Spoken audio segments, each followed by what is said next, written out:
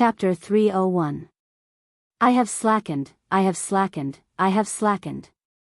As he stared at King Chapman's steady and aloof expression, Thales, who was drenched in cold sweat, suddenly realized this in sorrow. Even though he thought that he had been very vigilant during the past 6 years, and he had also been on tenterhooks under the gazes and whispers of the Northlanders, compared to the days when he was surrounded by danger and was forced to fight with all his might, the prince's current life was still too comfortable and leisurely. At some point in time, even Thales did not realize that he had unknowingly gotten used to this comfortable rhythm.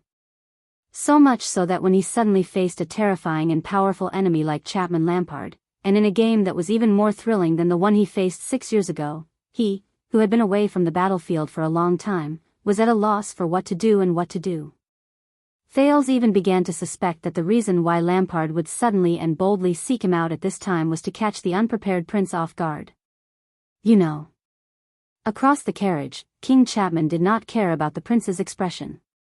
He nodded in satisfaction. It's good that you admit it instead of pretending to be deaf and dumb. There was a dangerous glint in his eyes. Saves me the trouble of field testing the power of this truth. Thales' expression became increasingly unpleasant. It's been 6 years. Thales breathed absent-mindedly. Lampard stood at the highest point of this country. He trained and honed himself to become more experienced and brilliant in his life-and-death battles against the archdukes and vassals. One careless move, and he would lose everything. As for himself, the Prince of Constellation, a guest in name, but a pawn who was actually a hostage, he was imprisoned at the highest point of this famous city by the king's order for a total of 6 years. Under the company and protection of the guards, under the surveillance and isolation of many forces, he spent his days in silence and solitude with his books and servants as his companions. He couldn't get in touch with more people, and he couldn't get further information. He was far away from the most dangerous and complicated games. He was lost and corrupted in the illusion of peace. In a way, Lampard won. He fought for 6 years, and at the same time, he took 6 years from me. Thales clenched his fists. Maybe. There was a voice in Thales' heart calling out to him. Maybe it's time for me to go. He left Dragon Cloud City and returned to, however, Thales raised his head slightly and looked into King Chapman's eyes expressionlessly. Breathe, Thales, breathe. The chess game was not over yet. It was not the time to give up. In fact, the battle had only just begun. Isn't that right, old friend? The familiar sin of hell's river spread through his nerves and blood vessels, spreading through his entire body. It was like the flames of hell, but also like the frost of the northernmost region. It made Thales shudder. Think carefully, Thales. Fear, nervousness, frustration, dismay, bewilderment, and countless other superfluous emotions instantly left him. Thales leaned against the back of his seat, crossed his arms, and furrowed his eyebrows. First of all, Thales thought coldly, Lampard said that the Red Witch did not tell him a single word. Is this true? If it was true, it meant that the king had learned of Dragon Cloud City's greatest secret from another source. He needed confirmation. King Chapman did not panic. He waited thoughtfully for the prince's response, as if everything was under his control. You're not sure either, right? When it comes to this bargaining chip that can overturn Dragon Cloud City and yourself at the same time, that field test and whatnot is just empty talk, Thales said expressionlessly. When did you start suspecting it? There was considerable interest in King Chapman's eyes. From the first day. Thales gritted his teeth lightly. The first day, in other words, triumph, is the token that the King of Renaissance gave to Raikuru. It has a high status and extraordinary significance. Over the years, it symbolizes the Walton family's legacy and Dragon Cloud City's authority. It has always been worn by the successive archdukes of Dragon Cloud City, passed down from generation to generation, and known by all. The king's voice traveled into his ears coldly, and it gave people the illusion that it was not cold. But that night, when my men carried Nuven's corpse away, his finger was empty. Until I saw you put the ring on that girl in the Hall of Heroes. Thales moved slightly. He remembered the confrontation in the hall that year. You suspect that I took the ring in private and put it on Saroma? The prince said softly. That seems a little arbitrary. King Chapman shook his head. No, I don't think that group of former White Blade guards had the guts to desecrate the late king's corpse, nor do I think that they would allow you to take the supreme token that represents the Walton family from Nuven's corpse. So, triumph could only have been taken from King Nuven's finger when he was still alive and given to his granddaughter. The look in King Chapman's eyes became more and more dangerous. That makes it even more suspicious. Thale's expression froze. He had figured out the key. Lampard's information did not come from the secret room or the Red Witch. This terrifying and ambitious man found this secret on his own. If that's the case, the king snorted coldly. Nuven could not have known that he was about to die. Why would he hurriedly take off the ring that represents the Dragon Spear family and secretly hand it to a girl who could not even be trusted by the vassals? Wouldn't it have been better to gather the vassals in public, pass the ring under the watchful eyes of the public, confirm the heir, and use the born king's authority to endorse the Archduke's legacy and pave the way for the Archduchess? Then I thought of you, King Chapman said quietly. You were also in Dragon Cloud City that day when the late king privately passed the Ring of Triumph to his granddaughter. Thale's Jade Star. The prince lowered his head so that the other party could not see his expression clearly. That night, the late king wanted to pass the ring to his granddaughter so that you and the Jade Star family could see it, right? He chose you, Thales. Strangely, there was respect and disdain in King Chapman's voice at the same time. Because of the status of the Jade Star family and the King of Constellation, and also because of the uniqueness you displayed that night, he chose you to be the husband of his granddaughter and the future Archduchess. After his death, with the power of Constellation, you will continue the Dragon Spear family's rule over Dragon Cloud City and protect your wife's family. The prince could hear his heart beating at a constant rate. At that moment, the once familiar thinking pattern returned to Thale's mind. In the conversation just now, he first probed whether I have an engagement with Saroma. Then, he asked about my alliance with King Nuven. Both of them, for many years, I have been full of doubts about how this alliance was formed between the two of you, King Chapman said coldly. You were right about one thing. Thales, the heir of Constellation, how could he marry the Archduchess of Dragon Cloud City under the heavy opposition? The king gradually approached Thales' face. The prince could even see his own reflection in the king's eyes. There are two doubtful points.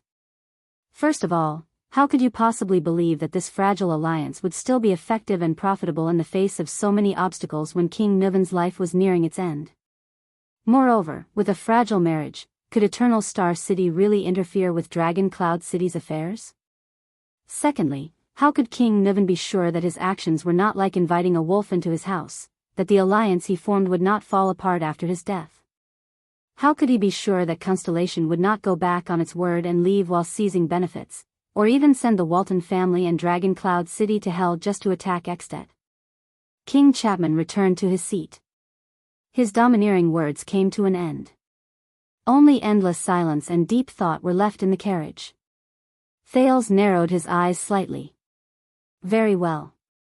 Lampard's words about not being of the true Walton bloodline did not mean that he knew the whole truth. On that cruel night 6 years ago, what happened in the Hall of Heroes was not as simple as the old king giving his surname to a girl who was not of his bloodline. That night, Alex's pale face appeared in front of Thales' eyes. He shifted his attention back to the king. If that's the case, the only thing Lampard can be sure of is, now, it's up to him to make his own move. In the dark carriage, Thales took a deep breath. A pretty good guess. The Prince of Constellation carefully weighed his words. Every second, he reminded himself of the existence of the enemy he was facing. But it's still missing a link. King Chapman raised his eyebrows. Thales said flatly, Croche, how much did she tell you? The carriage sank into silence. The prince waited patiently. As expected, in the next moment, King Chapman's face twitched. An emotion similar to surprise appeared in his eyes. Interesting. King Chapman did not seem to have expected this. How did you know? No, I don't. Thales said quietly in his heart. Until you confirmed it for me.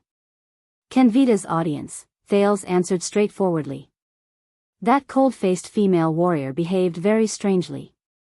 She was agitated when she faced the herald, her attitude towards Kenvita, and the baffling words she said to the Archduchess at the end. Of course, there was also her eagerness to invite me into the carriage, even at the cost of a fight. King Chapman stared at him quietly. A few seconds later, the common-elected king could not help but snort softly. Ash is a very interesting girl.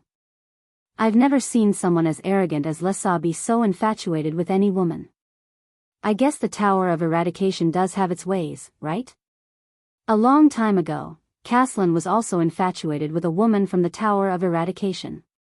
Thales shook his head. He did not want to listen to the king's nonsense. He went straight to the point. I guess she introduced you to her father, Lord Burnmerk? King Chapman's eyelids twitched. Not exactly.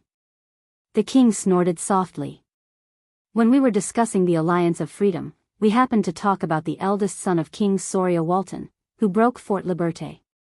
My lovely vice-captain told me how she grew up under the care of the prince's consort, Lady Adele. Of course, her father, the late king's loyal administrator, Burnmerk, King Chapman said in a low voice. And how he tried his best to mediate the unfortunate marriage between Prince Soria and his wife. He protected the pitiful consort and advised the cruel prince. I see. Thales thought quietly. But then, he thought of something. That's not right. If Croche knew about it from the beginning, there's no need to wait until, who noticed the problem? The prince asked without batting an eyelid. You can't be sure of anything just based on a little girl's memories. King Chapman was silent for a whole 3 seconds. It was so long that Thales could not help but frown. This time, Chapman Lampard's voice was very soft. It sounded as if it came from afar, but also as if he was afraid of waking up a sleeping baby. It was Harold. Thales was startled. Harold? Wait, he means, the king let out an indecipherable sneer. It sounded sad, but also angry. When Prince Soria was assassinated, my elder brother, Harold Lampard, was the first person to rush to the scene. Of course, the assassin was hidden in his team. Do you remember? King Chapman's voice slowly regained its calmness, as if he was narrating a story about someone else's family. Harold once described the tragedy to me. The prince was covered in blood and collapsed in the carriage. His body was cold, and his personal guard was holding the body of the princess consort. He knelt outside the carriage and looked at the baby girl in her arms, crying her heart out. Thales did not speak. Lampard sneered. Lessa was very interested in this detail. Why did Lord Merk, the White Blade Guard and later administrator, seem to care more about the consort? The prince's expression froze. He was getting closer. Following this clue, Lessa also discovered that after the king's selection, the Archduchess ascended to the throne, but Administrator Merk, who had guarded Lady Walton conscientiously for the past 12 years and was supposed to continue protecting Dragon Cloud City with his life, disappeared. For 6 years, even Ike did not know her father's whereabouts.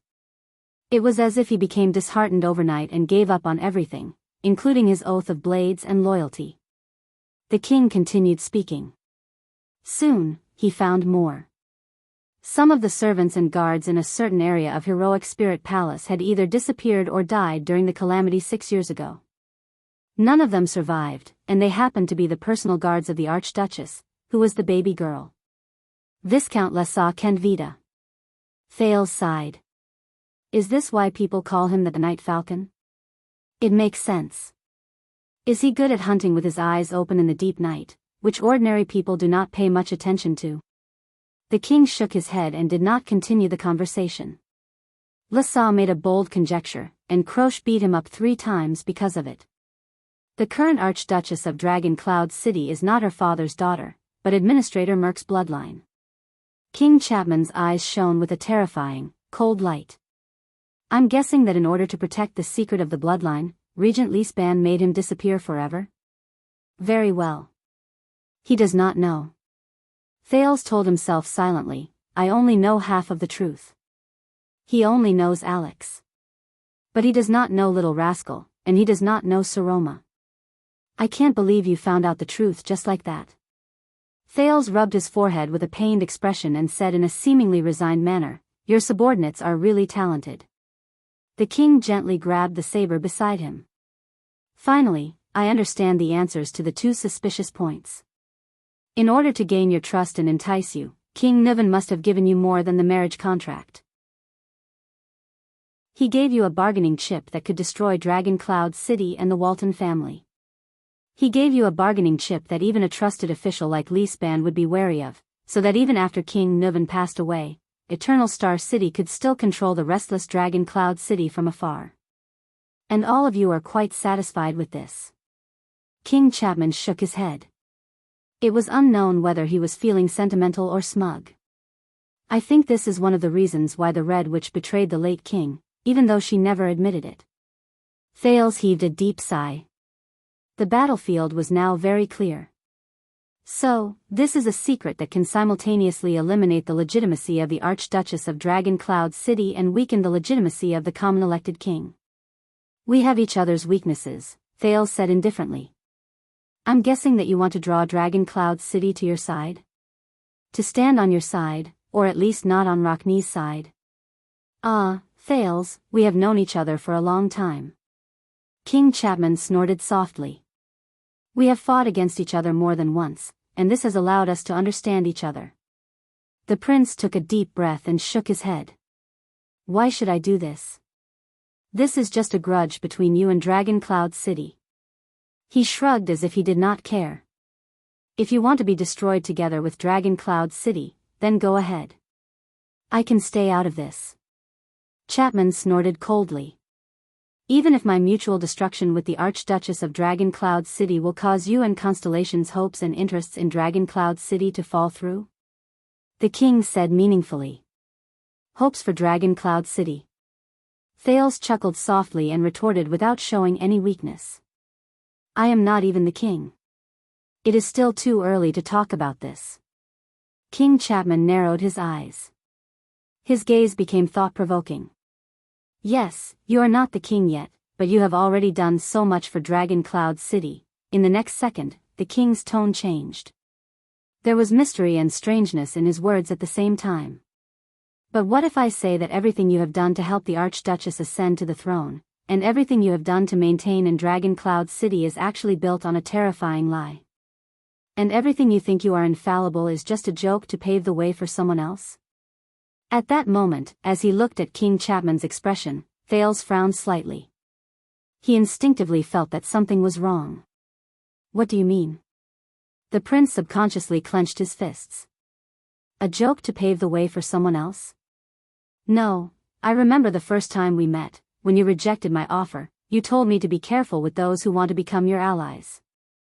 King Chapman's expression was so cold that it looked like water was about to drip from it.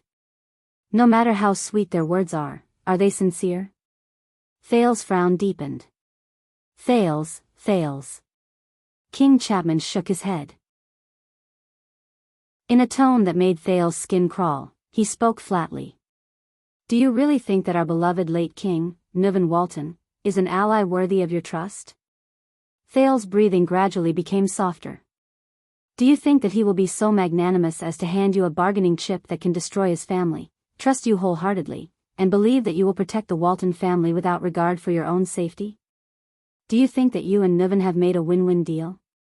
That you will obtain a wife who represents Dragon Cloud City, and he will obtain the continuation of the Walton family, and that everyone will get what they need?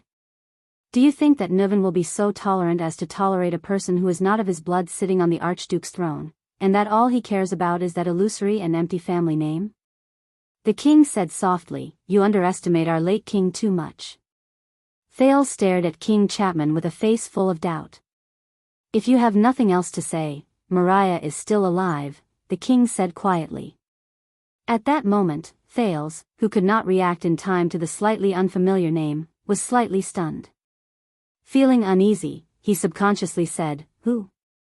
A strange and terrifying expression appeared on King Chapman's face. The next moment, the king uttered a name softly, Mariah. Mariah Walton. M.O. Mariah? Thales mulled over the name, and without realizing it, his face turned pale.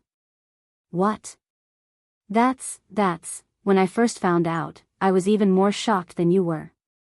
The king added as if nothing had happened, yes, 6 years ago, the beginning of everything, the Prince of Exted who was assassinated in Constellation, which led to a series of drastic changes in our kingdoms, laid the foundation for our fates, and made you a hostage. At that moment, King Chapman's eyes seemed to burn with terrifying flames. Still alive. Time seemed to have stopped at that moment. It was as if even the air in the carriage was about to freeze because of this terrifying moment. Thales was completely stunned. What is he talking about? That prince? That Prince Mariah who was jointly assassinated by Lampard, Pofret, Arund, and Constellation's new star, ? Still alive? That means, a terrifying thought instantly crept into his mind. Only God knew how much effort Thales had to use to suppress the trembling of his entire body and the drastic change in his expression. A few seconds later, Thales widened his eyes. His expression was unpleasant, and he could not believe it. This is impossible. Do you still not understand, Thales? King Chapman's eyes shone with indignation, and he enunciated each word clearly, as if he was chewing on his deepest hatred. In Dragon Cloud City, whether it was the late king, Leespan, or the Star Killer, all of them knew and understood this. Thales' brain was in extreme shock and astonishment, and he struggled to maintain his ability to think. All of them knew it. They waited patiently, looking forward to the day Prince Mariah returned. Before he returned, they used a fake archduchess to temporarily preserve the Walton family's power. At the same time, they feigned civility with you and obtained Constellation's help. Chapman I's words were like the most terrifying poison, seeping into every inch of Thales' thoughts. From the beginning to the end, only 2 people were kept in the dark and knew nothing about it. This is why I came to you, Thales. The king stared at Thales, whose expression was almost frozen. His gaze swept past Thales' slightly trembling left hand, which was pressed against his knee. You, and that pitiful archduchess herself. Both of you are just puppets manipulated by King Nuven. Constellation thinks that it holds a bargaining chip that can keep Dragon Cloud City in check. It painstakingly maintains its relationship with Dragon Cloud City, conscientiously supports the Walton family's rule, and hopes that one day, it will reap rewards from the marriage between the king and the archduchess. However, many years later, when Mariah returns, his legitimacy will overwhelm everything. The archduchess' existence will be overthrown, your marriage will become a laughingstock, the promise you obtained from King Nuven will be proven to be nothing more than a stupid joke, and everything you built will be reduced to ashes overnight. He's lying. He must be lying. Thales could only tell himself this. To make me, Thales' eyes were still wide open in disbelief as he stared at the king. It was as if he had returned to that terrifying night. Alex, who was convulsing. Merc, who was howling in pain. King Nuven, who was laughing coldly. Anne. Saroma. No, it was Little Rascal. And the ring in her hand. At that moment, the prince felt that even his thoughts were about to be frozen. I told you, I know my uncle too well, unlike you, who only spent a short day with him. Nuven, he toyed with everyone in the palm of his hand. The king stroked the saber between his knees and sneered as he said these words. He used an unprecedented lie to deceive your trust and belief. He used a seemingly sweet and sincere bait to catch your persistence and loyalty. From your self-righteous thoughts, he harvested the prey that the great dragon wanted the most. King Chapman slowly raised his right hand and slowly curled his fingers. This is King Nuven's real trick and strategy. It is a gift from the late king. In the next second, Chapman Lampard clenched his right hand tightly. It was as if he had just seized someone's throat. Thales' breathing shuddered as he broke out in a horrified cold sweat. Welcome to the cruel, real world. In the darkness, an ugly and cold smile appeared on King Chapman's colorless face. The guardian of Dragon Cloud City, Your Highness. Passengers boarding the train, for the sake of your health, please fasten your seatbelt at all times. Swordless, with a serious expression. Chapter 302. He remembered. Thales stared fixedly at the floor under his feet. 6 years ago, in the secret tunnel under the gatehouse, the group of people who escaped were intercepted by the Red Witch. They could not advance or retreat. At that time, the exhausted Star Killer went forward alone and used a very large bargaining chip in exchange for their safety. Thales could not help but feel a deep suspicion rising in his heart. What did Nicholas tell the Red Witch that made Madame Calchon turn around and leave so decisively? What made her ignore existences like the Prince of Constellation and Miss Walton, as if they were just unnecessary outsiders? Is the secret room really so unconventional that they could leave without any hesitation after making up their mind to overthrow the stubborn King Nuven a moment ago, and leave without any involvement in anything the next moment? If, as Lampard said, Saroma's existence is just, Thales took a deep breath. Veins popped up on his hands. Ridiculous. He stared coldly at King Chapman in front of him. The heir of Dragon Cloud City, who was publicly acknowledged to have been dead for 6 years, is still alive? And me going north alone and being a hostage for 6 years, including our life and death battle in Heroic Spirit Palace 6 years ago, was all just part of a conspiracy? You expect me to believe you? What kind of baseless words are these? The prince looked offended. He stared at the king's eyes in dissatisfaction and retorted, why did Mariah deliberately fake his death? Why did he let his family be on the verge of collapse and Dragon Cloud City be in turmoil? Why did King Nuven come up with such a strategy where the gains did not make up for the losses, and even lost his life in vain under your counterattack? Asterisk bang. Asterisk, because he did not deliberately fake his death, and Nuven did not do it on purpose either. King Chapman punched his scabbard and responded to Thales' aggressive words with a frosty expression. Do you think this is some kind of fun? Do you think I would be so bored as to fabricate such a lie to drive a wedge between you and Dragon Cloud City? Ever since I received this damned news, God knows how many methods, time, and resources I have used to get to the bottom of it, just to find out whether that useless prince is dead or not. To find out how long I can wear this crown I got 6 years ago. The king's sharp eyes were filled with murderous intent. Believe me, if he is not dead, there is no one in this world who would want him to disappear as quickly as possible, without anyone knowing. Thales looked suspiciously at the anger and coldness hidden on the king's face. He had a vague feeling that the other party's emotions were not fake. The carriage was silent for a few seconds. So, I didn't deliberately fake my death. Thales calmed down and tugged at his sleeves. What do you know? King Chapman snorted coldly and said, this is from the secret room. To be exact, it's from my spy in the secret room. It said that the Red Witch has been investigating this matter for a whole 6 years, regardless of the cost. She only found some clues half a year ago. Deep in thought, Thales repeated slowly, 6 years. The king nodded solemnly. 6 years ago, Prince Mariah returned to Dragon Cloud City from his fief. In Heroic Spirit Palace, he had a fierce argument with King Nuven. Even though King Nuven had gotten rid of most of the people in the palace before he died, there are still people who are alive to testify to this. When King Chapman said this, his eyes shone with a strange light. It lingered between disdain and disgust. A few days later, Mariah left without saying goodbye and disappeared without a trace. Thales' gaze froze. Left, what? Yes, Thales. King Chapman snorted in disdain. A prince who shouldered the heavy responsibility of a kingdom left home in a fit of anger because he was scolded by his dear father. The prince took a second to digest this news. He then looked at King Chapman with a burning gaze. Can you imagine Nuven's expression at that time? His son irresponsibly left behind everything, including his own identity and his original mission to Constellation. In one night, he disappeared from Nuven, Dragon Cloud City, and even all of Extet's sight. In order to escape safely, he even deliberately leaked his itinerary to Pofford as a cover. That's how everything happened after that. Maria Walton, Nuvan's useless son, the king said through gritted teeth in contempt and anger.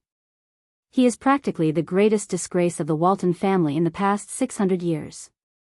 Even if you search all over Extet, you probably won't be able to find a piece of trash worse than him. My God, a prince, left everything behind, ran away from home? For some reason, another person's figure suddenly appeared in Thales's mind.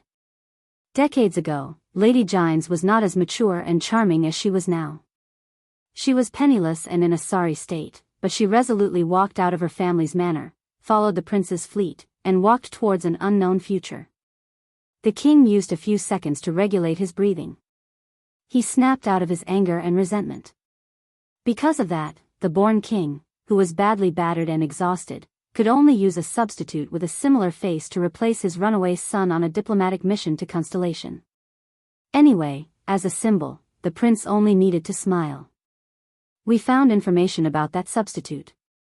He was born in a small noble family in the suburbs of Dragon Cloud City.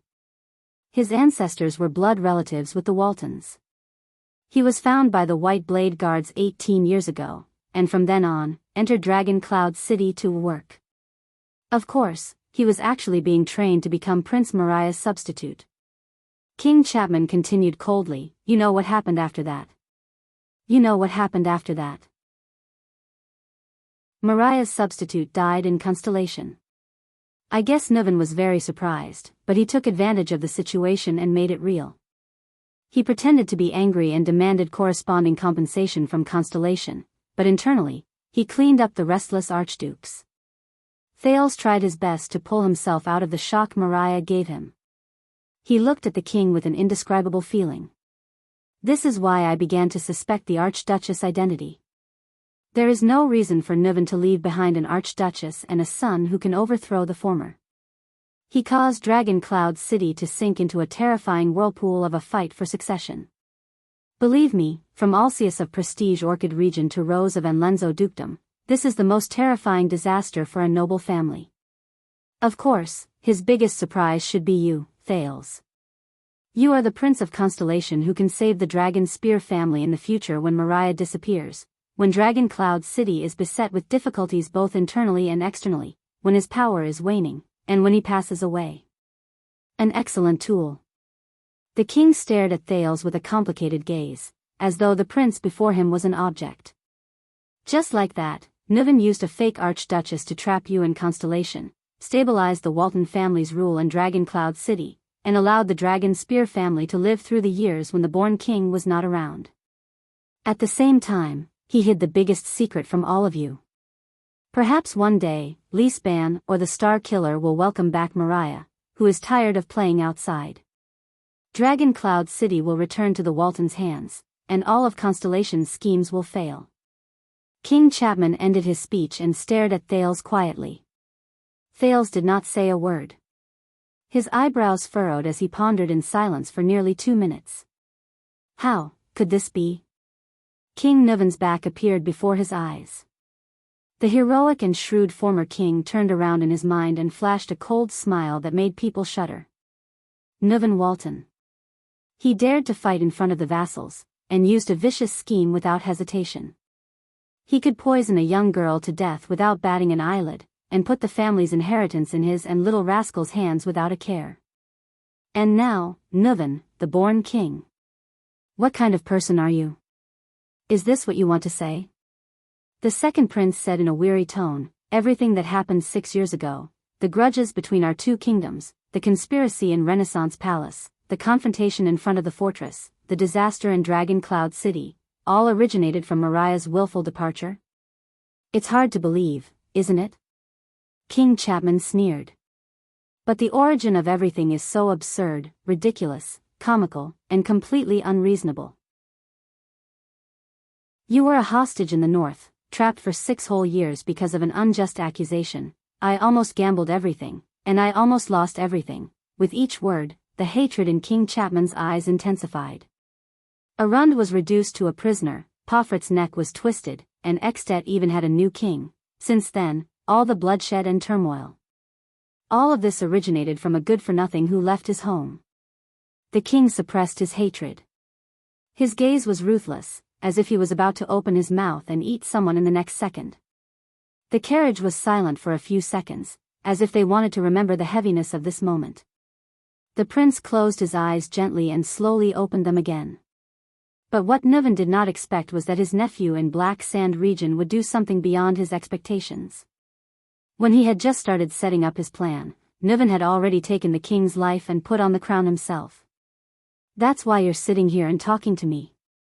Thail's gaze on the king became calm again, and there was no emotion in it. In the carriage, King Chapman's breathing gradually calmed down. "It's not just me, Thales." King Chapman leaned back against the carriage. His eyes were bright and piercing. "There's also you." Thales narrowed his eyes. "Don't forget, we built my crown together," the king said faintly. Thales sighed softly, then snorted. "It's still baseless nonsense." The prince rubbed his forehead sleepily. "Mariah's death. Everything is based on the empty words you told me." "Yes, so that's all I have to say," King Chapman answered without hesitation. "But I believe that you have your own conclusions, and you've been here for 6 years. You're more familiar with the people and things in Dragon Cloud City than I am. You can absolutely find the truth on your own." Thales lowered his head. He only felt tired. Whether it was Mariah's life or death, Saroma's identity, Nuvan's schemes, or Chapman before him, all of them made him feel like his brain was about to explode. This is too much. So tiring. Assuming this is true. Then, I've been deceived and toyed with by a dead man for 6 whole years? The prince chuckled for some reason. This feeling is really strange. Across him, the king's expression changed slightly. Only 6 years. That's not bad. Thales raised his head. What do you mean? But King Chapman only stared at him quietly and snorted softly. Don't forget, whether it's the generations of Extet's boorish and unrestrained archdukes, or the groups of Constellation's scheming and astute nobles, all by a seemingly mediocre and cowardly king of Constellation, a dead man who passed away 100 years ago, he sighed with emotion and said, deceived and toyed with for more than a century. In the next moment, Thales' gaze became clear again. He looked at Chapman Lampard seriously. What do you want, Lampard? Finally, King Chapman leaned forward and curled up the corners of his lips slightly. It was as if this conversation had just begun. Lee Span and the Star Killer have been keeping a close eye on Heroic Spirit Palace. I can't get close to that girl, but you can. There was a profound look in the king's eyes. You also know what I want.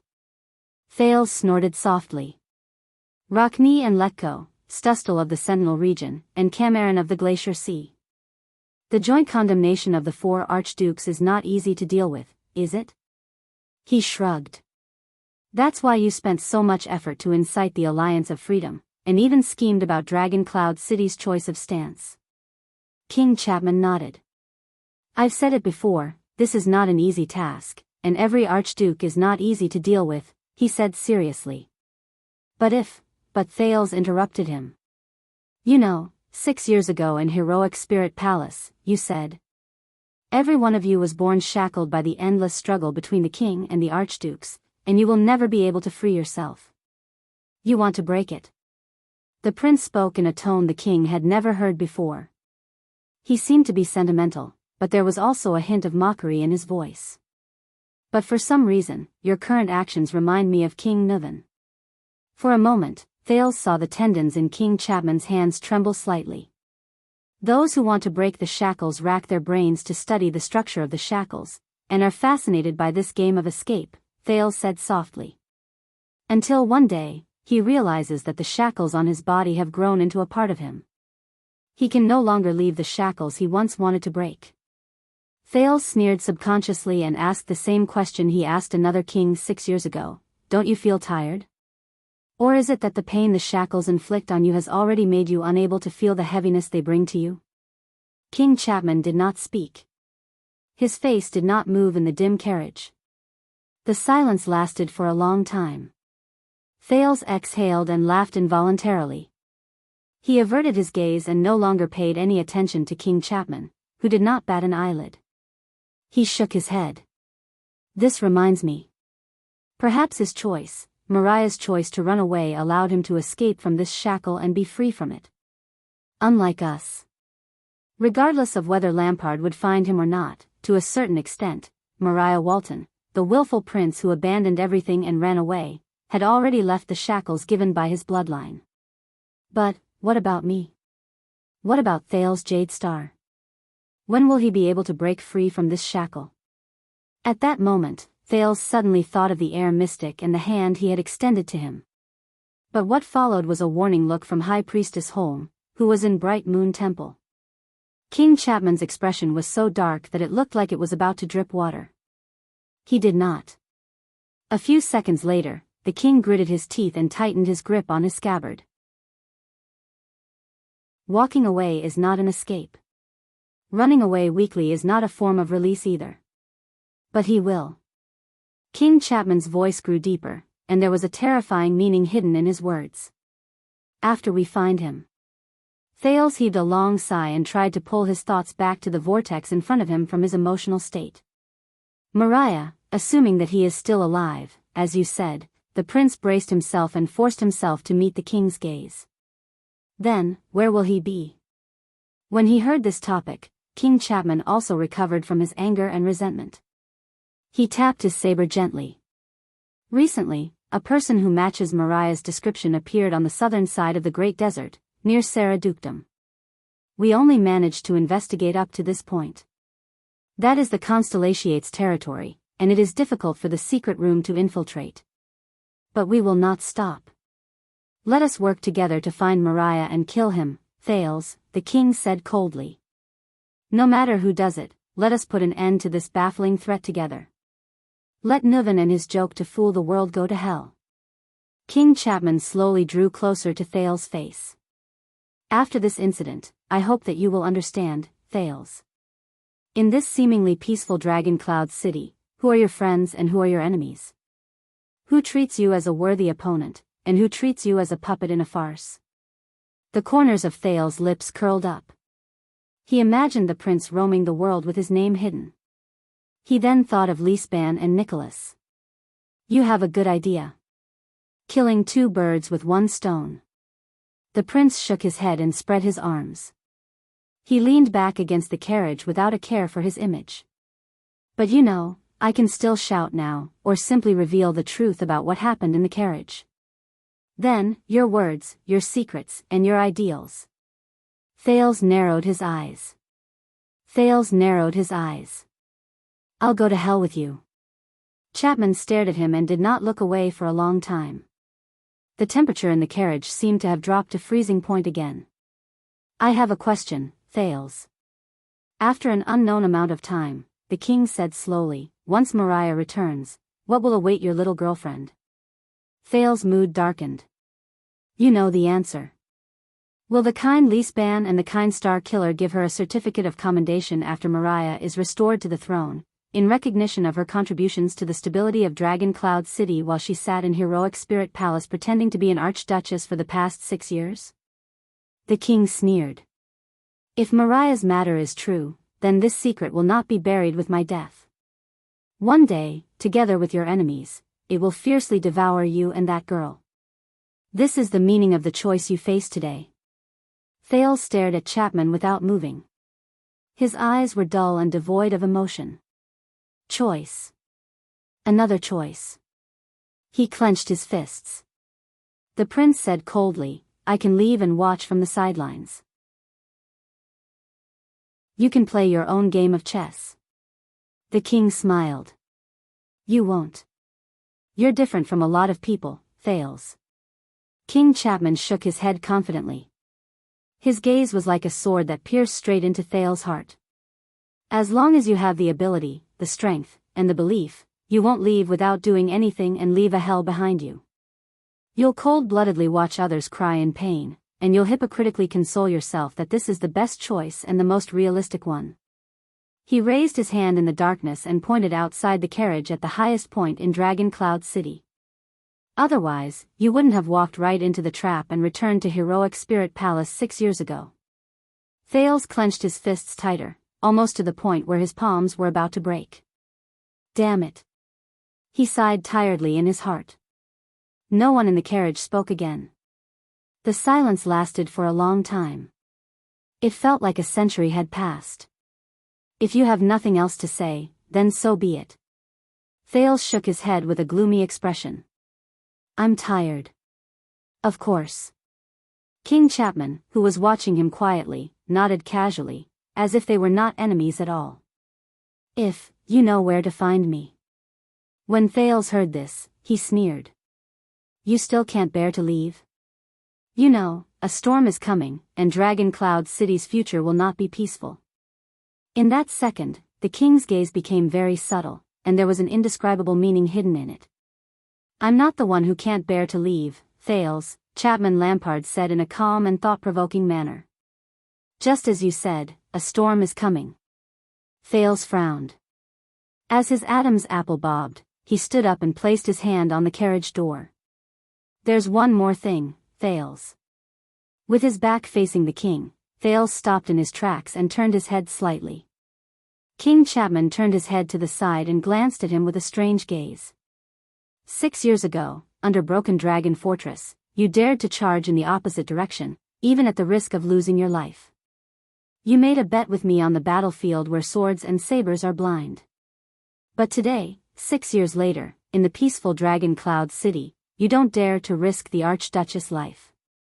You don't dare to be stubborn to the end and make a bet with me on the battlefield where there are hidden undercurrents. Thales was stunned. The king laughed and said, What's wrong, Thales? Is it easier to make a decision in a dangerous and bloody situation than in a strange and indecipherable situation? Or is it because it's harder for you to make a decision when you're facing another person's life than when you're facing your own? Thales gritted his teeth and frowned. That's different. Back then, the people around me and I were all in a dangerous situation. I could risk my life without hesitation, even if it was hopeless. But today, Saroma, or did you become cowardly, hesitant, and merciful during your 6 years in Dragon Cloud City? Chapman said softly. Thales maintained his posture of pressing against the carriage door. His expression was stern. We are different, Lampard. The second prince did not turn his head. His side profile was still facing Chapman. He said coldly, You are a cold-blooded gambler. King Chapman raised his eyebrows slightly. What about you? What are you? This time, Thales did not hesitate. He opened the carriage door and got off without turning his head.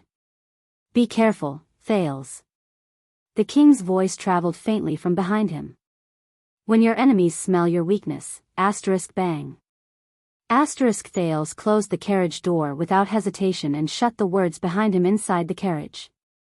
He had heard enough today. There was no need for his emotions to be shaken.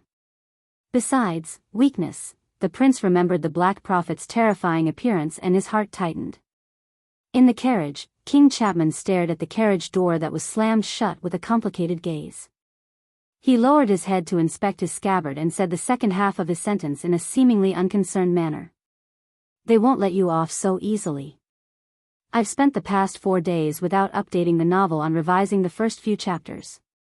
If you're interested, you can go back and download the first few chapters again. Chapter 303. While Thales watched the people from Black Sand region leave amidst Waya's grumbles, the hurried sound of horse hooves rang out behind him. The vigilant Waya and the others instinctively blocked the prince, but Thales, who had expected it, sighed and turned around calmly. They came so quickly. And so impatient. As the horses neighed in dissatisfaction, the person got off his horse. Accompanied by his attendants, he passed through the personal guards and walked towards Thales with a stiff expression. Beside him, Lord Justin bowed respectfully. It was Count Leespan. The old but still spirited regent of Dragon Cloud City stood in front of Thales with an unhappy expression. Your Grace. The prince's gaze swept past the group of Dragon Cloud City patrols who came with the count, and he politely nodded at Count Leespan, as if he was not surprised by his sudden appearance. Should I be surprised that you are so concerned about my itinerary? But the count, who had rushed over after hearing the news, had a dark expression on his face. He had no intention of exchanging pleasantries with the prince. Do you know how arbitrary and reckless this is? Directly boarding Black Sand Region's carriage? Thales shrugged helplessly and walked towards Jenny with Lisban. Waya, Ralph, and the others were a step behind them, maintaining a distance that was neither too far nor too close. The former Prime Minister's gaze became solemn as he looked around. The personal guards, who had just breathed a sigh of relief, became nervous again. What happened? What did Black Sand Region say to you? What did they say? The prince remembered the secret King Chapman told him, and he could not help but feel gloomy. Mariah, Saroma. They are very interested in Dragon Cloud City, but they can't contact the Archduchess directly. Thales gestured in the direction where the people from Black Sand Region left with a relaxed expression. For this reason, they want to rope me in. Lisbon's gaze changed a few times. You? They tried to rope you in? Do you need me to remind you of the relationship between Dragon Cloud City and King Chapman? Or what role you played in the storm 6 years ago? Thales blinked. I don't think that Black Sand Region would place their hopes on a foreign prince who is almost their mortal enemy without any assurance. The count's expression was gloomy. Or do they have a very good reason to talk to you?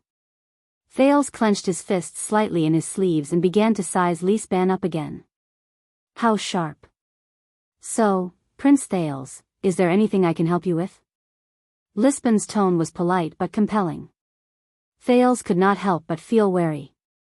How credible was Lampard's words? In Dragon Cloud City, who were the enemies and who were the friends? How should he choose? Thales took a deep breath. He could not help but think of the terrifying secret Lampard had mentioned. A gift from the late king. The prince looked at the count in front of him with complicated emotions. His gaze swept past his white temples. During these 6 years, what kind of emotions did the most powerful minister in Dragon Cloud City harbor as he watched Saroma grow up? What did he think of Saroma, his titular ruler? Archduchess? The wife of the future Grand Duke? An inexperienced little girl? Or, yeah. The prince sighed slightly. They gave me a very convincing reason. The count listened attentively. Thales raised his head and said without batting an eyelid, they said that as long as I can help them, King Chapman will personally give the order. The prince paused for a moment before he said softly, let me return to my country. In that second, the old regent's gaze froze on Thales' face. Thales forced a smile and spread his hands. Is that so? Interesting. After pausing for a few seconds, the count pursed his lips. His tone was thought-provoking. Then, how did you answer? Thales stood in front of Jenny and looked at the girl's joyful expression. He was deep in thought. I need to think about it, Thales answered very slowly. This is my answer. Lisban did not speak. After a few seconds, the regent raised his eyebrows slightly. You know that you are in Dragon Cloud City. Thales nodded. I know. Lisban looked at him with a piercing gaze. You also know that the Archduchess is protecting you. Thales took a deep breath. I know. But you still need to know. This time, Count Lisban raised his voice slightly. There was a fierce look in his eyes. 6 years ago, during the King's Selection Congress, when the 5 archdukes agreed unanimously to not let you leave Ekstedt. How the lonely Lady Saroma stood in the Hall of Heroes and threatened the archdukes in front of High Priestess Holm that if she was not allowed to keep you in Dragon Cloud City, she would refuse to be chosen as the king and be destroyed in Dragon Cloud City with the 5 of them. Thales was stunned. He lowered his head and stared at the ground with a dazed expression. He remembered how Archduke Letko patted his shoulder earnestly and told him to take care of himself in Heroic Spirit Palace. About this, I really don't know, the prince said absent-mindedly. Lisban looked at Thales' expression and nodded slightly. Please don't let her regret that decision. You should return to the palace. You don't want to offend Lord Nicholas at this time. You have an outdoor class tomorrow. After the regent finished speaking, he glanced at the prince, who was deep in thought, and turned to leave. Regent Li Span. Thales stopped the count. Will you miss him? Li Span turned around and looked at the prince expressionlessly. He raised his eyebrows slightly. Will you miss King Nuvan? Thales added. You know, the born king, the real tough guy from the Walton family. The prince's expression was slightly gloomy. He looked like a sentimental poet, thinking about how good it would be if he was still around. This time, the silence between the two lasted for a long time. It was so long that Wuxia, who was a few steps away, could not help but signal Thales, but he was stopped by Ralph. After a long period of silence, Count Li Span finally spoke calmly. Every day, I miss him, especially when there are mountains of documents and chores piled up on the table again. You can't imagine how deep our friendship is. Thales stared at him. Yes. You know, when King Nuvan was still around, Dragon Cloud City and even Extet were far from being like this. Thales sighed. The vassals were in their positions, and their actions were orderly. The subjects had their own duties, and everything was in order. Thales stared at the count's face and said with a faint sigh, but after he left, during the Archduchess' reign, the entire Dragon Cloud City was in turmoil, and the people were in a state of panic. Now, even Black Sand region dares to come to Dragon Cloud City to contact me. Li Span looked at him without moving. She has not ruled for long, and the people are not used to it yet. We need time and patience, the count answered without missing a single detail. Thales narrowed his eyes slightly. Yes. Perhaps to Dragon Cloud City, a weak and powerless girl is still a notch below Archduke Walton's position. The prince shook his head faintly. There was a hidden meaning in his words. Perhaps she is still far from having the right to rule Dragon Cloud City. Li Span frowned slightly and said in a displeased tone, Please do not interpret my words as you wish, Prince Thales. Thales closed his eyes and heaved a long sigh. Your Grace, the prince asked in a seemingly nonchalant manner, if one day, the Dragon Spear family's bloodline is cut off, and the Waltons have no successor. Count Li Span's expression froze. What will you and your family do in Dragon Cloud City? Once he said this, Li Span gave him a profound look.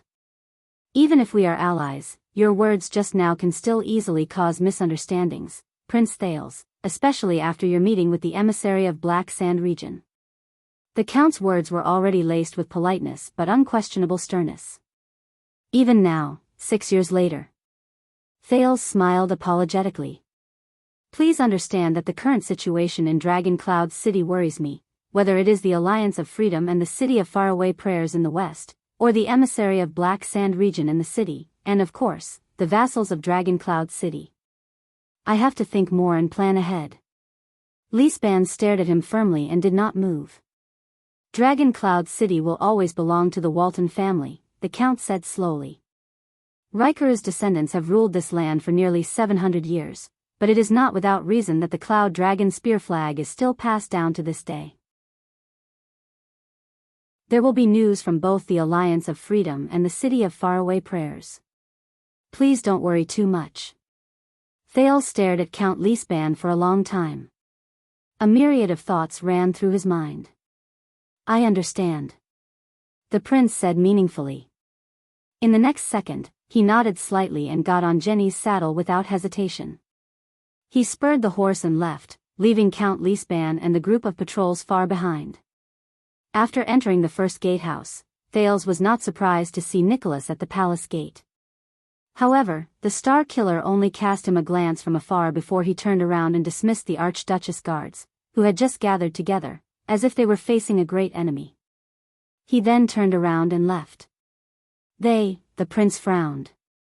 Thales did not fall asleep that night. For the first time, he felt that the walls and floor tiles of Dragon Cloud City were exceptionally hard, and his back hurt when he knocked against them. Let me sum it up. In the Archduchess' study room, Merrill Hicks, the old crow, sat in his favorite seat. Just like before, he neither used a book nor a pen. He only leaned on a walking stick, smiled shakily, and nodded gently at his two students. Thales rested his chin on one hand and looked at Hicks in a seemingly serious manner. My dear Saroma has given us many interesting and powerful explanations about how the joint ruling pledge was formed. For example, why Nuvan I, who was the most powerful, was willing to compromise. The most powerful, Nuvan, what is that terrifying old king thinking? Hicks' voice continued to travel. For example, the prestige of King Raikuru and the Queen of the Sky is still deeply rooted in the hearts of the people. Raikuru's descendants, prestige, in Dragon Cloud City, how much prestige does Saroma need to have in order to stabilize her rule? Even her bloodline, for example, the defense line at Glacier requires power that far surpasses that of an archduke to maintain. An archduke, how will the game between the archdukes affect Saroma's rule? For example, as we mentioned in the first lesson, the boundaries of governance. If we do not maintain the system in which the major vassals open up their own territories and govern themselves, Extet will find it difficult to maintain and protect this vast territory that stretches from West Biyao to Northland, across the 4 great ancient provinces, and is second only to the ancient empire, the boundaries of governance. At this moment, Thales felt a pain in his ribs. He turned his head in a daze and watched Saroma pull her elbow back as if nothing had happened. Thales stared at her in a daze. What's wrong? I'm sorry, I have to repeat myself. Hicks stared straight at the Prince of Constellation. The old crow said with a smile, do you have anything else to add about the achievement of the joint ruling pledge, Thales? Thales snapped out of his daze. He had unknowingly become absent-minded. He hurriedly flipped open his notes, shook his head apologetically, and nodded. I'm sorry, Yes, I have something to add about how Extet's joint ruling pledge was achieved. Hicks raised his head slightly, showing an interested expression. Constellation. Thales raised his head and answered, the achievement of the joint ruling pledge is largely thanks to Constellation's contribution. Chapter 304. Thales raised his head and took a deep breath. He adjusted his breathing and pulled his heavy thoughts back to the lesson. I have seen relevant historical data in 2 books, including The Joint Ruling Pledge and The Disaster of Black Eye. Compared to the endless chaos in Extet after Raikuru's death, Constellation's warlike Black Eye John Jadestar I successfully inherited the King of Renaissance's army and territory, and obtained the loyalty of the vassals. Hicks and Saroma listened to him attentively, but only Thales himself knew that even now, his mind was still preoccupied. He was only reading the notes and reading from the book. In less than a year, Black Eye almost unified the South and completed what the King of Renaissance did not finish. He took over Blade Edge Hill and part of the coastal area, which is today's South Coast Hill, and Constellation became more and more powerful. Thales thought about the disdain on Putre's face when Nicholas showed off the joint ruling pledge to them when they first arrived in Extet, and his explanation. At this stage, because the peace treaty between Raikuru and Tormund was invalid, and because the suzerains in Extet were in conflict with each other and had endless internal strife, Constellation began to take the opportunity to expand northward. When the Arund family of Constellation and the Tannen family of Northland had a conflict over the ownership of Overwatch City, John Black Eye gathered an unprecedented Constellation army to the north. 2 days after the Black Eye marched into Overwatch City, Niven Walton, the Smiler of Dragon Cloud City, who was also the first Nuvan, made a proposal. With the help of the Queen of the Sky, he mediated the conflict between Prestige Orchid Region and the City of Faraway Prayers.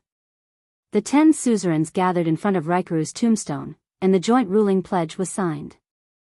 Nuvan I was crowned king, and the 9 suzerains were promoted to archdukes. Thales exhaled and flipped through the notes he made in the library a few days ago. So, to a certain extent, I believe that it was the threat from the newly rising constellation that made the 10 suzerains, who were in conflict with each other, compromise, and work together to fight against the enemy. What happened after that is the proof. In response, the Tannen family asked for help from Nuvan I in the name of the joint ruling pledge. Even though the archdukes were still in conflict, with the power of the pledge, the Smiler, Nuvan still gathered the army and vassals he wanted. A great war broke out with Constellation's army around Overwatch City, forcing John Black Eye, who originally had the upper hand, to give up on the idea of advancing northward, and turned westward to attack Western Desert. That was the first time the joint ruling pledge came into effect. It was also the first time Extet waged war against Constellation in the name of the kingdom. To a certain extent, it was also the first time Extet intimidated the Western Peninsula. No one could imagine that after the Battle of Eradication, other than facing the calamities, which other force could mobilize such a large military force. Hicks rolled his eyes and seemed to be deep in thought. Thales sighed. So, back to the main topic, Constellation's strength and rise to power also contributed to the joint ruling pledge, and the unification of the strongest country in the Western Peninsula to a large extent. It allowed the 10 archdukes to temporarily set aside their differences, and created the system that this country would follow in the future. In other words, Saroma asked curiously, Constellation wanted to seize the opportunity to attack Northland, but in the end, it helped to unify Extet? Yes. Thales nodded. In this case, not only did Black-Eye John's plan to launch a war and invade Extet from the north fail, it also strengthened the kingdom of the Great Dragon. When Thales finished speaking, he realized that Saroma was already staring at him with starry eyes. He could not help but cough. Hicks laughed out loud. Starting from the joint ruling pledge, we seem to have found an even more interesting topic. You want to weaken a certain person or a certain country, but you intend to crush the other party's fist, and instead help the other party. The old crow sighed slightly and spoke in another language. There's a phrase in the Far East called overreaching oneself. Are there any more examples? Thales narrowed his eyes. Of course. Unknowingly, his attention was attracted. He lowered his head and flipped through his notes. It's still Constellation and Extet, but in reverse. The virtuous king, Mindes III's reform. At that moment, Hicks' gaze froze slightly. During the Fourth Peninsular War, Extet's pressure and destruction on Constellation left behind a land of devastation, but it also left behind a blank space and an opportunity. The suzerains in various parts of Constellation became weak and were in urgent need of assistance and recovery. They scrambled to seek help from Eternal Star City, which made the obstacles the king faced unprecedentedly small. Mindes III was able to promote his officials on a blank piece of paper, create his system, borrow money and levy taxes without any qualms, and appease the nobles' dissatisfaction with a very small price. The Great Dragon's threat and invasion, on the contrary, made it convenient for him to start his own game of chess, and formed the system of Constellation today. Thales quickly concluded this example that he was all too familiar with in one sentence. He raised his head, only to find that Hicks was looking at him with a strange gaze. My dear, I really didn't expect you to use the virtuous king as an example. The old crow snorted softly. You must know that even in Dragon Kiss Academy, the evaluation of the virtuous king is mixed. Of course, it's focused on his imitation and innovation of the main Nox official assessment system, as well as his support for the establishment of a private academy. Thales scratched his head. I'm sorry, due to various reasons, I'm still quite familiar with this part of history, so I tried my best to find historical materials in this area in the library. Hicks coughed softly. Then, according to what you just said, war is a very complicated topic, because temporary victories and defeats seem to only be superficial, and the positions of the victors and losers can change at any time. Thales' gaze had already left the notebook. He suddenly thought of King Nuvan and Lampard, King Kessel and Arund. King Nuvan attacked Black Sand region and suppressed the Lampard family for decades, but created a terrifying and ambitious person who would take his life in the future. Arund plotted to usurp the throne and plunged Constellation into a crisis, but after his failure, he gave Kessel a reason to control the Northern Territory with the royal authority. What about himself? He seemed to have saved the Walton family's fate perfectly and cleverly, sent the Archduchess to the throne, and ensured Constellation's interests. But, all the things that he thought he was infallible in the past became questionable after Lampard's visit. Thales sighed slowly. Suddenly, he had a deeper understanding of the virtuous king's words. A momentary victory or defeat is but a fleeting moment. How interesting. Thales raised his head and said quietly, in fact, I think that simply using victory or defeat to describe the outcome of a war is lacking in consideration. The old crow raised his eyebrows slightly. Do you mind saying a little more? Thales cleared his throat, as though he had returned to the past in his dream. War is not a carpentry game, and the opponent is not a piece of wood. If something protrudes here, you just hit it with a hammer, and it will behave. No. Thales muttered to himself for a while. He continued, war is the gathering of many factors, and it is also the interaction of two parties or even many parties. The wood you hammer may become fragile, or it may become tighter, or it may become harder, or it may become rougher and harder to touch. But it is not determined by whether you hit it with a hammer or not. It depends on the conditions and factors of countless wars, as well as our perspective of observation. Hicks encouraged him to continue speaking with his gaze. Thales sucked in a breath. War is a declaration of war, the ideal of a country's unification, reconciliation of contradictions, sharpening of weapons, and defining one's own moment in blood and fire, but it is also the opportunity for Jianghu to react spontaneously in a crisis, to decisively break away from his old ways, to reconstruct himself, to close his loose fingers, to clench his fists tightly, and to face the enemy in a brand new state. Even after the war ends, this influence will still continue. He could not help but think of the virtuous king. And after the war, both parties will no longer be the same. I think Constellation and the Great Dragon are the best examples. Over a longer period of time in history, the two sides of the war will change and change accordingly. The forces of power will rise and fall, and the balance will shift. That is why the society we live in and the situation we live in will become what it is now, and it will deeply affect our lives until today. Perhaps, compared to what we can see in a short period of time, the glory or pleasure of victory, and the humiliation or pain of defeat, this is what we have always ignored when we face war. After Thales finished speaking, he sank into deep thought. Very good. Hicks clapped softly. I have to say, it has exceeded my expectations, young sir. Saroma furrowed her eyebrows and said thoughtfully, so, in other words, when we face war, we should consider more, and not just stop at the superficial level of whether we can win or what will happen if we lose. Thales' eyes lit up, and he gave her a thumbs up. Hicks smiled faintly. You are right, my dear Saroma. I like this conclusion very much. He blinked his eyes casually, revealing a trace of slyness. So, I can still sum it up. Both students showed expressions of interest. The old crow sighed, and his eyes behind the lenses trembled slightly. First of all, Constellation and Dragon, your fates are intertwined with each other. This is definitely not an empty statement.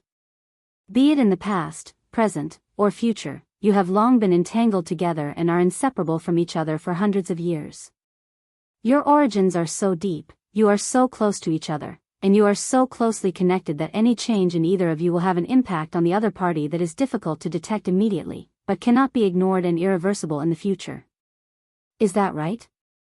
The two students nodded vigorously. Their teacher sighed and coughed uncomfortably. I think we can at least reach a consensus. War is not that simple. It is neither simple destruction and reconstruction, nor is it simple plundering and reconstruction. As for victory and defeat, this is the most superficial of all. Hicks looked out of the window. There seemed to be emotions flowing in his eyes.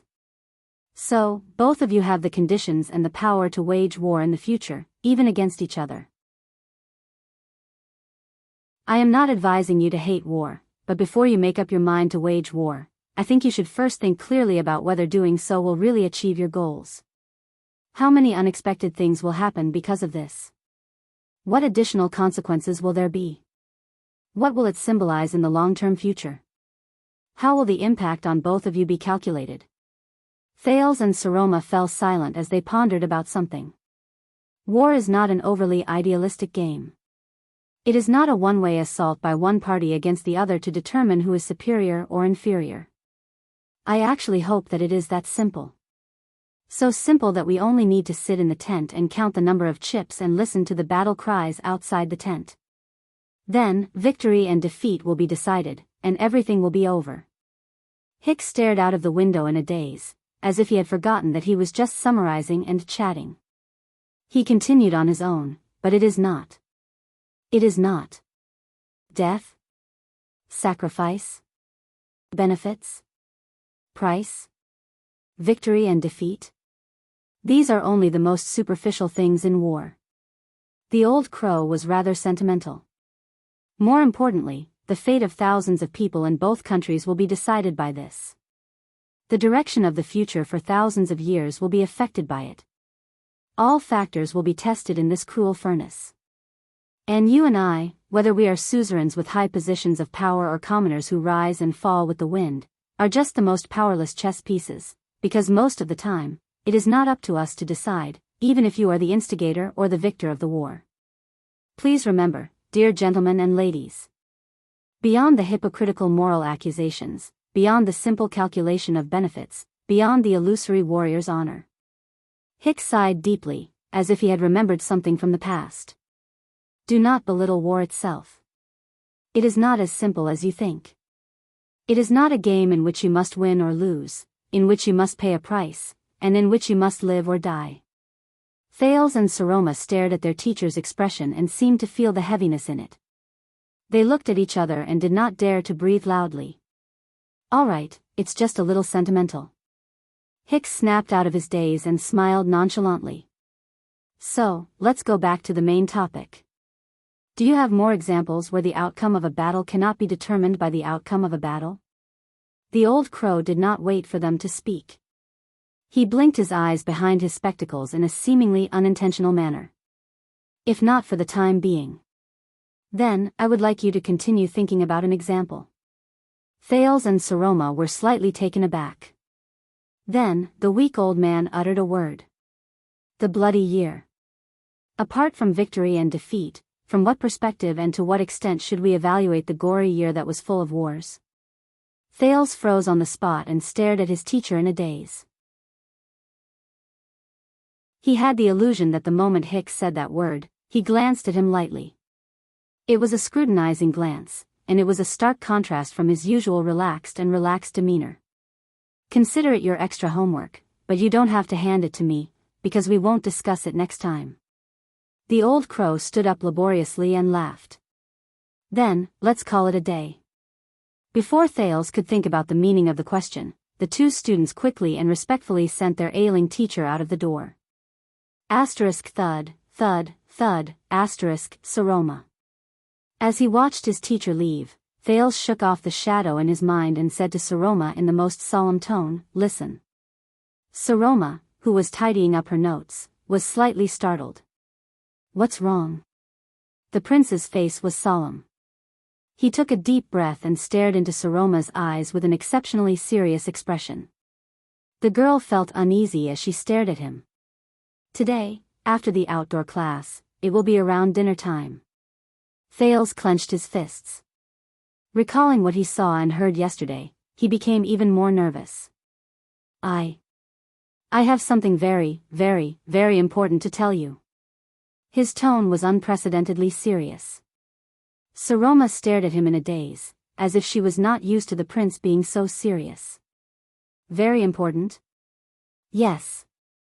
Thales seemed to feel that she was not paying enough attention, so he quickly added, you must consider it seriously. It's about our futures. It's something that will affect our entire lives. The Archduchess was stunned. She blinked behind her pince-nez, then, she blushed. Okay. The girl cleared her throat. She was a little flustered, but she immediately displayed her usual dignity as an archduchess. She raised her neck arrogantly and snorted softly. I hope you'll be on time, Your Highness. Without waiting for Thales to react, in the next second, Saroma made a standard dance step and left the study room with a whoosh. Huh? Why did she run away without even putting away her books? Thales stared at her back, puzzled. He stared at the tips of her red ears. And, why did she? In the next second, Thales suddenly remembered something. The prince was shocked. He stood up abruptly, extended his right hand, and chased after her with a strange expression. Hey, aren't you thinking too much again, little rascal? On the other side of Heroic Spirit Palace. Hicks walked further and further away with his walking stick. He walked out of the corridor. He exhaled a mouthful of air from his weak lungs and coughed painfully. Then, he waved his hand and rejected the servant who wanted to help him. Thank you, but I'm not that old, asterisk clatter, clatter, clatter, asterisk. Hicks looked at the gradually fading Northland scenery outside the window and recalled the conversation just now. His relaxed and playful expression disappeared, and he became serious. Even though he's very smart, even though he has those eyes. But he's not like his father. The old crow sighed with a sentimental expression and muttered in a low voice, and he's not like you either. Hicks curled up the corner of his mouth and looked at the sky outside the window. He shook his head in amusement. What do you think, Thurin? The old man walked out of the corridor of Heroic Spirit Palace alone with a hunched back and a limp. Chapter 305. That afternoon, Thales grabbed his long sword and shield and walked out of the blood court. Accompanied by his guards and attendants, he went to the training field. He stepped on the tiles under his feet, walked over every step, walked past the grass and trees of Heroic Spirit Palace, looked at the palace guards and the Archduchess guards, who were sculpture-like or fierce-looking, and watched as they dutifully and responsibly cleared the way for him and defended him. These things, these people, this place, and me. Thales clenched his teeth lightly. What's wrong, Your Highness? Thales snapped out of his daze and looked at Wuxia, puzzled. What's wrong? Since yesterday, the prince's attendant looked worried. He looked around and said in a low voice, especially after talking to the people from Black Sand region. Thales' footsteps froze for a moment. He stopped. As the prince suddenly stopped, the Archduchess guards around him seemed to have sensed that something was wrong.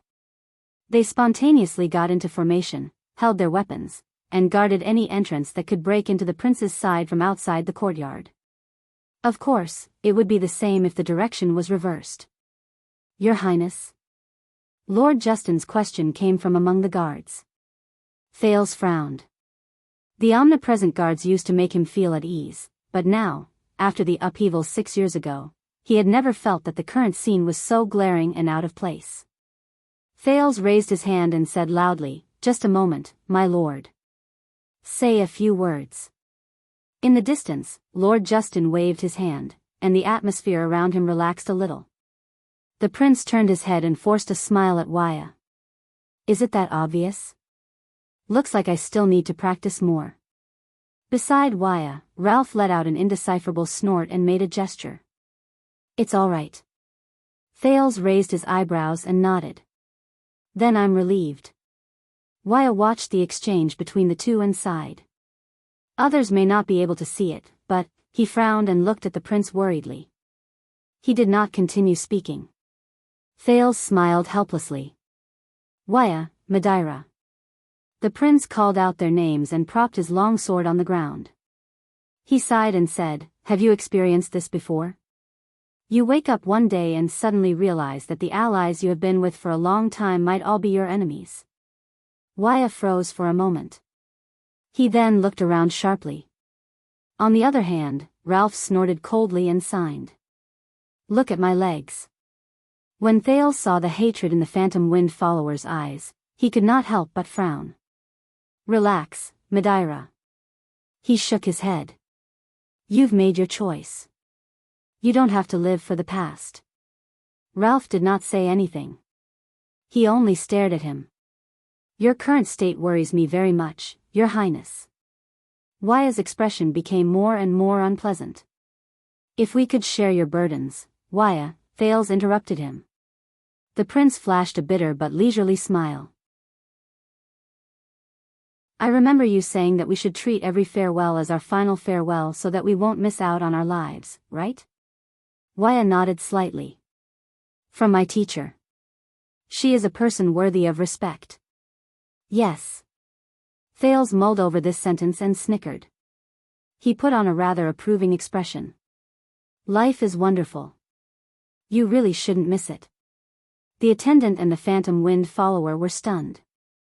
"And Putre?" the prince asked calmly. Wuxia frowned. "He has his own things to do. He went out early in the morning." "Is that so?"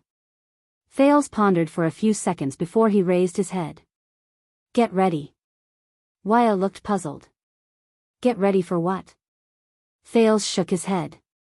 "Don't ask. No matter what is about to happen, don't panic." He sighed. "Trust me. Trust your prince." As the two of them looked at each other in confusion, the second prince took a deep breath and strode towards the training field again. The Archduchess guards, who had formed into groups, followed him. Their movements were agile and their footsteps were firm. On the training field, Nicholas, who was dressed in neat military attire, raised the axe in his hand and cast a sidelong glance at Thales, who had just arrived. "I heard that you caused trouble for Lisban again yesterday. You were in Dragon Cloud City, having a heart-to-heart talk with the people of Black Sand region?"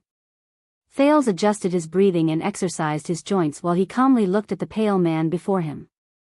"The Star Killer. The person who took Horus Jadestar's life. What kind of person is he?" The prince remembered how arrogant and domineering he was when he intercepted him outside Dragon Cloud City, how fierce he was when he threatened him in Heroic Spirit Palace, how cold and merciless he was when he watched that scene in the Hall of Heroes, and how tenacious and heroic he was when he blocked the enemy single-handedly in front of the gatehouse. What kind of existence am I in his eyes? And now, Dragon Cloud City has enough troubles on its own. There's no need for me to cause trouble for them. Thales finished warming up and walked to the training field expressionlessly. About 10 steps away from them, Saroma had already started practicing self-defense with a dagger. The Star Killer narrowed his eyes. "Yes, because you yourself are a big problem." "Hey." Thales snorted softly, raised his shield, knocked on the surface of the shield, and got into a fighting stance. "I forgive you magnanimously, Your Grace. Perhaps one day, I will still miss that stinky mouth of yours." Nicholas was slightly stunned, then he curled his lips. "You are exceptionally brave today. Come on." Thales' tone was calm, but there was a solemn look in his eyes. He said softly, "This is the moment when you and I fight. Don't be careless." The next moment, the Star Killer's axe struck like a bolt of lightning. Thales, who had expected this, calmly observed his opponent's footsteps. He was not fooled by the feint. He took a step back and did not rush forward. Instead, he steadily withstood the second wave of attack hidden under the axe. Asterisk thud. Asterisk Thales withstood the blade of his opponent's axe and grinned. "Ha, as long as I understand the pattern, it's not that difficult to dodge your strange movements." "Ugh." As the prince grunted, Nicholas nonchalantly withdrew his axe handle. "You're dead." It's the power of eradication again. Soaked in cold sweat, Thales gritted his teeth and held his breath as he spat out 2 words. "How cunning. Pay attention to your footsteps." Nicholas swung his single-edged axe and answered coldly, "I haven't used the twist of fate yet. This is just the appetizer."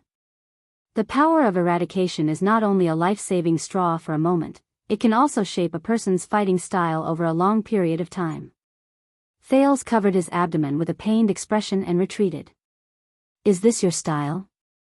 Fluttering around and making unpredictable movements?" "This is the only one in Northland." There was a hint of arrogance in Nicholas' voice. He swung the axe in his hand, then miraculously changed its direction and turned to the left. It circled around Thales' wrist and was firmly caught by its master. "You should feel honored, because most of the people who have seen it are dead." Thales exhaled to relieve the pain in his abdomen. He frowned and looked at Nicholas, then forced an unpleasant smile. "So, former captain of King Nuvan's personal guards, commander of the White Blade Guards. Even in battle, you're very good at acting and are used to deceiving people, right?" Nicholas' expression changed slightly. "You still have the leisure to provoke your opponent. It seems like you're very confident. In the past, training would end after you died 30 times. But today, I'm in a good mood. The Star Killer stared at Thales coldly and snorted. How about relaxing it to 100 times? With a hostile expression, he slowly raised his axe. At this moment, they know. Thales leaned on his sword and his shield as he said, intentionally or unintentionally. Nicholas furrowed his brows slightly. They? Know what? The prince inhaled and raised his head to look at the Star Killer before him. They already know. Thales solemnly met Nicholas' sharp gaze. They know that Saroma Alex Zoria Walton is not a true descendant of the Walton family. At that moment, it was as if time had frozen in the area around them. Nicholas' gaze paused in the air for a few seconds. His lips parted slightly, and the muscles on his pale face trembled slightly. Thales patted his shield and stared at him calmly but worriedly. You mean? The Star Killer's expression was unpleasant, but he quickly reacted. Yesterday, in Black Sand region? That's what they told you?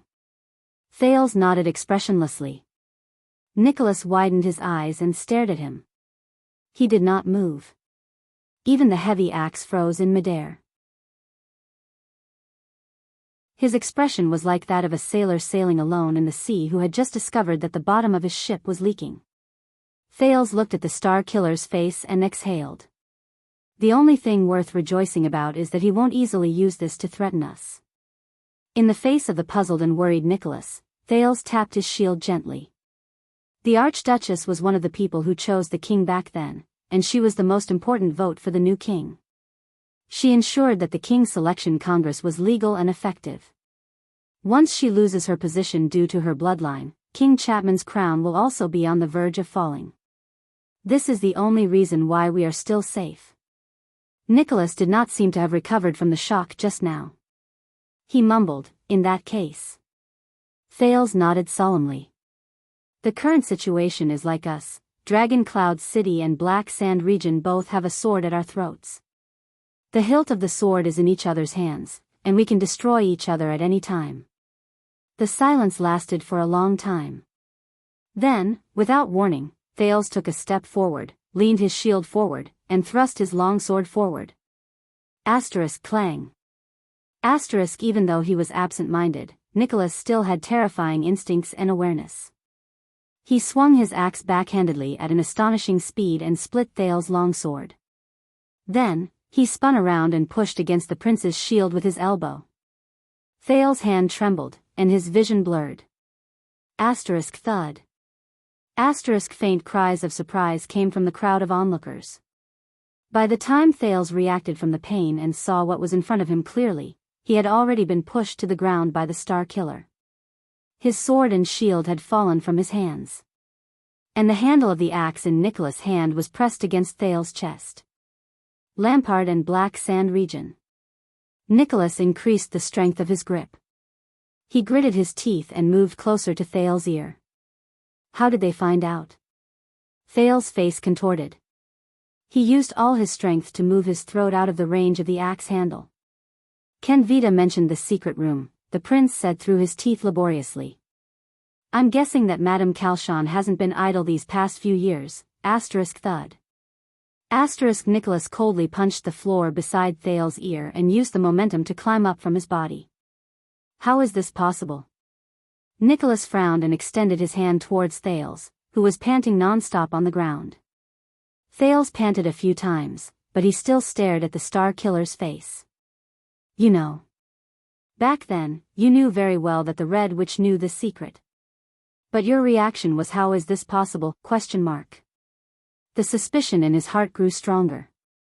Thales took a deep breath. I recognize your expression, and I'm very familiar with it. The prince grabbed Nicholas' hand and used it to stand up. It's surprise and puzzlement.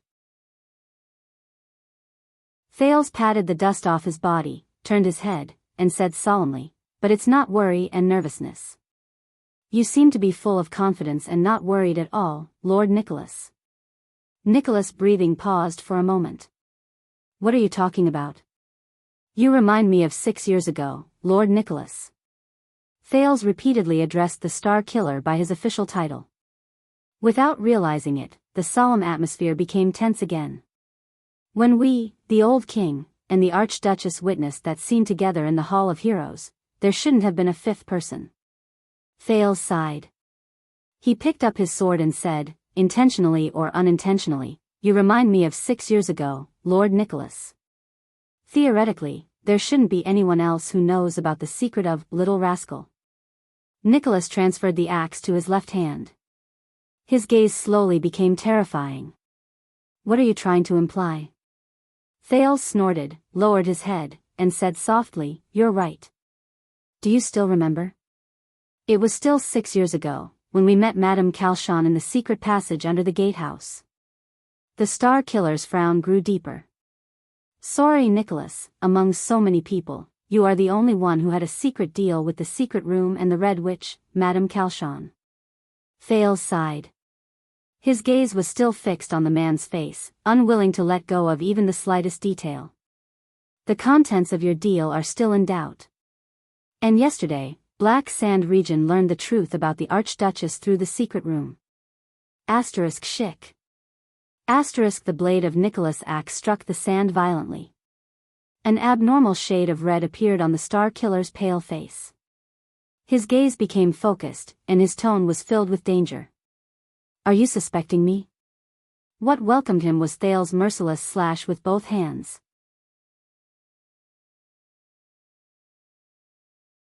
Chapter 306. Asterisk clang. Asterisk the sword and axe clashed. With a cold expression, Nicholas blocked Thales' path. I'm trying my best to be polite, Your Grace, so I'm trying not to think that way. Thales gritted his teeth and tried hard to regulate his breathing while he increased the strength in his hands. But you know how serious this matter is. To be cautious, please forgive me for asking an unnecessary question. Does the Red Witch know this secret? If she knows, did it leak from you? In fact, Thales had eavesdropped on their conversation. The Red Witch did indeed know the secret. She had confided this to Nicholas. But Thales still had to ask. Because, no. Nicholas effortlessly blocked Thales' blade. His expression did not change, and he answered resolutely, of course she doesn't know, at least not from me. Otherwise, she wouldn't have let go of the chance to take advantage of this. At that moment, Thales' gaze changed. He stared into the Star Killer's eyes through the sword and axe, and thoughts surged in his heart. He's deliberately hiding it from me, hiding the fact that the Red Witch knows the truth. Why? Is it because he's afraid that after I find out, I'll continue to ask why the Red Witch let us go? Or is he afraid that there's a secret behind the Red Witch letting us go? A secret that will lead to, it doesn't matter if this Archduchess is not of Walton's blood? For example, is that so? At that moment, Thales' heart only grew heavier. He took a step back and moved the blade away. Very good. Thales was beaming when he raised his head. He looked as if he had breathed a sigh of relief and returned to the relaxed prince. Even though I don't believe it either, I'm much more at ease after hearing you prove it. Nicholas frowned and looked at him without a hint of a smile. Then let's change our direction. Thales took deep breaths and looked as if he was thinking hard. Anyone who knows this secret from you, what about them? Is it possible that they came into contact with the Red Witch? Nicholas swung his axe. Anyone? Thales' heart sank. He tacitly agreed. He tacitly agreed that the Red Witch knew Little Rascal's secret. So, the meaning behind the question, how is it possible, was not, how could the Red Witch know? It was how could the Red Witch reveal the secret? Thales sorted out his emotions and nodded without batting an eyelid. Does Lisban know? The true identity of the Archduchess? You didn't tell him anything in the past 6 years? This time, he could clearly see that Nicholas' expression did not change at all. It was as if he had been frozen in ice. Thales let out a long sigh. Uncle Nicholas. The prince looked a little anxious, as if he was really worried about something. We are not talking about some pre-dinner joke to liven up the atmosphere. Thales narrowed his eyes slightly. But the survival of Dragon Cloud City. He turned to the girl who was practicing her dagger. And Saroma's rule.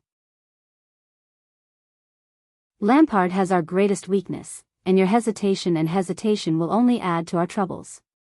Northlanders. A few seconds later, Nicholas lifted his head expressionlessly and looked at him calmly.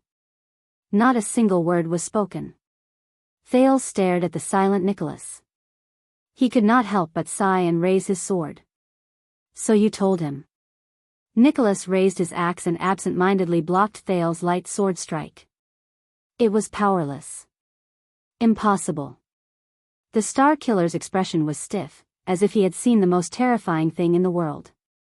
He has no reason to betray us. It's impossible for him to reveal the information to the enemy. Thales snorted softly. Who knows? Count Sealispan, the former Prime Minister of the kingdom, is only loyal to the Waltons, Thales said meaningfully. If he knew the truth about the Archduchess and knew that he was not serving the Waltons, would he feel that he was more suitable? Nicholas raised his head abruptly and gritted his teeth. It's precisely because he is loyal to the Waltons that it's even more impossible. Thales did not speak. He only stared at Nicholas with a complicated gaze. Why are you so certain and confident? Why are you so confident that Lisban will still follow King Nuvenswil after his death and serve a girl who has nothing to do with the Waltons without complaint? Thales sighed softly. Don't forget, the direct bloodline of the Waltons is actually extinct. Nicholas shuddered slightly. Could it be that after the born king's death, the will of the late king, conveyed by his personal guards, is so supreme? Thales pushed Nicholas away and sneered. So much so that a noble and traditional Northland suzerain could put down his dignity and habits and bend his knees to serve a girl who is actually not of his liege's blood? Unless King Nuvan is still alive, how can a vassal who has almost all the power in Dragon Cloud City remain loyal to a powerless and fragile girl for decades? Thales shrugged. You know, if it's Lisban, then the Waltons' rule and name will probably come to an end. The secret he holds is enough to overthrow the Archduchess. I said it's impossible. Nicholas' dissatisfaction was extremely obvious. You don't know anything, and you don't understand Lisban. Thales looked at the Star Killer and sighed softly in his heart. Yes. Lisban doesn't seem like that kind of person. He wouldn't be stupid enough to trade secrets with Black Sand Region. So, there's only one explanation. Because Lisban knew that everything he worked hard for was still for the sake of his loyalty to the Waltons. What he was truly loyal to was still King Nuvan's bloodline. Your concern ends here, unless Black Sand Region comes into contact with you again, Nicholas said coldly. I'll deal with this matter. You won't be stupid enough to confront him directly, Lisban? The prince said flatly. Just because of the late king's affection and kindness? Nicholas turned to the side in disdain. He ignored him and retreated a certain distance. Until Thales' next sentence. Have you forgotten about that traitor? Thales sneered in front of him. Have you forgotten how you refused to believe in his betrayal until he appeared in heroic Spirit Palace? Until you personally killed that traitor, Caslin Lampard? This sentence was like a spark that ignited a straw. Nicholas turned around abruptly and threw a punch at Thales' abdomen. Asterisk thud. Asterisk, but to the Star Killer's surprise, Thales seemed to have changed into a different person. He quickly stretched out his hands and firmly caught the punch, which he habitually changed direction. That's right. Keep a low profile. It's best to pretend that nothing happened. Thales struggled to hold the other party's arm tightly. He gritted his teeth and said, because most of the time, even I don't know who is my enemy and who is my friend in Dragon Cloud City. Nicholas stared at him with a frown. A few seconds later, the Star Killer unceremoniously withdrew his arm, causing the prince to stagger. He looked at Saroma, who was practicing with a dagger with Justin in the distance. He pursed his lips. Have you told the Archduchess about this? Black Sand Region's bargaining chip and threat? No. Thales exhaled and swung his numb hands, experiencing the numbness caused by the sin of Hell's River slowly subsiding. Not yet. Very well, then keep quiet. Nicholas seemed to have calmed down. His gaze was fixed on Saroma. She doesn't need to know about this. As for this matter, the White Blade, the Archduchess guards will investigate it. There was silence. After a while, Thales sighed dejectedly. He stood up and no longer looked at the Star Killer. Is that so?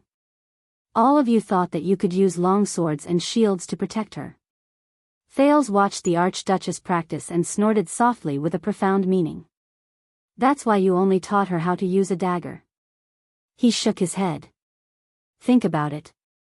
When the enemy's sword is in front of her, the weak Archduchess only has a small dagger, and she only knows how to stab and slash. I can't imagine anything crueler than this. Nicholas glanced at the Archduchess, then turned to Thales again. There was disdain on his face. Don't worry. Before the enemy's sword arrives, I will cut off his head. Ha, that's really amazing. Thales shook his head. There was a hint of melancholy in his tone. However, Lampard's sword has already stopped at her throat, and Lampard's head is still on his neck. And she's still happily learning how to use a dagger from all of you. Nicholas did not say anything, but his frown deepened. Thales narrowed his eyes. Did you also train Prince Maria like this? Teach him the secret of using a dagger to defend himself and keep him away from all dangers? The prince lowered his head and patted his hands. He sighed and said, no wonder Maria didn't return from Constellation. Women don't belong on the battlefield, and Maria isn't a woman. Nicholas interrupted him coldly. His training was much harder. He was also a courageous swordsman and axeman. And the reason he didn't return was definitely not because his skills weren't good enough. Thales crossed his arms and was silent for a moment. Of course, Maria. Thales shook his head.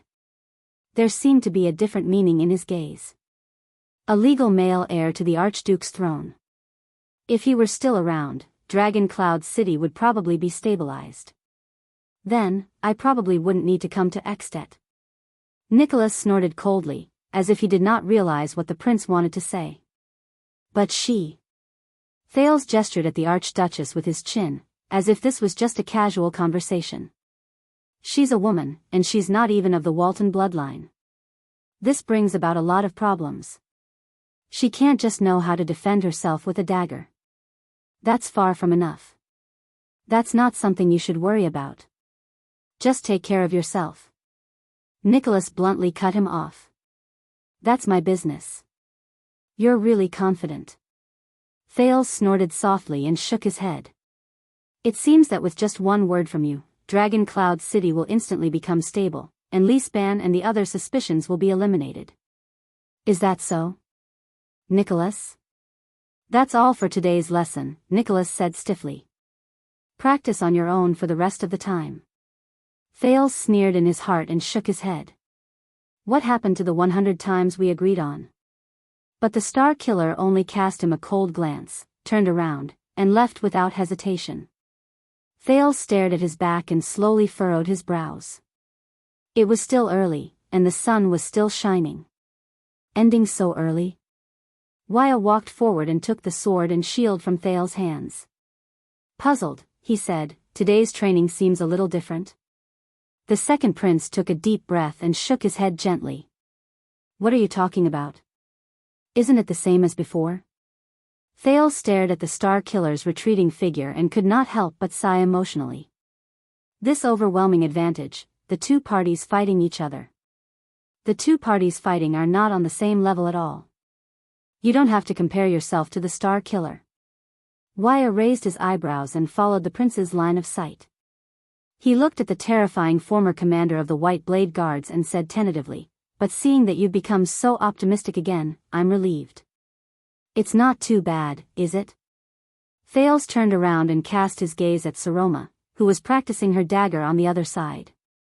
She was drenched in sweat. He then looked at the guards and servants, who had vigilant expressions on their faces, in and out of the field. It's not too bad. No.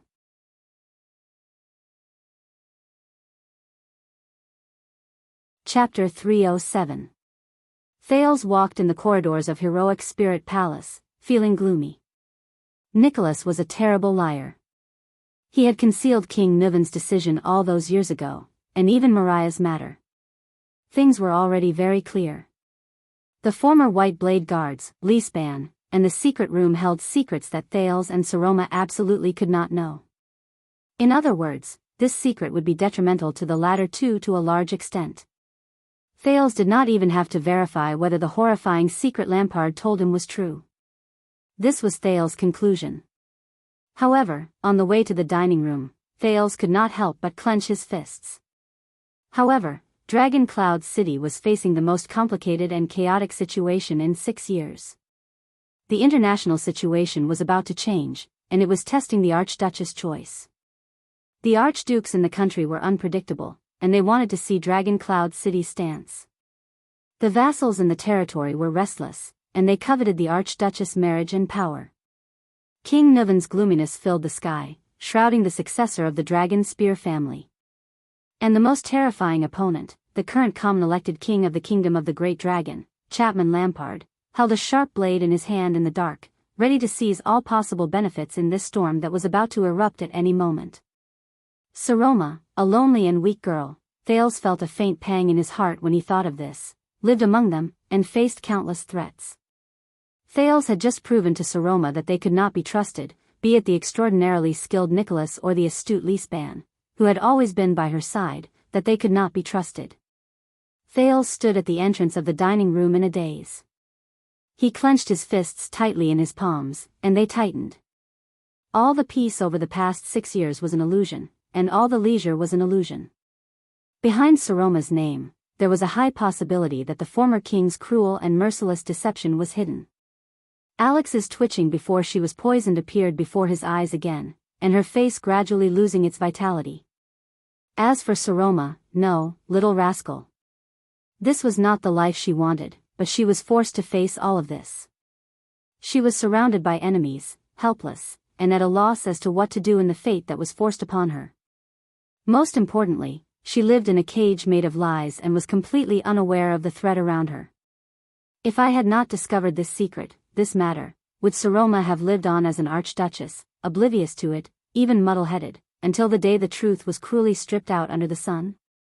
If that day comes, when the conflict in Dragon Cloud City erupts, when the king swings his sword, and when the secret of the bloodline is exposed, how could she, a lonely and helpless girl, bear all of this? Thales exhaled in pain. He felt dejected, and his thoughts were tired. She had a chance to escape. It was you, Thales. You were the one who asked her to become Selma Walton 6 years ago. And now, you, a hostage who has no choice but to be ostracized, what can you do? What can you do for her? What kind of perspective and stance should you use to intervene in this internal struggle that only belongs to Extet? What to do? What to do? It had been 6 years, and they were still living under the shadow of the dragon's blood. It had been 6 years, and they still could not escape King Niven's clutches. It had been 6 years, Prince Thales, do you need help? A cold and polite call startled Thales out of his own world. Madam Gings. Thales put away all the worries in his heart and tried his best to dispel the heavy feeling in his heart. He forced himself to look at Gings, who stood at the door of the dining room. I'm sorry, but, Thales looked at the light shining from the dining room and vaguely saw the young girl's figure. Can you leave us alone for a while? Gings frowned and swept her gaze over the prince's entire body. There was suspicion in her eyes. Last time, it was because the lady was in a bad mood. We can understand that, the female official in charge of the Archduchess' daily life said calmly, but this time, I really need to talk to her alone. Thales looked at the female official with the most sincere gaze imaginable. Please, Madam Gings. This is very important. If you still care about the Archduchess, if you know her current situation, Thales fixed his gaze on Gings with a solemn expression. This time, the female official Gings stared at him for a long time. It was as if she was observing an antique. I don't know what happened, Your Highness. Finally, the cold and rational female official spoke softly with her usual businesslike tone, but the lady, the female official suddenly stopped talking. In the next second, Gings did something the prince thought she would never do. She sighed. For the first time, Thales saw fatigue in the well-maintained female official's eyes and wrinkles at the corners of her eyes. She's just a little girl. Thales lowered his head and nodded slightly. I know, but she's not just a little girl, Gings interrupted him in a manner that brooked no argument. She's also the ruler of Dragon Cloud City. Thales raised his head and looked at her strangely. He felt that the female official was a little different today. Most of the time, it's because of your highness' constant concern, consideration, and companionship that the lady feels that she's safe and lets down her worries and wariness. As a friend, you take care of her and worry for her. The female official's tone was no longer as stern as before. Instead, it was filled with resignation and sentimentality. This is her fortune. Ging's next sentence had another meaning. But the problem is, she's not safe. She shouldn't feel that way either. Thales stared at Gings and was momentarily speechless. We'll leave now, Prince Thales. The female official's expression returned to being old-fashioned, as though the sensual feeling earlier was just an illusion. She bowed slightly. I wish you and the lady a pleasant meal. The prince frowned. He suddenly realized that there was another side to the dutiful but serious female official he had known before. Also, the lady is not in a good mood. Today, she... Madame Gings lowered her voice and said in an extremely obscure manner. You know, it's been another month since you were kicked in the knee. Another month? Thales was slightly stunned. By the time he realized what she meant, Gings had already turned and left. It's because of your highness' constant concern, consideration, and companionship that the lady feels that she's safe. The second prince watched her leave with the two female servants with complicated emotions. He lowered his head and hesitated for a moment. He took a deep breath and tried hard to adjust his emotions before he stepped into the Archduchess' dining room. Saroma sat quietly at the dining table. She looked lonely under the lights on both sides. Wow, lettuce. Thales sat opposite the Archduchess. He looked at the food on the dining table and smiled. I haven't eaten for a while. As expected, the table was filled with bland foods like vegetables and fruits. Even the broth was piping hot. This was a rare sight. Under Nicholas' threat, it was nothing new for the chefs in the kitchen to make a dish turn cold after checking it repeatedly for a few times. This is the Archduchess' monthly recipe. Saroma raised her head under the lights. The prince could not help but notice that she was a little tired. So, is it because of her physiology, or, hey? The Archduchess stared at him with a gaze that the prince rarely saw. The latter could not read the meaning behind it. Thales. Her voice did not seem to carry much emotion. You said that you have something important to tell me today? Thales exhaled.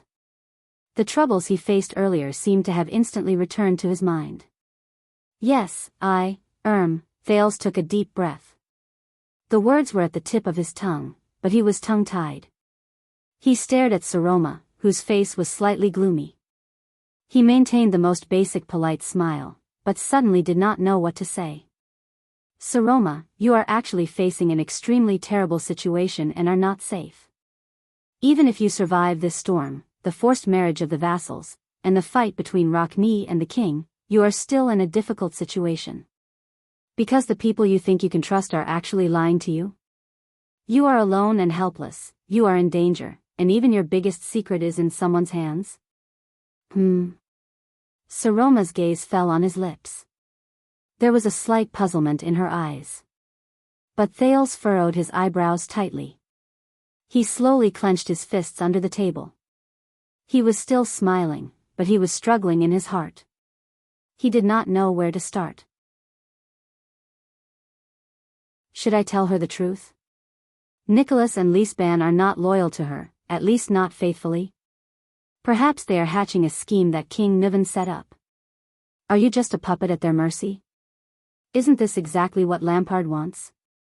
He wants to use me to destroy the internal harmony in Dragon Cloud City and the relationship between the Lord and the vassals. But, does Dragon Cloud City still have a so-called harmony?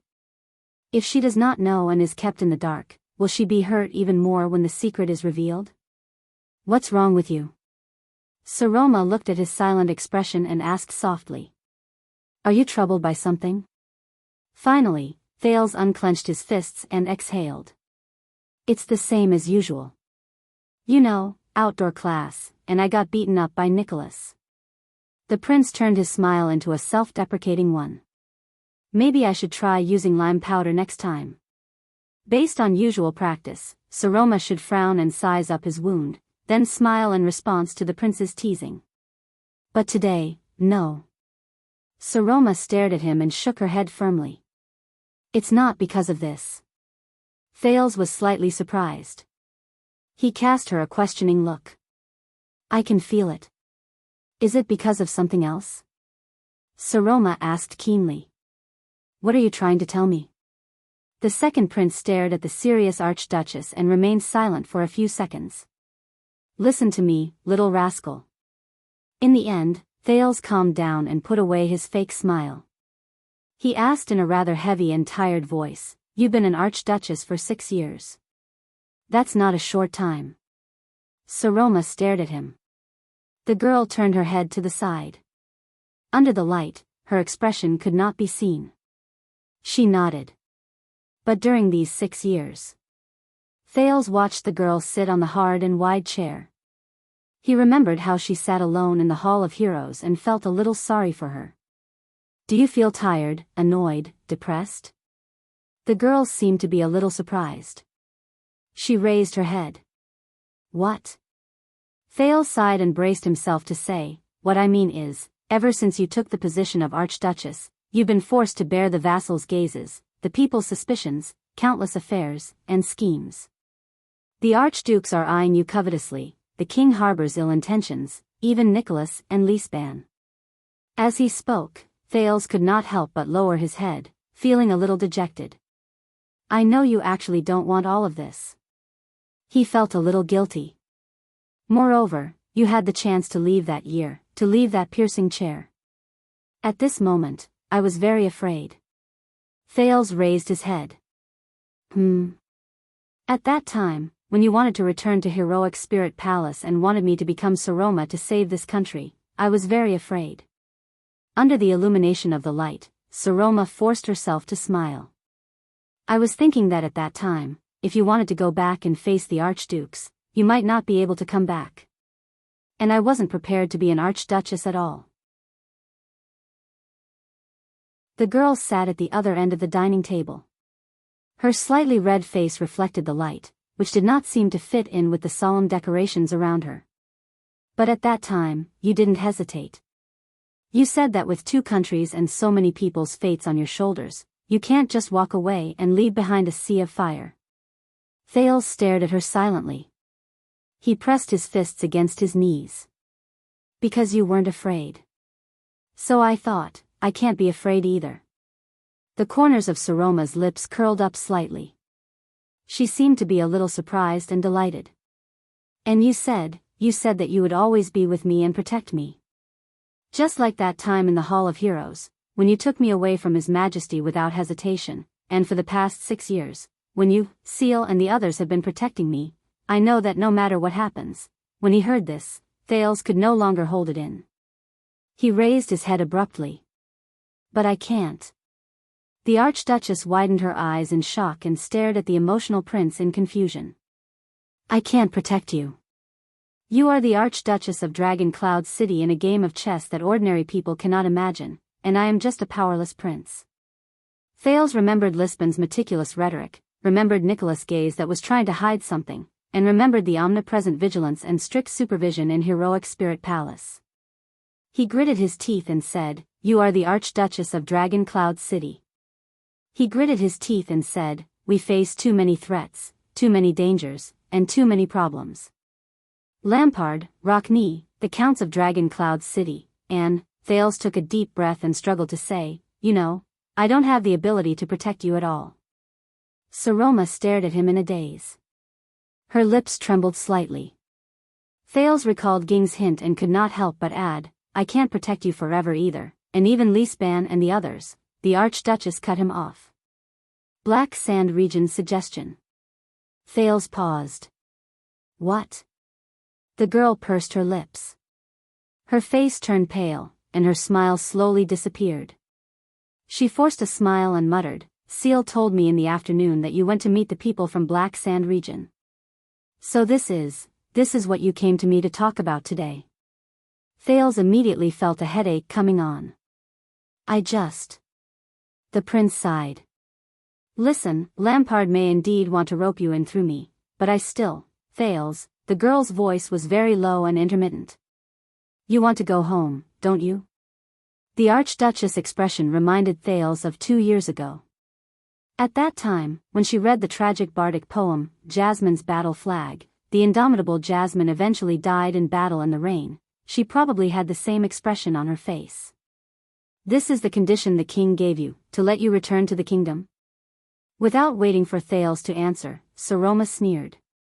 And you feel bored, tired. You don't want to play games with an ignorant and boring girl anymore, so you specifically came to tell me that you can no longer protect me. She laughed self-deprecatingly. This is what you meant by important? Thales' breath froze. That's true. A silly, stupid, and eccentric little girl.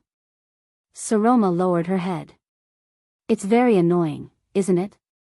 Thales pressed his forehead in pain. No, Saroma, no, it's not like that.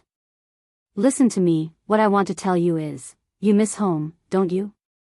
However, the girl did not seem to be listening to him at all. She spoke as if she was talking to herself. If you have the chance, will you leave this place without hesitation, leave Dragon Cloud City, leave everything behind, and go home? Thales was stunned. Putre had asked him the same question before. At that time, his answer was, I. Thales uttered a word, but he gritted his teeth. He really wanted to say no, that he did not miss home, and use a lie to temporarily comfort her. But, Thales took a deep breath and slowly exhaled. He could only answer cautiously, as long as you're here, Saroma, I won't leave so easily. The girl raised her head slightly. There was silence. I'm sorry, I'm not in a good mood today. A few seconds later, Saroma seemed to have recovered a little. The girl shook her head and forced a smile. I'm not questioning you. Seal and the others must be very displeased with you. I'm just sorry. She apologized and turned her head away. You've been imprisoned here for a whole 6 years. You're far away from your family and friends, and you're also facing many dangers. The king, the archdukes, the vassals, the Northlanders, the people of Dragon Cloud City aren't good to you either. Saroma shook her head in a self-deprecating manner. Of course you want to go home. I have no right to criticize your thoughts. She hung her head dejectedly. Thales stared at the Archduchess in front of him and suddenly realized that in the 6 years since she became the Archduchess, it was as if she was stepping on thorns all the time. She was constantly in fear, struggling to survive, and never once had she felt safe and comfortable. The prince's heart sank. No, she's a prisoner. It's not just me. And I want to tell her that the road ahead of her will only be more difficult, more dangerous, more. Suddenly, an impulse and emotion sprouted from the bottom of his heart. At that moment, the muscles on Thales' arms tightened slightly. He slowly puffed out his chest and raised his head. Saroma, let me ask you. The prince stared at the gloomy girl and spoke in the most solemn tone. If you have a chance, are you willing to leave? 1 second. 2 seconds. What? Me? The girl's eyes were slightly red. She raised her head like a startled rabbit. Leave? Yes, that's right. Thales nodded vigorously and looked straight into Saroma's eyes. Let's leave this city together, leave this country, leave these troubles, leave these dangers, leave these boring traps, and leave the fate that King Nuvan imposed on you. Thales nodded forcefully and looked straight into Saroma's eyes. At that moment, Saroma was completely stunned. Leave? Go where? The second prince of Constellation stood up from his seat. He rested his arms on the table and stared at her with a sharp gaze. His expression was solemn. "Sno, little rascal, I'll ask you one more time. Are you willing to leave everything behind and return to Constellation with me?"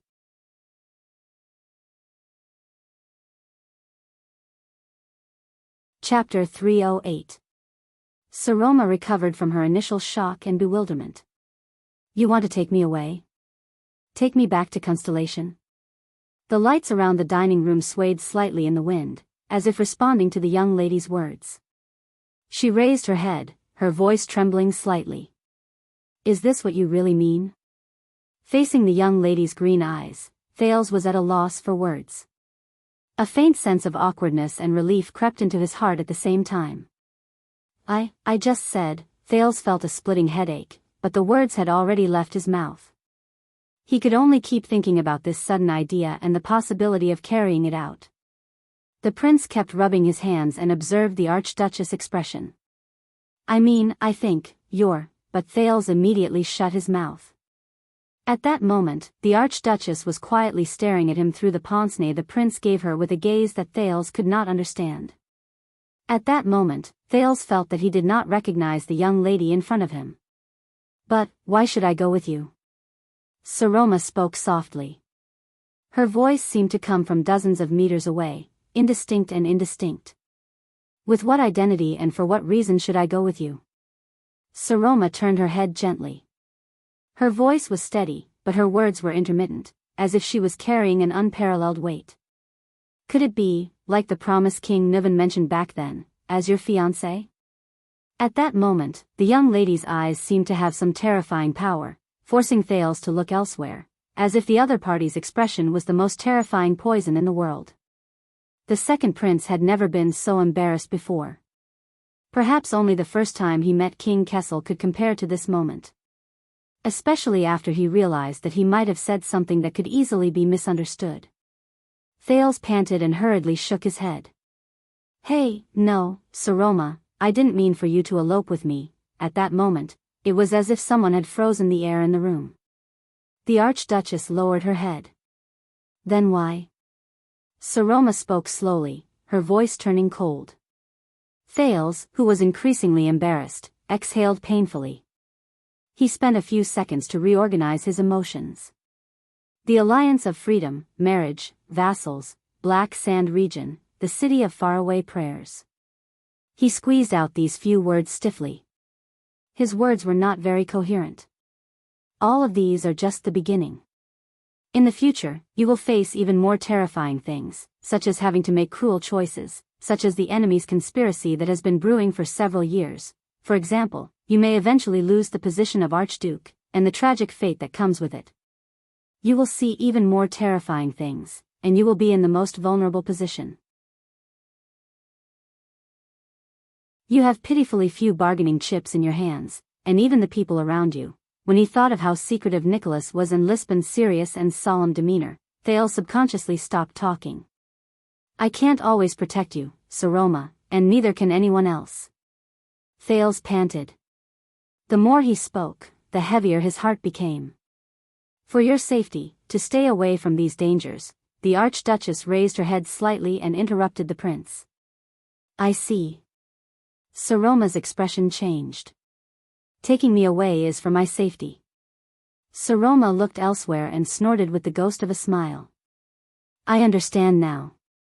That's the reason. I understand now. There can't be any other reason, can there? You just can't say that word." "That word?" Thales looked at her like this, and an indescribable feeling filled his heart. No, Saroma, just like in the past." The girl sighed softly.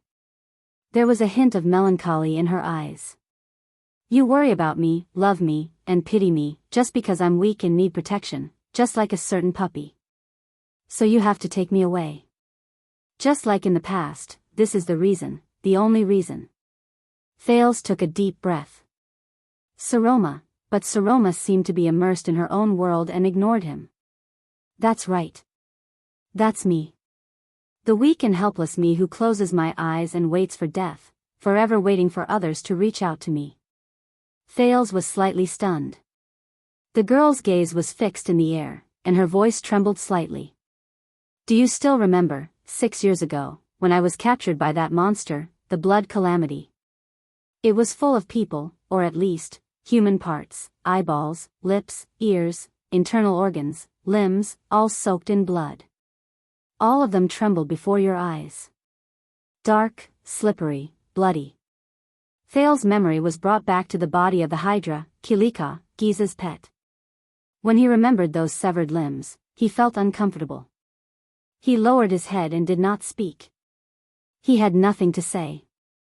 I remember that I couldn't stop trembling, and I couldn't stop crying. Saroma clenched the tablecloth in her hand and stared at the food on the table with a pale face. Because I could only cry. I could only cry. I could only cry. All I could do was cry and wait for death. At that time, can you imagine how I felt? The lights in the dining room flickered slightly. Their shadows also trembled. Thales felt his tongue become heavy. I'm sorry, that was... he said with difficulty. That was my fault. The prince whispered in his heart. It was me who caused you. Saroma suddenly raised her head and stared at Thales. Her gaze became much gentler. Until you, Thales. You appeared before me with that strange short sword in your hand, covered in blood and with a tired face. The Archduchess' tone was calm, but it was difficult to conceal the rise and fall of her voice. Just like how you went against King Nuvan's majesty and pulled me away from his side without hesitation that same night. Thales froze for a moment. When I was at my most desperate, you came to save me, she said faintly. You were the only light in that nightmare, Thales. Can you imagine that feeling again? Thales stared blankly at Saroma, who was behaving abnormally. He felt rather upset. Just like now, again. The Archduchess sighed slightly and looked at the knife and fork beside her hand with a complicated expression. Are you going to save me again? Save the girl who has always been under your care and protection, save that cowering, timid, and trembling little rascal? Because this is the only image I have in your heart, right? So, I will never be able to be looked at as an equal by you. Thales frowned deeply. He felt that the girl in front of him was giving him a deeper sense of unfamiliarity. She, Saroma. Thales' voice was subconsciously tinged with doubt and uneasiness. What happened? Why would you ask this? Saroma let out a cold laugh. You know, for more than a month, Seal has been trying to convince me that being too close to you is not a good thing. The Archduchess shook her head forcefully, as if she was trying to get rid of something dirty in her mind. But I told him that since that nightmarish night 6 years ago, I knew that even Seal, Lord Nicholas, Justin, and all of Dragon Cloud City had betrayed me. You, Thales Jadestar, would also stand in front of me and protect me without hesitation, just like you did to the calamities 6 years ago. Thales shuddered violently. If I can't trust you like this, who else can I trust? Saroma lowered her head and the corners of her mouth curled up into a bitter arc. I know you have a lot of secrets, Thales. Saroma's tone was weary and disappointed. Her voice was hoarse. Who else can I trust? I know you have a lot of secrets, Thales. Saroma's tone was weary and disappointed. Her voice was hoarse. Whether it's your persistence in searching for records about the Battle of Eradication and the Great Dragon, your request to go out once a month to play chess, the Blood Calamity and the Blue-Robed Calamity, and the reason why they are looking for you, at that moment, Thales did not speak. But when he looked at the girl, his eyes could not help but tremble slightly. But I did not tell any of them to Seal and the others. The Archduchess took a deep breath and said, I know that you must treasure these secrets very much. I also know that since they are your secrets, they will definitely not harm me. Yes, Thales, I trust you, Saroma lowered her head and said hoarsely. I trust you with my life. Silence. A complicated and indescribable feeling filled Thales' heart, making his mouth taste bitter. Yes, Saroma is not a little girl without any characteristics. On the contrary, she is very sensitive and very sharp. It's just that most of the time, she hides herself behind the lenses. No one knows, and probably no one cares. Including me. But, Thales Jade Star, what exactly am I to you? Saroma raised her head with great difficulty. Once again, the girl gritted her teeth and said, am I your burden? Is it a responsibility you can't shake off? Is it a bargaining chip you hold in your hands? Is it worth it for you to save me again and again? Or is it a fiancé you were forced to accept? Thales swore that he had never seen such an expression on Saroma's face. It was a complicated mix of melancholy, hesitation, pain, resentment, anger, and grievance. All of them gathered in the Archduchess' crystal-clear eyes behind the lenses. It was as if the little rascal he knew for the past 6 years was just a false shell, and the Saroma before him was the true face that Thales had never been able to uncover. No, it's neither. She held back the tears that were almost forced out of her eyes and said in a choked voice, now, I understand. The second prince could no longer say anything. He could only stare at the little rascal in front of him in a daze. He did not know her, or rather, he did not care about her. Saroma twisted her stiff neck and forced herself to stare at Thales with all her might. There was a hint of sarcasm in her sobbing voice that she could not hide. You, Prince Thales, are different from most nobles. You have a unique and warm heart. You have your own principles. You can't stand the people around you suffering and being indifferent, that's why you always lend a helping hand to the weak, right? Like me. Thales stared at her sadly. He felt a heavy weight on his chest. Disappointment and pain flickered in the depths of Saroma's crystal-clear eyes. An indescribable light was released from behind the lenses. You can't bear to see me being forced to decide on my marriage. You can't bear to see me in danger. You can't bear to see me facing all the archdukes alone. So you came to save me without hesitation. Just like how you returned to heroic Spirit Palace without hesitation and faced the archdukes all those years ago. Of course, you still feel guilty. You feel that you have to take responsibility for sending me to the position of an archduke, right? So, you pity me, sympathize with me, help me, and protect me.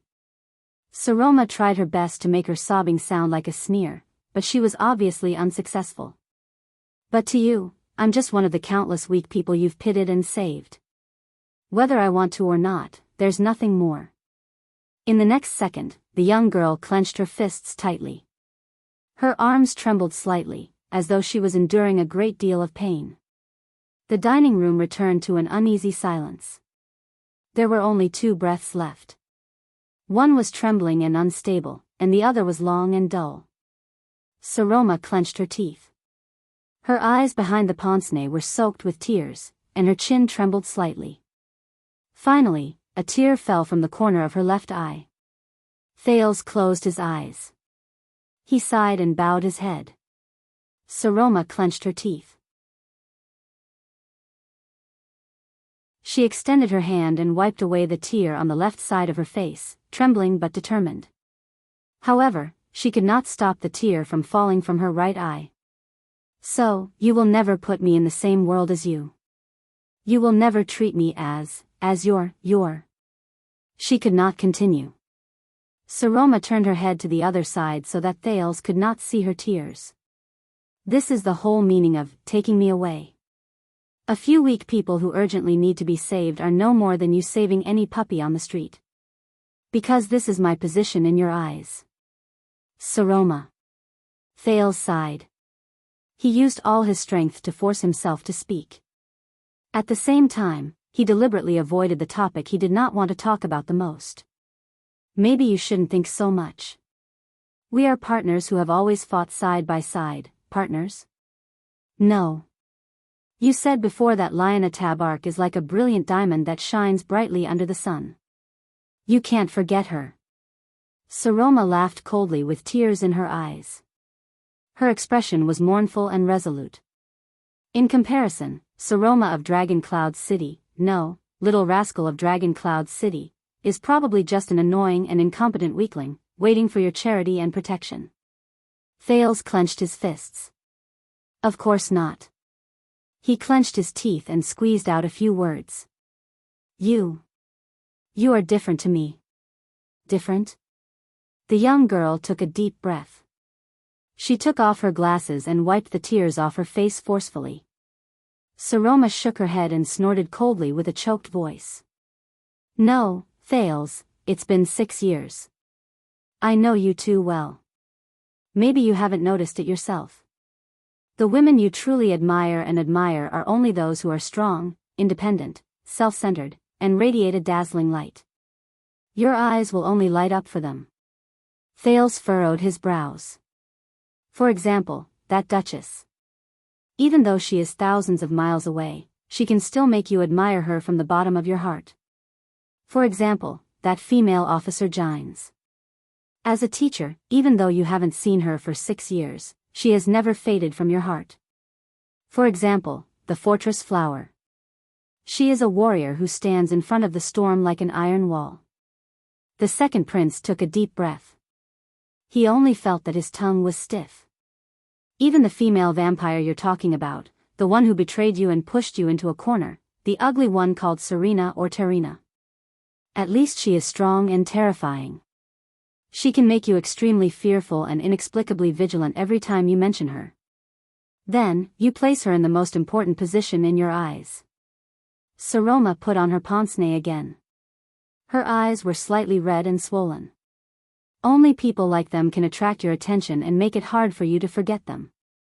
Only people like them can stand in front of you, look straight into your eyes, and talk to you as equals and independently. Her tone became calm again, but the emotions in her words were cold. And that girl who only knows how to hide in the library, obedient to the vassals, terrified of politics, and trembling in the face of difficulties, she can only hide in the corner of your eyes forever. She can always be protected, led, pitied. She can only be helped by you, receive your grace, and be saved by you forever. She can never stand in the same world as you. Even someone as noble as you, even someone as kind as you, is actually no different from my vassals. Only strength can make them submit. Similarly, only independent and self-reliant women can make you look at them. Just like that female warrior from Black Sand region not long ago. And if I am just a weak girl, I will receive contempt and disdain from the vassals. When it comes to you, it will be pity and sympathy from a superior. Thales had nothing to say. He really wanted to tell her that it was not like that. He wanted to tell her that all of this was unnecessary speculation.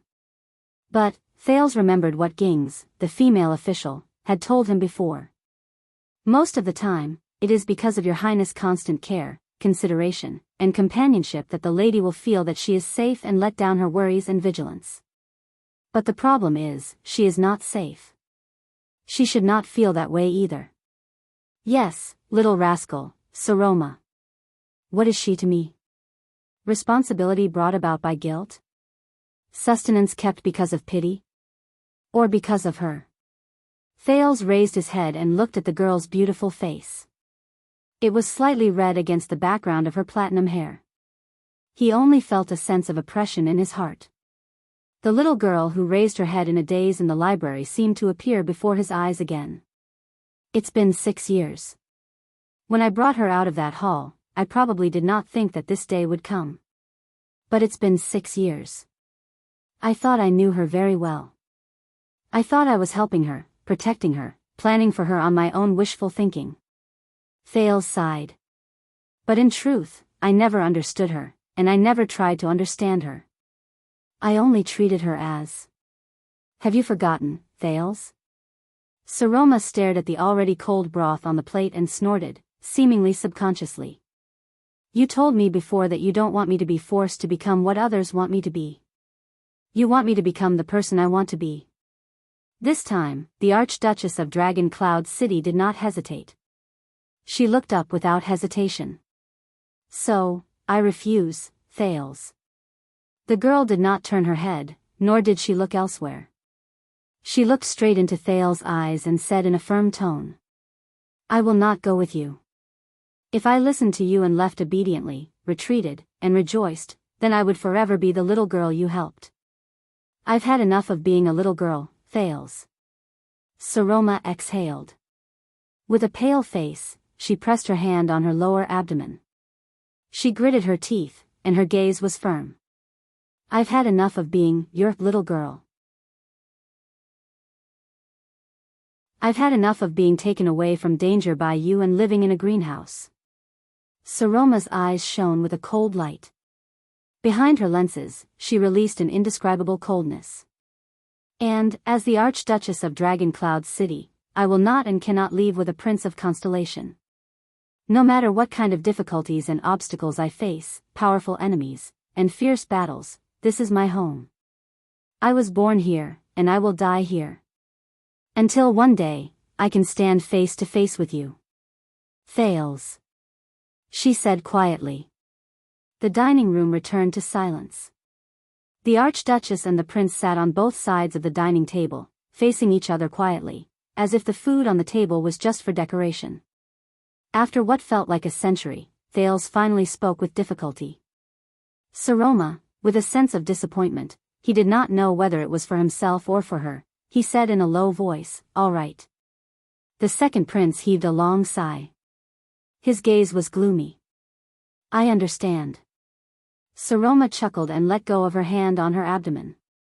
Her expression relaxed a little. "I'm fine." The Archduchess seemed to be in low spirits. She shook her head. "I know," she said faintly. "I know you're just being impulsive sometimes." Thales frowned slightly. You're not alone, Thales." Saroma stared out the window with a complicated expression, as if she was looking at a painting covered by a veil and indistinguishable. "You still have your country and your people behind you. Have you thought about the consequences of kidnapping the Archduchess of Dragon Cloud City?" The Archduchess shook her head with a smile, as if she was trying to dispel his mockery. However, that smile seemed rather difficult to Thales. "You took me away from my troubles, but it will only bring more people and even more terrifying disasters. If you come back to your senses," Saroma sighed and said, "if you reconsider this choice, you won't say that again, because the reason you want to save me is the same as the reason you can't bear to see them suffer and suffer. In this world, there's probably no girl who's worth paying such a huge price for." Thales clenched his fists. "No, you're different, after all. You're, at this moment, the door to the dining room rang. "My lady, Prince, forgive me for disturbing you," Count Lisbon's sonorous voice rang steadily. "May I come in?" The strange atmosphere in the room seemed to have been broken in an instant. Thales and Saroma quickly composed themselves, adjusted their state of mind, and welcomed the regent in. Count Lisban was still dressed in his solemn attire. His expression was indifferent. It was as if he did not see the Archduchess' reddened eyes or the prince's dejected expression. However, the moment Lisban opened his mouth and listened to his unusual tone, Thales had an ominous premonition. As expected. "Your Grace, Prince Thales, the messenger crow from the city of faraway prayers has just arrived." Lisbon's words made the two's expressions turn serious. The Alliance of Freedom's elders meeting has just ended. The first probing letter has been sent to the city of faraway prayers, proposing to lower the tariff. Saroma sucked in a cold breath. "So," Lisban nodded. His gaze was solemn. "The Archduke of the city of faraway prayers, Kulgan Rakni, has issued a warrant to mobilize all the military forces and resources of his direct territories and vassals. At the same time, he has recalled the wandering sentry troops stationed in the Great Desert to seal off the borders leading to the west." Thales' pupils shrank slightly. The image of the long-haired Archduke with a strong temperament in the Hall of Heroes reappeared in his mind. At that moment, Lisbon's expression was incredibly solemn. At the same time, he has sent a large-scale official diplomat group, which will arrive in Dragon Cloud City in a few days. Thales and Saroma looked at each other. Their emotions were in turmoil. The prince raised his head. "Rakni didn't just send out an official diplomat group to greet us.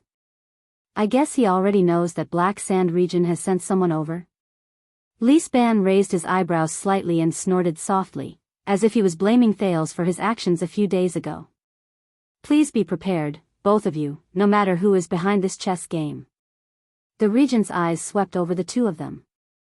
His words seemed to carry the power of a brewing storm, shrouding the small dining room on this side. It has already begun. A storm is coming.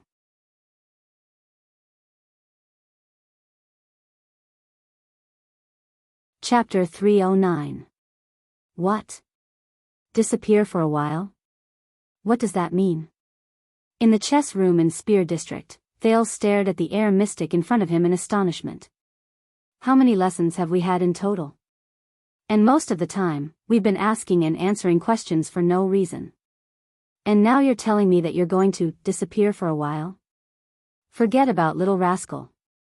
That's because she's on her period. Forget about Putre. That old man has been going missing like a maniac. Forget about Lisban and Nicholas. They're just like that anyway. But you. The prince took a deep breath and stared at the man in blue in front of him in dissatisfaction.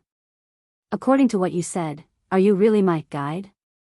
Waya and Justin, who were standing at the door, noticed the prince's loss of composure when he was talking to himself. They looked at each other and cast him a strange gaze. Thales noticed their behavior. He coughed and pretended to read the lines from the drama book in his hand aloud. Waya and Lord Justin both withdrew their gazes. Quiet. Asda, who was sitting in front of Thales, snorted softly.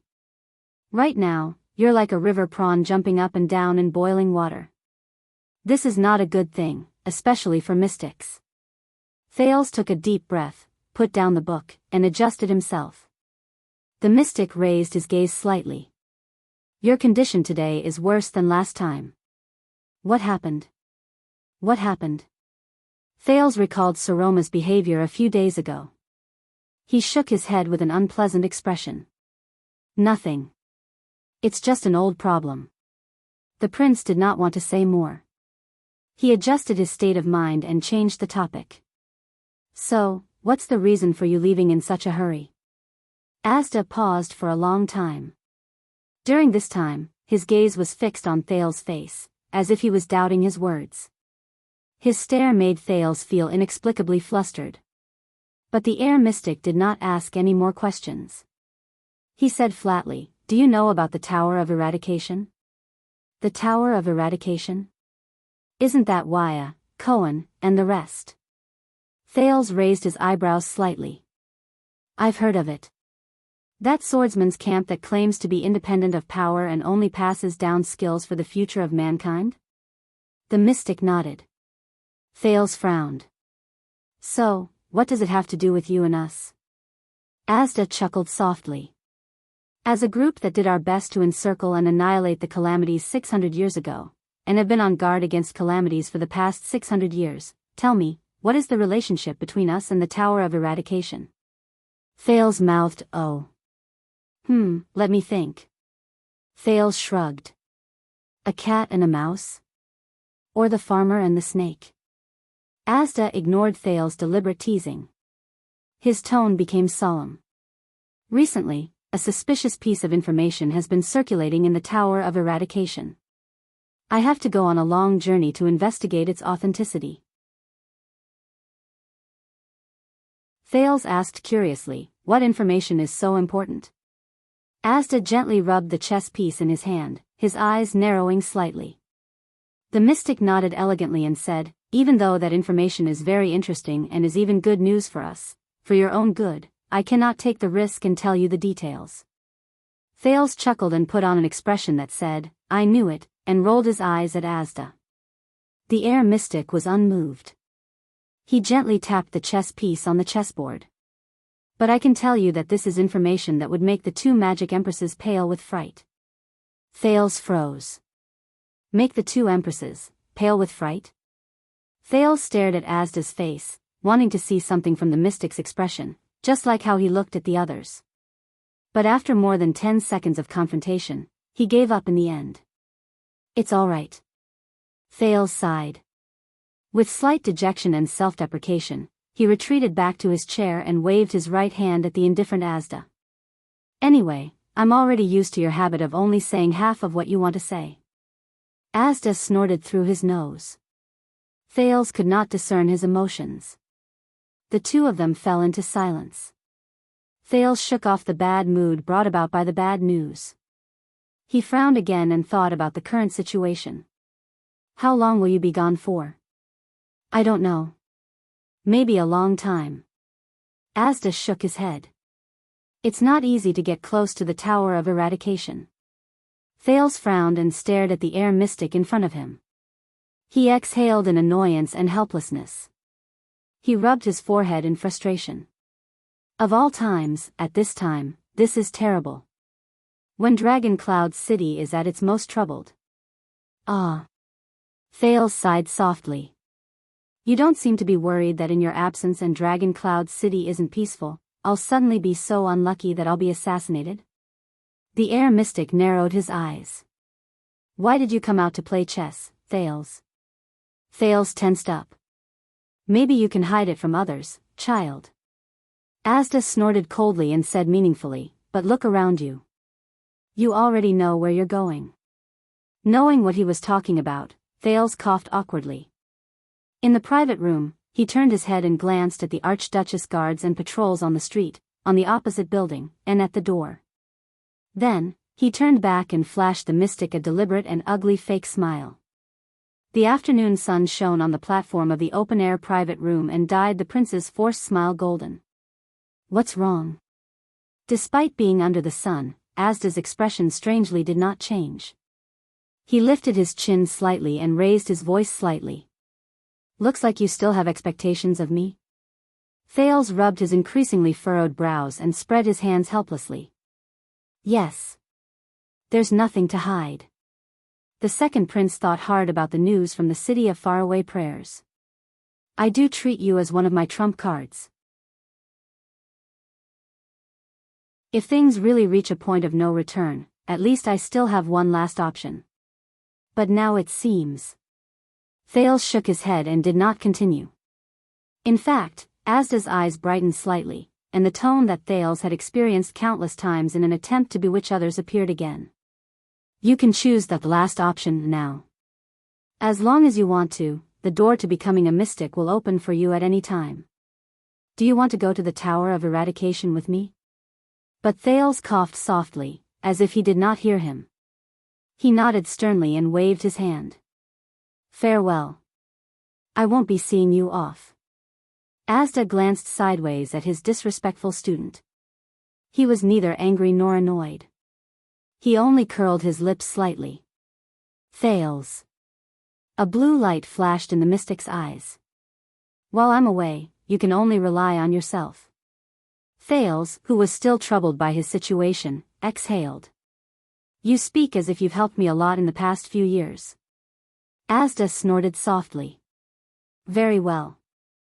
As a parting gift, Thales, the air mystic said softly, let's finish the content of the first lesson. The first lesson? Thales. Asda nodded. You once asked me how the Magic Empress betrayed us. His expression became serious. It's time to tell you, our greatest enemy and threat. Looking at the unusual expression of this unusual teacher, Thales also became a little nervous because of him.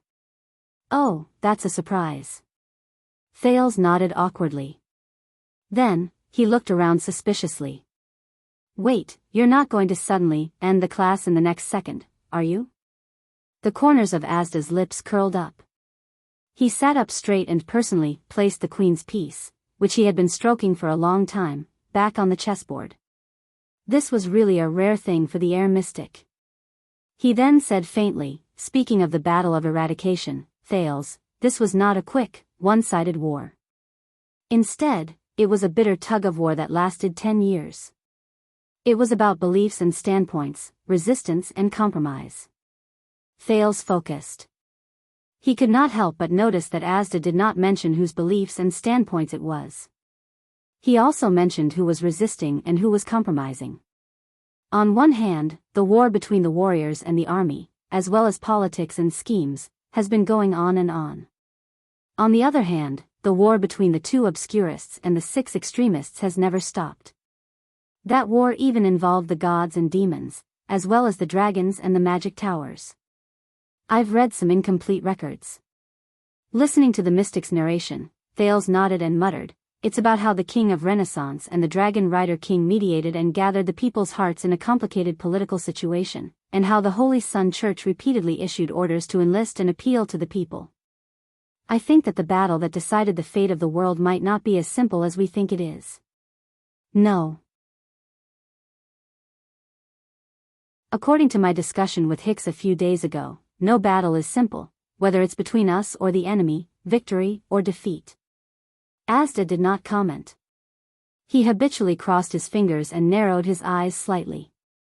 After the magic tower was destroyed, the survivors still worked tirelessly to study the mystic's weaknesses. They also obtained results. The warriors who wore anti-mystic equipment were more or less immune to some of the mystic's abilities, but they were still at a loss as to how to restrict the mystic's movements. Anti-mystic equipment. Thales grasped this familiar yet unfamiliar term. In the next second, Asda's tone suddenly changed. However, the real turning point came in the 11th year. The atmosphere around them was like a chamber with a curtain pulled down. It became dark and obscure due to Asda's gloomy tone. Even Thales could not help but frown.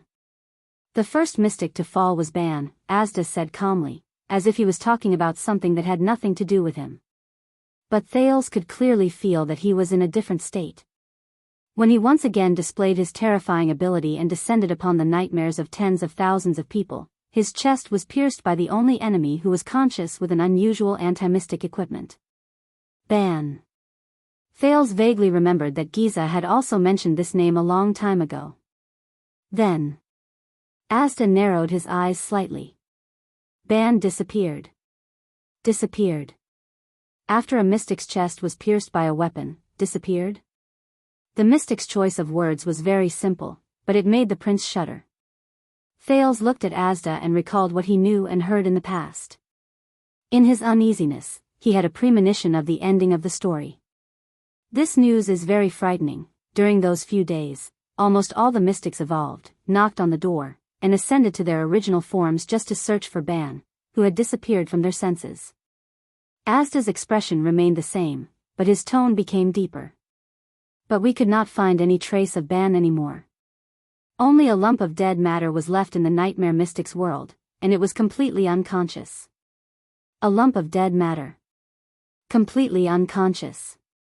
Thales could not help but recall the moment he knocked on the door, that year, and the various strange things he encountered in that intoxicating darkness. Whether it was the extremists on the battlefield or us who lived in seclusion, all of us were at a loss in our shock and bewilderment. Asda stared at the void. His expression did not change, but the rhythm of his voice made others feel even more uneasy. Giza and Eric believed that the humans had used some sort of method to hide Ban. Hence, they destroyed 9 cities in one night and interrogated 9 kings and suzerains just to find Ban. Lebla, who was rather rational, put down his usual pride and complacency and tried to contact us, but was forced to leave by Solovsky's sarcastic remarks. Frulend decided to seek help from Taurus, but there was no more news from her. Sula had a good relationship with the Obscurists, but according to her, neither Old Zarkle nor Kyrie knew what happened. Thales blinked in surprise. He even forgot to ask about the names of these people. As Asda's tone became more serious, the rhythm of the story also became more urgent. Until we realized that even though such a major incident had happened, other than Taurus, there were 2 other mystics who had not responded. A strange blue light slowly appeared in Asda's eyes. They seemed to be very busy. They did not even have the time and energy to knock on the door and check on Ban. Thales could not help but hold his breath. They are, Blood Spike and Helen. Asda's gaze froze in the air. He nodded slightly. The Magic Empress who came later. Blood Spike and Helen. 2 empresses. Thales' eyes widened slightly. That means, that weapon and the Magic Empress, they are. Asda turned his head. His emotionless eyes swept past Thales' face, making the latter heart skip a beat. Yes. Unbeknownst to us, the 2 mystics, who had always seemed to be aloof and neutral, had started working with humans and the survivors of the Magic Tower a long time ago. The air mystic's tone was cold. In the end, they used the existing anti-mystic equipment as the foundation to create the mystic's greatest nemesis. The temperature in the chess room seemed to have dropped in an instant. In the next second, Asda's lips parted slightly. He coldly uttered the combination that Thales had heard countless times. Legendary anti-mystic equipment. The silence between the two of them lasted for a while. Thales tried hard to digest the information he just received. Legendary anti-mystic equipment. The two empresses. So, legends. They are the two empresses' creations? Thales could not help but ask. Asda fixed his gaze on the chessboard, as if there was something on it that he could not miss. He nodded his head at an extremely slow pace. Every legendary anti-mystic equipment in the world was created by the two empresses. Each of them has a corresponding ability. It is as if they were created for every mystic to restrain us. At the same time, once we are injured by these equipment, as mystics, we will be severely injured and unable to recover. In the worst case, we will disappear without a trace. The blue light in the mystic's eyes turned into stars and disappeared into the bottomless depths of his eyes. This is the so-called seal. It is the proof of betrayal. From now on, the mystic's 3 deaths commandments. Asda stared at the empty space, as if he was looking at the past. He said faintly, from now on, the mystic's 3 deaths became the 3 deaths and 1 prohibition. What? Thales was stunned again. 3 deaths and 1 prohibition? The prince asked in puzzlement. I seem to have heard it somewhere a long time ago. What is this? But Asda just shook his head. In his most usual manner, he casually said, you are not at the stage where you can understand it. Understanding it too early will only do you harm and not benefit you. Thales raised his eyebrows in dissatisfaction. But the prince, who knew Asda's temperament very well, sighed in the end and gave up on the idea of getting to the bottom of it. So, what is the principle behind the legendary anti-mystic equipment? Thales suppressed his scattered thoughts and pulled his curiosity back to the current topic. Since it is a seal, does it mean that the sealed mystic is not dead yet? Just like how you were in Eternal Star City 6 years ago, is it just temporary? Ever since they started talking about this topic, Asda's tone became very low. This time was no exception. The secret of the legendary anti-mystic equipment has always been in the hands of the two empresses. We still do not know about it. This is a shackle that has been on our shoulders for nearly 700 years. It is still unsolved. Thales looked at the mystic, who did not seem to be in high spirits. He did not know how to respond. Wait, I thought of a question. But the prince's gaze immediately shifted. If the legendary anti-mystic equipment is the greatest nemesis of mystics, Thales looked at his guide with a puzzled gaze. What about the two empresses? Won't the weapons they made themselves be a threat to themselves? Thales took a deep breath and recalled all the legendary anti-mystic equipment he had seen, the masked protector's short sword, the Corleone sisters' black coffin, the fortress flower's shield, the kingdom's wrath silver-black great bow, the Star Killer's white-hilted saber, the Walton family's soul slayer pike, the Fire Knight's golden saber. They probably have their own abilities, and, my blood brothers. Thales forcefully suppressed the voice in his memory and said thoughtfully, will someone use the legendary anti-mystic equipment they made against the two empresses themselves? At that moment, Asda's eyes lit up. Good question. The mystic chuckled. You are getting closer to the truth of the world, Your Highness. Thales widened his eyes to show that he did not understand. However, Asda only smiled, which was a rare sight. His figure gradually faded away. Take care, Thales. The air mystic gently pressed his left chest and bowed elegantly. Class dismissed. See you in Eternal Star City. A few seconds later, the chess room was filled with silence, again. Only the dumbfounded Thales was left. He blinked and tried hard to digest the day's knowledge. Legendary anti-mystic equipment, two empresses, traitor, and Asda, who is on a long journey. Thales heaved a heavy sigh and slammed his head on the chessboard, as if he had given up on himself. However, the prince's thoughts were soon interrupted. Prince Thales. The former deputy commander of the White Blade Guards, Nicholas' assistant, Lord Justin's voice came from behind him. Are you done? What's wrong? Thales exhaled with great difficulty. He raised his head with difficulty, extended his hand, and put the queen back into the box. I remember that it's not time yet. Lord Justin came before the prince and nodded politely but coldly. But the official diplomat group from the city of faraway prayers has already arrived in front of Dragon Cloud City. The Lord's words lifted the prince's spirits. The Archduchess and the Prime Minister, I mean the Regent, have invited you to Heroic Spirit Palace to welcome the guests from the city of faraway prayers and attend the welcoming banquet. Me? Thales slowly furrowed his eyebrows. Why?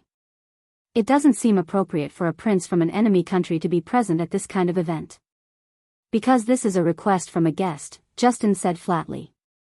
It is a strong request from Archduke Rockne's eldest son, the heir to the Code of Knights, and the next Archduke of the City of Faraway Prayers, Ian Rockne. Thales paused for a few seconds. Ian Rockne? I don't understand, the prince said, rather puzzled. I don't know him. Justin did not speak, because another person answered for him. I think so too. Putre, whom they had not seen for a long time, walked in from the door of the private room. He bit on his pipe and greeted Waya and Ralph. Then, he turned around and said to his prince with a smile, however, regarding the matter of inviting you, I heard that young Sir Rockne said this. Thales looked at his former vice-diplomat and felt his heart tighten. He said. Putre exhaled a puff of smoke and shook his head emotionally. Of course there must be a witness for a marriage proposal.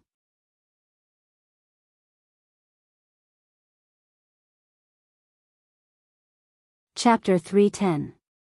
When Thales returned on horseback, Heroic Spirit Palace was already prepared. The road north from the first gatehouse to the palace gate was swept and looked brand new. The personal guards and soldiers' armor were especially neat and tidy, and they stood in formation. This was probably the limit for the Northlanders who were used to being rough and violent. Perhaps the next time you come back, you won't bring bad news with you. With a heavy heart, the second prince carefully held Jenny's reins and spoke to Putre, whom he had not seen for a long time, with a straight face. I see. Putre's eyebrows twitched. He narrowed his eyes and revealed a strange expression. The young Rockne proposed to the Archduchess to strengthen the stability of Dragon Cloud City. This is actually bad news for you, Your Highness, huh? The prince was stunned for a second because of this sentence. Then, he understood something. He sucked in a breath. Thales slowly turned to Putre and put on his most unpleasant expression. He enunciated each word clearly, you just had to mention, but he was interrupted. Ah, sorry. The thin man smiled profoundly and shrugged helplessly on the horse. Before you flare up, I swear I didn't mean anything else. Putre revealed a harmless smile. You know what that means. Thales widened his eyes. His lips moved a few times in the air, but in the end, no sound came out. The prince could only snort in dissatisfaction and turn his head around. Who could understand the gloominess of having his resentment forced back into his chest by a single sentence? The second prince resisted the urge to fire the former vice-diplomat. He slanted his lips and said through gritted teeth, based on the current situation, anything that breaks the status quo can be a threat to us. For example, the Archduchess' sudden marriage and the interests involved behind it, that's what I mean. Of course. Putre still had that infuriating expression. He did not care that Lord Justin's face had darkened behind him. He flicked his pipe and looked at ease. You are a prince, after all.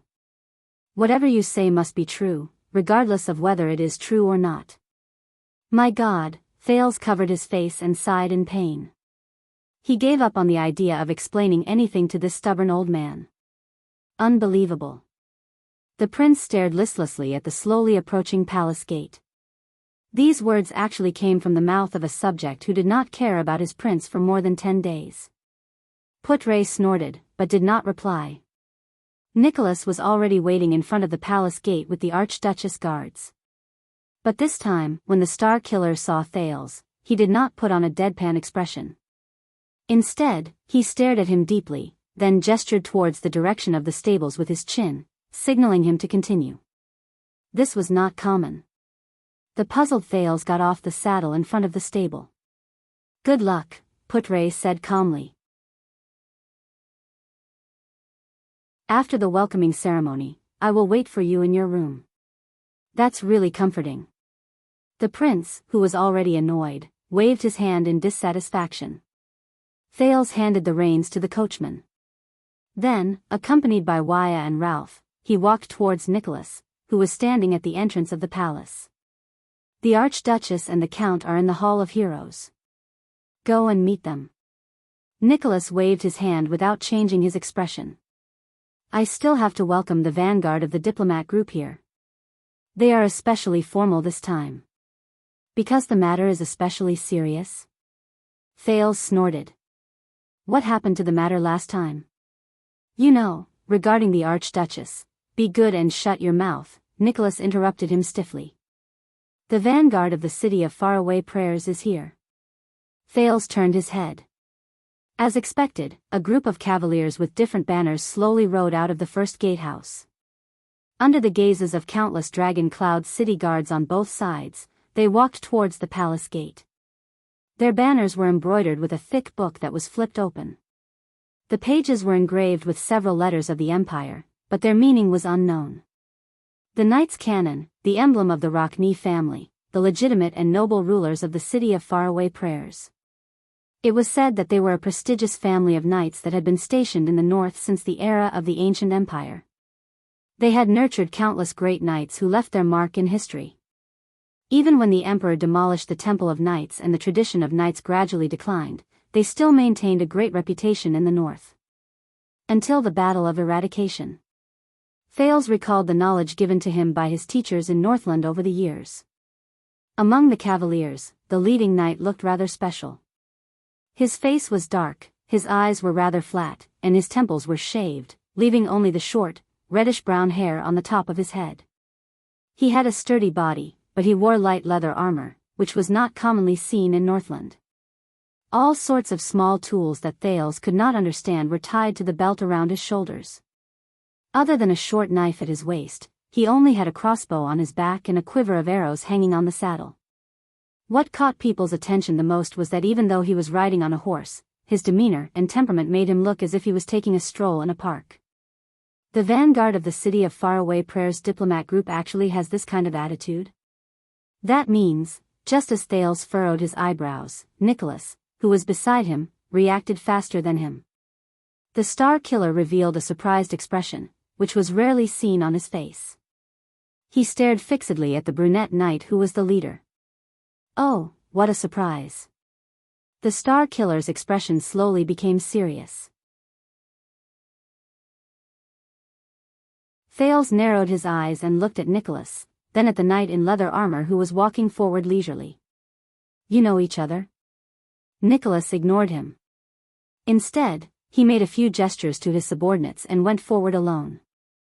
It was only then that the prince noticed that a few of the Archduchess guards, who were experienced, also had the same expression on their faces. Thales looked strangely at the brown-haired knight, who did not look like an ordinary Northlander. "He is," Nicholas walked slowly to the front of the cavaliers from the city of faraway prayers. He watched them get off their horses in unison with a cold expression. The brown-haired knight was of medium build. He was even slightly shorter than the slightly skinny Nicholas. He held the belt by his waist and stared straight at the Star Killer in front of him without flinching. He flashed a malicious smile. Thales sighed. The sin of Hell's River gathered beside his ear and listened to their conversation. Nicholas and the knight stared at each other for a long time. Then, he took a deep breath, pursed his lips, nodded slightly, and snorted coldly. "How could it be you?" His tone was cold and blunt. Thales' heart clenched. It looks like they don't have a good relationship.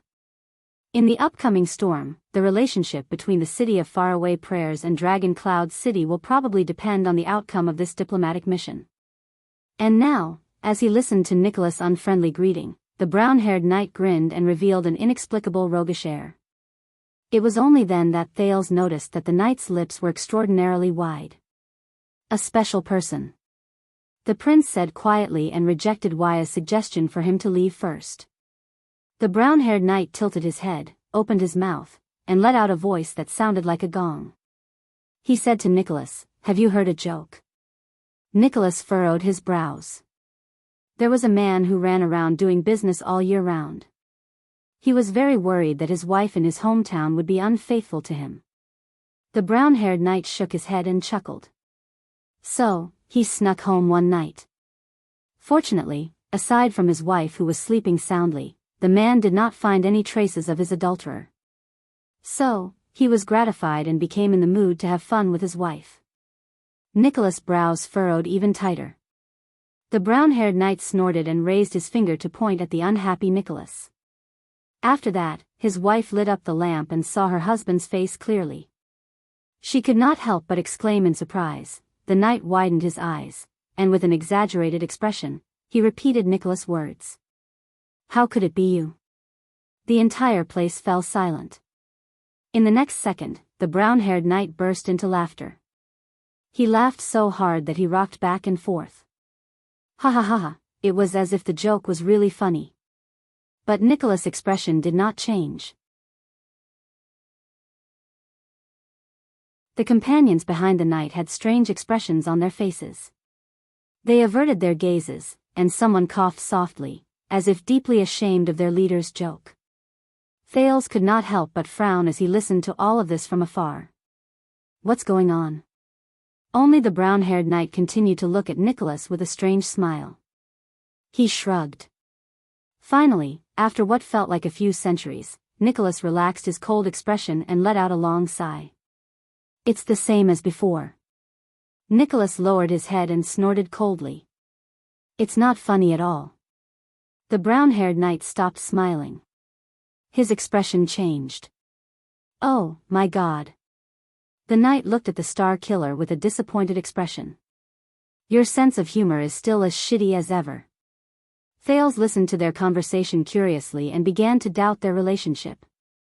That brown-haired knight, just who is? Nicholas stared at him quietly. How many years has it been? The star killer asked softly.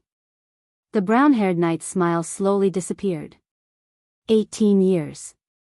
He stroked his brown hair and snorted softly. Since I returned to the city of faraway prayers, we haven't seen each other for 18 years. The star killer nodded slowly. But the brown-haired knight's expression suddenly became lively again. I guess you still don't have a wife, right? And with your status, it's impossible for you to have an extravagant affair. The noble ladies probably don't like you either. The brown-haired knight looked at Nicholas in disdain, and revealed a rather profound, naughty smile. Don't tell me that you still used your hands to settle these 18 years. This time, his companions behind him coughed unnaturally. Nicholas remained motionless as he stared at the brown-haired knight who uttered those indecent words. Then, the corners of his lips curled up, and he suppressed his laughter. Nicholas' laughter and the brown-haired knight's laughter gradually overlapped, as though they had laughed at each other countless times. Thales stared at the star killer's smile in puzzlement. Based on what he knew, aside from sneering and sneering, Nicholas, who could be said to have a dead face, rarely smiled. In the next second, Nicholas and the brown-haired knight swung their right hands almost at the same time. They struck each other. What? At the moment Thales narrowed his eyes, the two palms violently clasped together in the air, as though they had cooperated with each other thousands of times. Asterisk slap. Asterisk Nicholas held the other person's palm tightly, and a rare smile appeared at the corners of his lips. It's good to see you, big mouth. Ha ha ha ha. The brown-haired knight threw his head back and laughed, making his mouth even wider. Same to you, Spiky. Thales watched their actions in surprise. It seems like my previous guess was wrong. Their relationship is very good. After all, not everyone can mock and tease the famous star killer without any qualms. That brown-haired knight. Who is he? This guy was sent as a member of the diplomat group from the city of faraway prayers. This means that Archduke Rockney is. Nicholas and the brown-haired knight let go of each other and walked towards the palace gate side by side. The people from the city of faraway prayers seemed to heave a sigh of relief and followed behind them. The brown-haired knight raised his head and observed everything in heroic spirit palace. There was a lot of emotion on his face, as though he was revisiting an old place. So, I heard that you single-handedly killed the boss 6 years ago. The Star Killer's expression instantly turned cold. You can say that, with some help from Byrne and you, Nicholas said softly. Me? The brown-haired knight seemed to be deep in thought. As expected, you used the secret I told you? Yes. The Star Killer's face seemed to turn paler. And I'm not proud of it. Besides, he was already heavily injured at that time. There was silence. Their footsteps did not stop, but their conversation came to a slight halt in the subtle atmosphere. I understand that feeling, the knight said faintly a few seconds later. When the boss recruited us into the guards, you probably didn't expect this day to come. Nicholas did not speak. The brown-haired knight raised his head and looked at the cliff of the sky above Heroic Spirit Palace. His gaze focused on Raikuru's statue and he said with a sigh, "It's hard to imagine that in the blink of an eye, we're almost 50. Guards. The boss." Thales moved slightly. He already had a guess about the knight's identity. "Everyone will grow old," Nicholas said softly, seemingly with a profound meaning. "Be it the king or the commoners. Speaking of this, for the past year, my chest will hurt whenever it rains." The brown-haired knight seemed to be a chatterbox. Even though Nicholas was a man of few words, he still chattered endlessly. "Do you have a similar problem?" Nicholas shook his head. "I guess it's because you stayed in the snow pit for too long when you were young." However, for some unknown reason, Thales did not feel that there was anything out of place when he saw Nicholas, who was usually quiet and had his arms crossed, walking together with the knight, who talked non-stop and moved in an exaggerated manner. They chatted casually about their daily lives. It was as if they had always been like this. "A long time ago, a military doctor named Ramon told me before." The brown-haired knight rudely dug his ears as he said, "After we pass the age of 40, our physical strength will obviously decline. Our bodies will start to gradually age, and some of our illnesses will also show up." "My God, I even laughed at him at that time," Nicholas sneered. "But at the same time, our experience and skills will gradually increase and accumulate. Our emotions will gradually become stable, and we will get rid of impulsiveness and madness to make up for the deterioration of our bodies. So, compared to those young people in their 20s and 30s, we, who are 40 years old, have a balance in our experience and physical strength. This is the most powerful and terrifying stage of a veteran." The Star Killer shook his head. "Don't belittle yourself just because you listen to some liars. No. That military doctor said that once we pass 50. The brown-haired knight disagreed. "No matter how much we increase our skills and experience, we will never be able to make up for the defects in our physical strength and physique. Every time we get injured, it's a heavy blow that's difficult to recover from. The problems left behind when we were young will follow us like a curse. From the moment we wake up to the moment we lie down and close our eyes, it will never end," Nicholas snorted softly. They were getting closer to the palace gate. The knight's gaze swept across the Archduchess guards on both sides of the palace gate. "Even though most of them are newbies, I see Gala and Lum. What about Byrne? Isn't he the one with the best official luck among us, aside from you and Isaiah? Lord Merk, Administrator Merk? He knows Merk, and he also knows the veterans who were once White Blade Guards," Thales thought quietly. "The knight's identity is already obvious." "Byrne left," Nicholas said faintly. 6 years ago, he was injured too badly and could no longer work." The brown-haired knight moved his eyes slightly. His expression was amused. "Is that so? Is it that serious?" 6 years ago, Dragon Cloud City didn't just lose a king," the Star Killer said casually. "Sometimes, mental wounds are harder to heal than physical ones." The brown-haired knight stopped in front of the palace gate. I have a feeling, Spiky. He looked at Nicholas with great interest. You're not quite the same as before. You don't seem so annoying anymore. And you're still as annoying as before, Nicholas retorted mercilessly. The knight laughed out loud. Only then can we live up to our reputation as the double disgraces of the White Blade Guards. Thales listened to their conversation with a frown. It's hard to imagine that someone can actually chat with Nicholas. While Thales was distracted, the brown-haired knight and Nicholas had already walked up to him without him noticing. So, this is our dear Prince of Constellation? The brown-haired knight looked at the prince with great interest. Thales exhaled. Hello, I am Thales Jadestar. The brown-haired knight lowered his head and sized up the prince carefully. However, the moment the brown-haired knight's light-colored eyes stared at Thales, the prince suddenly shuddered. A sense of danger spread from Thales' spine to his shoulders. The sin of Hell's river began to surge non-stop. Thales stared back at the brown-haired knight with a solemn expression. He raised his guard to the highest. This is a feeling I don't even have when I'm fighting against Nicholas. What's going on? It's like I'm being targeted by a terrifying hunter. Could it be that this guy, who talks about strange things, is even more, a long time ago, I told Spiky that the Empire's royal family is the gods' favorite, so their blood is golden. The brown-haired knight looked at the nervous prince and laughed out loud. He patted Nicholas beside him. He didn't believe me, and said that he would help me verify it when he has the chance. Thales furrowed his brows. He remembered his unpleasant first meeting with the Star Killer. Nicholas coughed. Prince Thales is the Archduchess' esteemed guest. He is staying here temporarily on the king's invitation. The Star Killer interrupted the knight without hesitation. Maintain the necessary respect, Monty. The brown-haired knight named Monty shook his head in dissatisfaction. All right, Archduchess. My God, he averted his gaze from Thales, but the man was obviously not done yet. So, hey, boy. Monty bent down towards the prince and put on a passionate, naughty smile. He arched his eyebrows 3 times.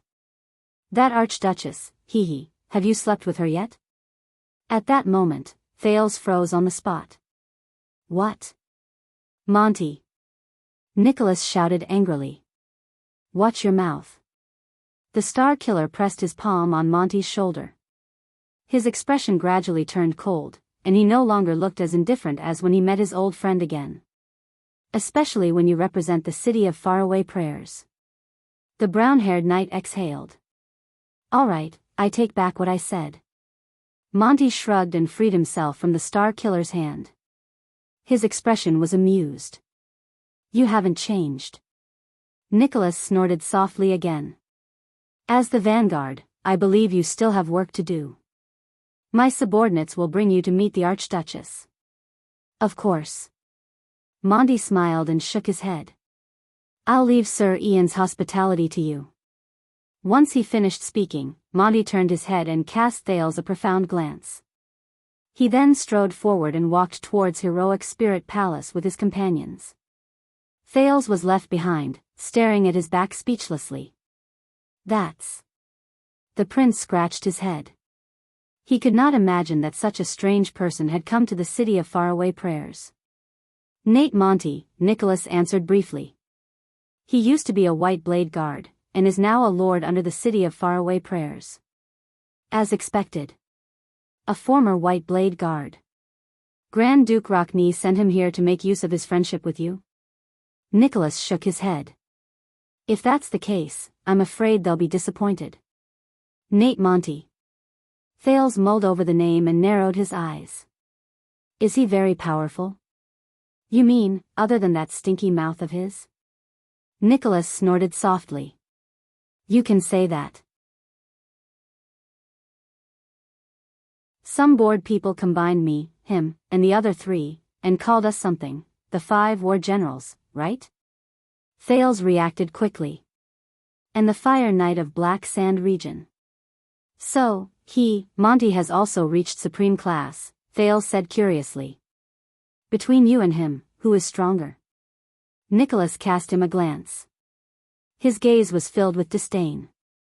Supreme class, this title has always been deified in many people's hearts. Nicholas snorted softly.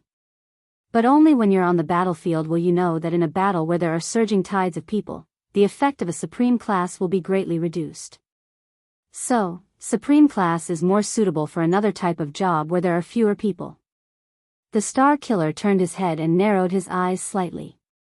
Assassins. Thales remembered the assassin who fell from the sky while waiting for an opportunity to make his move 6 years ago. I feel the same way, he answered gloomily. What does this have to do with Monty? Nicholas stared at Thales. There was a profound meaning in his words. Even though Monty is a warrior, the job he is in charge of is the closest to that of an assassin in the army. Thales moved a little. You mean, back then, he was recruited into the White Blade Guards as an elite sniper crossbowman.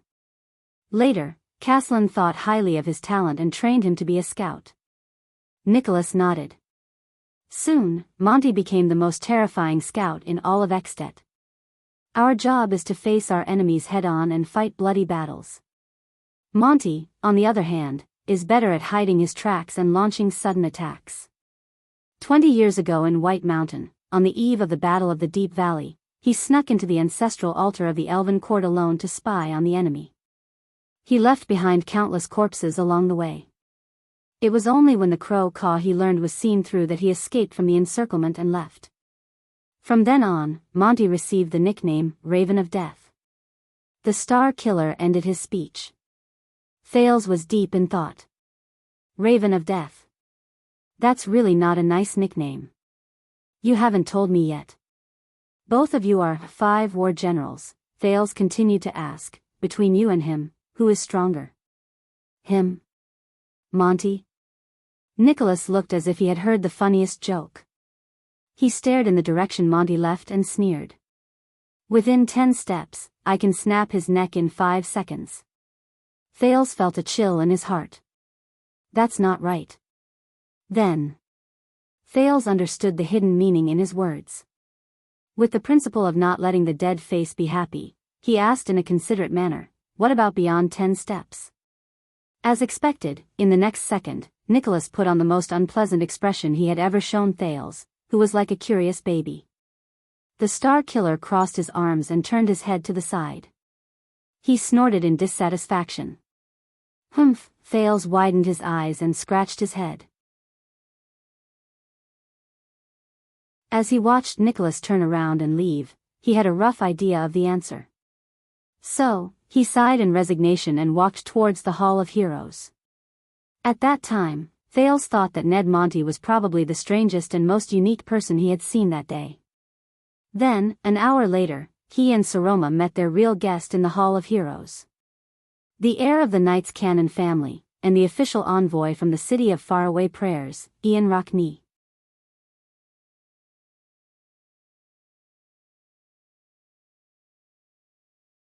Chapter 311. An hour later, the Prince of Constellation, who had just finished dressing up in the Blood Court, was walking along the corridor towards the Hall of Heroes, accompanied by Ralph and Wuxia. Thales took a deep breath and walked past a group of guards who were staring at him fiercely. He looked at the familiar layout and furnishings in Heroic Spirit Palace, and his heart was heavy. Are you all right, Your Highness? This was the slightly worried Wuxia. I can't be better, Thales replied with a straight face. Why do you ask?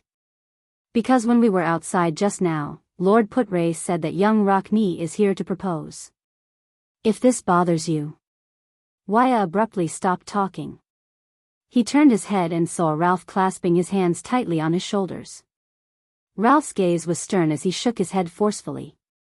That's because when we were outside just now, Lord Putray said that Rockney is here to propose.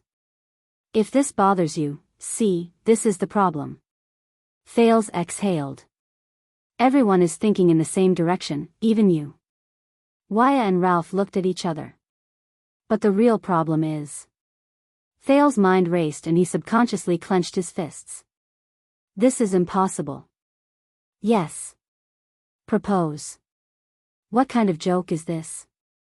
Just as Waya and Ralph became more and more puzzled, the sound of footsteps and conversations came from behind the corner in front of them. Oh, the pattern engraved on this beast's skull, 5-headed flail? I know, this is the personal emblem passed down from the smiling Nuvan to Big Hand Shalon Walton 600 years ago.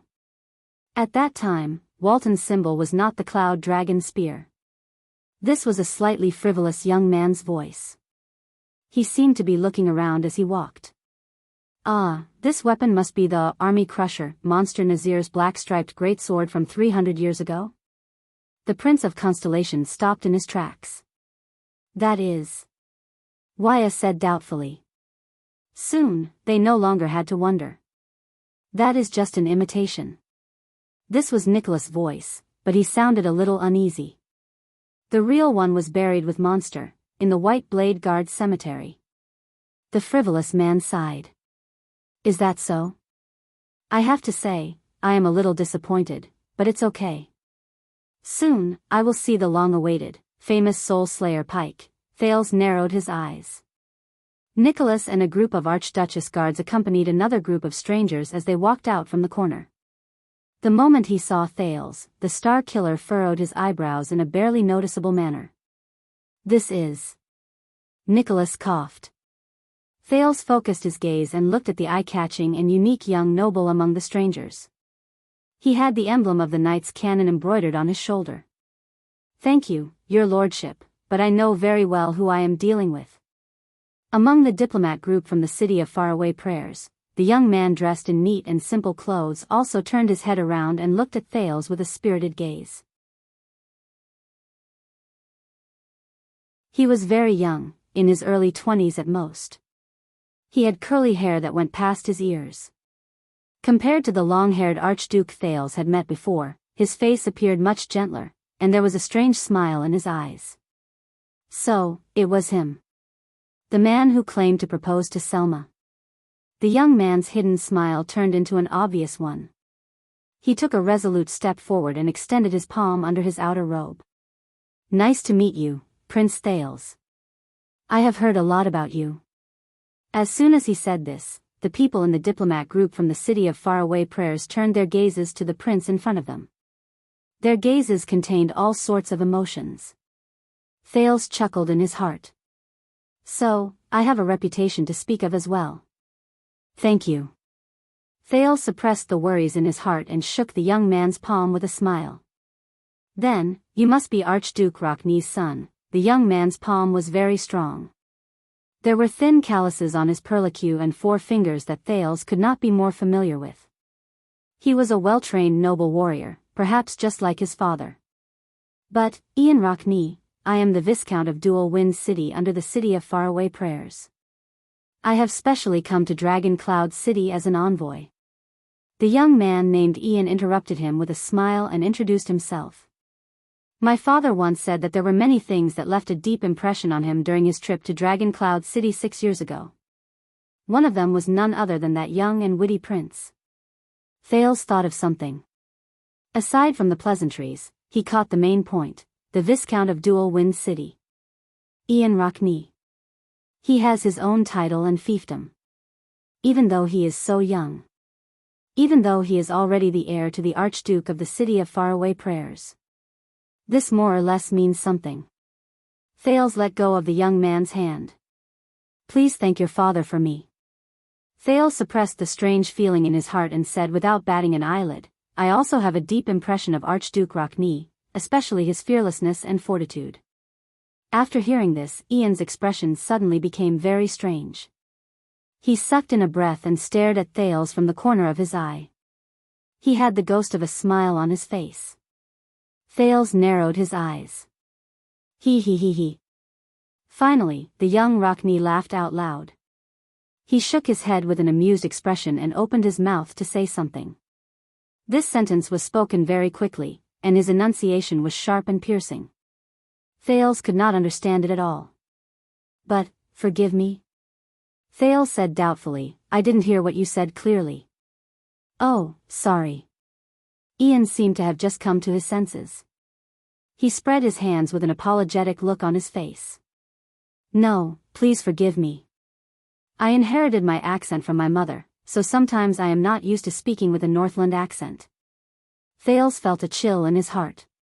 Not used to a Northland accent, but, Ian laughed. And what I said just now was, thank you for your magnanimity. That's why you described my father's stubbornness and stupidity as fearlessness and fortitude. Thales was slightly stunned. Stubbornness? Stupidity? The Prince of Constellation was not the only one who reacted this way. Many of the nobles in the city of Faraway Prayer's diplomat group behind them had unpleasant expressions on their faces. An old noble who was more experienced coughed loudly to remind their viscount. Ah, we all know that you have a cough, old Barney, Ian said loudly and rudely without turning his head. But since you're in Dragon Cloud City, restrain yourself a little, okay?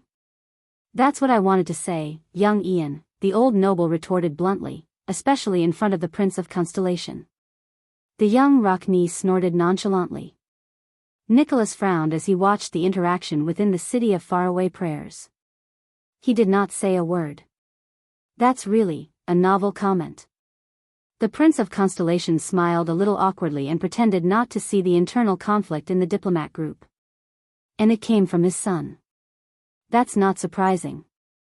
Thanks to your resourcefulness and righteous act 6 years ago, his stubborn head is still on his neck, instead of following the late king to Hell's River to show his loyalty and throw the city of Faraway Prayers into a mess. Ian swung his hand with a playful smile and put on a thoughtful expression. Of course, if that really happened, I might have inherited the city of Faraway Prayers earlier. This sentence made Thales speechless again. Undisguised coughs came from the diplomat group again.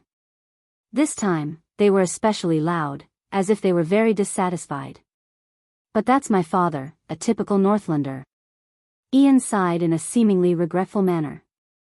Then, he immediately put on a smile. And my mother used to say that all Northlanders have a hole the size of a fist on their foreheads, facing the sky. During spring and winter, it's filled with snow, and during summer and autumn, it's empty. Ha ha ha ha. As soon as he said this, the expressions of the people from Dragon Cloud City on both sides and the people from the city of Faraway Prayer's diplomat group became unpleasant. Ian was the only one who smiled happily. Wyatt widened his eyes and exchanged glances with Ralph. The latter made a gesture to show that he agreed.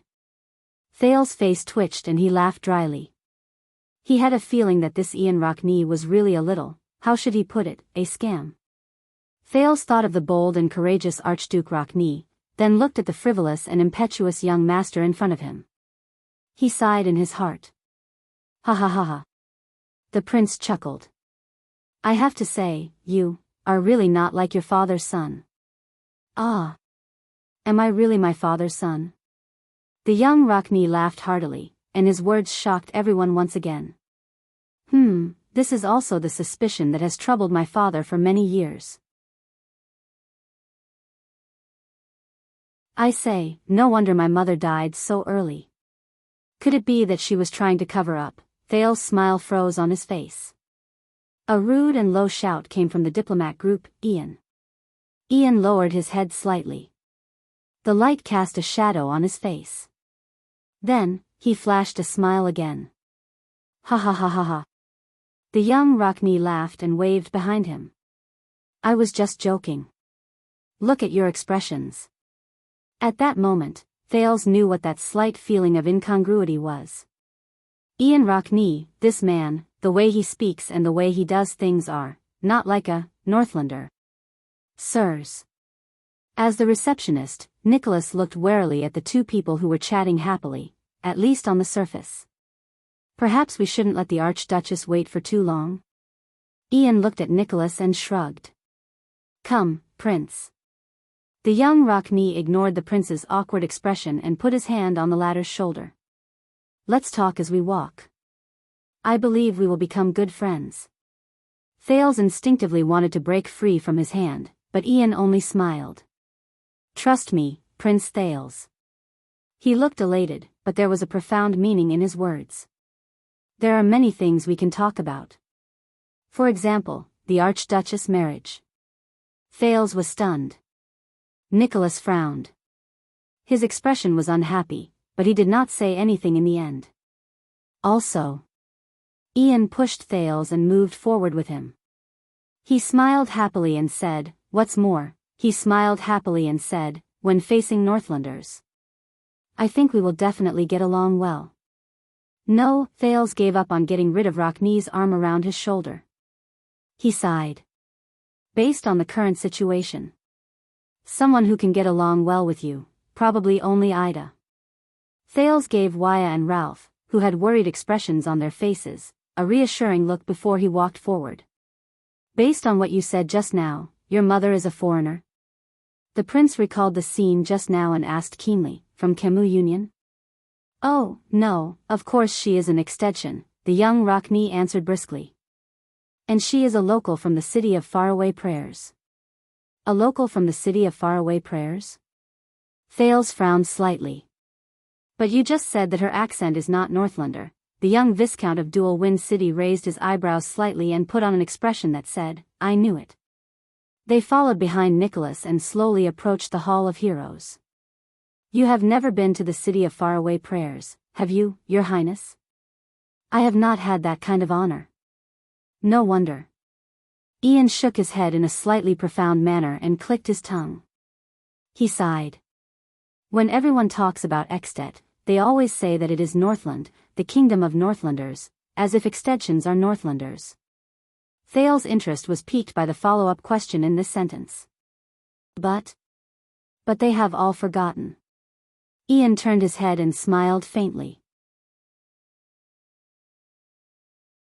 At the western border of Extet, there is at least one piece of territory that does not belong to the old Northland. Its people are not just rough and hot-tempered Northlanders. Thales was slightly moved.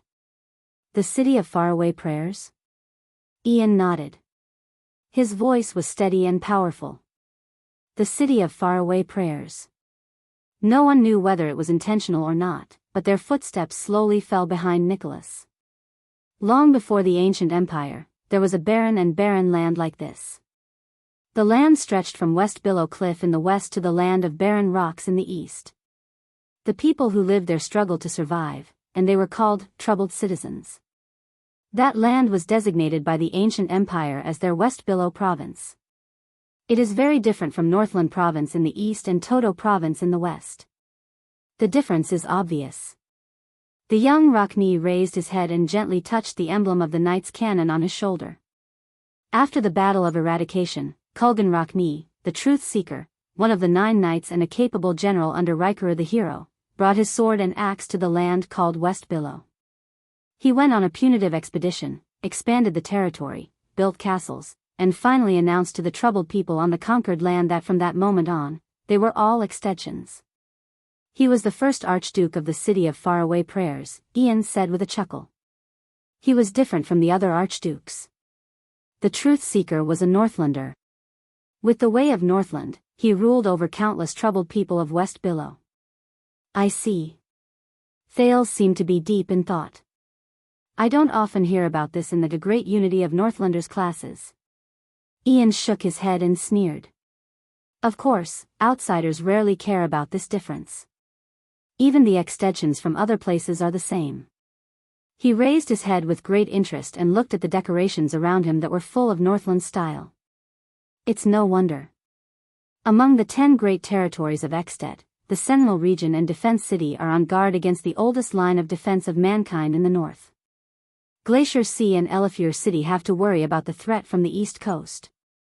There's no need to mention the 3 territories in the south, which are near the northern territory of Constellation.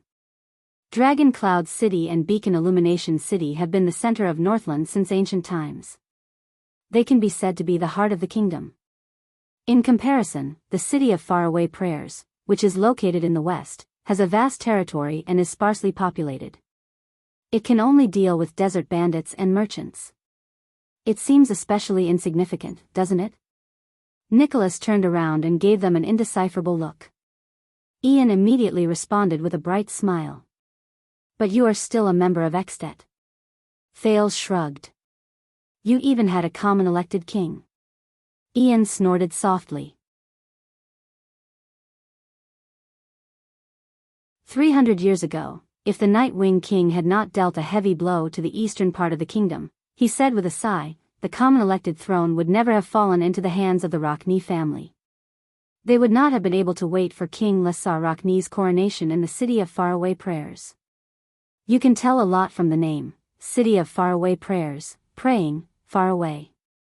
The young Rockne patted the prince's shoulder and said with a resigned expression, to Extet, the City of Faraway Prayers is just a faraway part of their territory.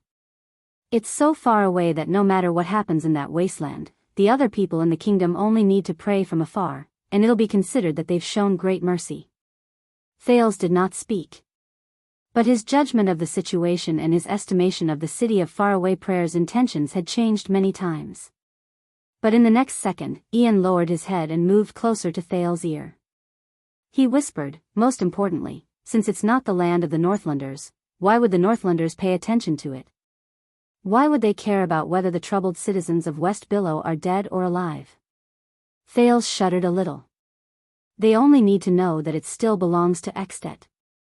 When they boast to outsiders, they can still use that huge territory to show off Extet's national strength. That's enough, isn't it? Ian still had his hand on Thales' shoulder. He raised a finger and said in a low voice, so, many people of West Biyao can't help but think that perhaps the Northlanders only care about the City of Faraway Prayers on the map. And this is the City of Faraway Prayers.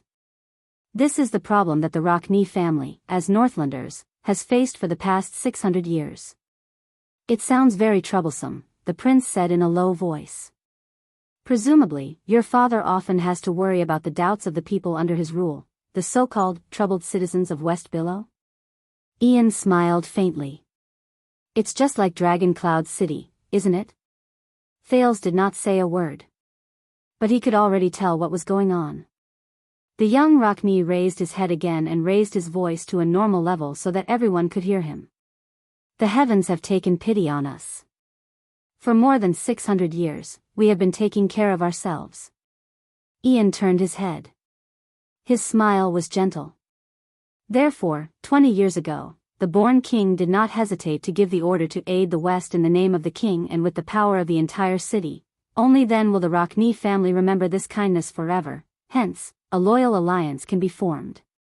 The young Rockne blinked lightly. So, as vassals, we are willing to follow a king like that until the end of his life. Thales raised his eyebrows and said in a low voice, I understand. The prince pondered over Ian's intentions. This Viscount of Dual Winds City seems to be frivolous, meddlesome, and speaks without thinking, but, from just now until now, beneath the surface, what he wants to convey is, Thales raised his head and said in a low voice, why did you send a message to invite me here, Viscount of Dual Winds City? I am just a prince of a foreign country. Ian lowered his head and revealed a mysterious smile. As I said, in order to propose to the Archduchess, I need a reliable witness. Thales' expression did not change, but he glanced at the people around him and deliberately walked faster. He frowned slightly. How do you know that I am reliable? Ian snorted through his nose. Ian chuckled and said, because if you are not reliable, you would not have come. Thales was speechless for a moment. A few seconds later, the prince said, what if your estimation is wrong? What if you are looking for the wrong person? I may be wrong. Ian maintained his mysterious smile. But Black Sand region is definitely not wrong. Thales fell silent. Are you serious about proposing to the Archduchess? The young Rockne shrugged. Of course. Otherwise, if the Archduchess marries someone else, what will happen to us? Thales frowned. Us? Ian snorted softly and looked at him meaningfully. He stretched out his voice and repeated the two words softly, us. Thales pondered for a while. Ian let go of his shoulder and looked around with interest. I understand. Thales pondered for a while and said in a low voice, is there anything important that will take up a lot of time in the audience later? Let me think. The young Rockne scratched his forehead. Other than the hypocritical greetings to each other, there will also be a personal letter from my father written in the style of an ancient knight, and a crying plea for Dragon Cloud City to be merciful and send troops to save us, who are in a terrible predicament. In the end, I will grit my teeth and criticize the king's crimes, and invite Dragon Cloud City to join the camp of justice, that's all. Thales nodded and resisted the urge to ridicule him. Then hurry up and end it. Tonight, I will invite the Archduchess and you to the dining room for a small gathering to discuss the truly important matters. Just the three of us, and perhaps Regent Lisban, if he insists as always. At that moment, Ian's eyes lit up. I look forward to it. The young Rockney curled up the corners of his lips. I promise, it will end as soon as possible. In the next second, they finally arrived at the door of the Hall of Heroes. The members of the diplomat group tacitly stopped in their tracks, tidied up their clothes, and looked at Ian sternly. Their gazes made Thales feel rather uncomfortable. Ian could only exhale and flick the emblem of the knight's cannon on his shoulder. Are you ready?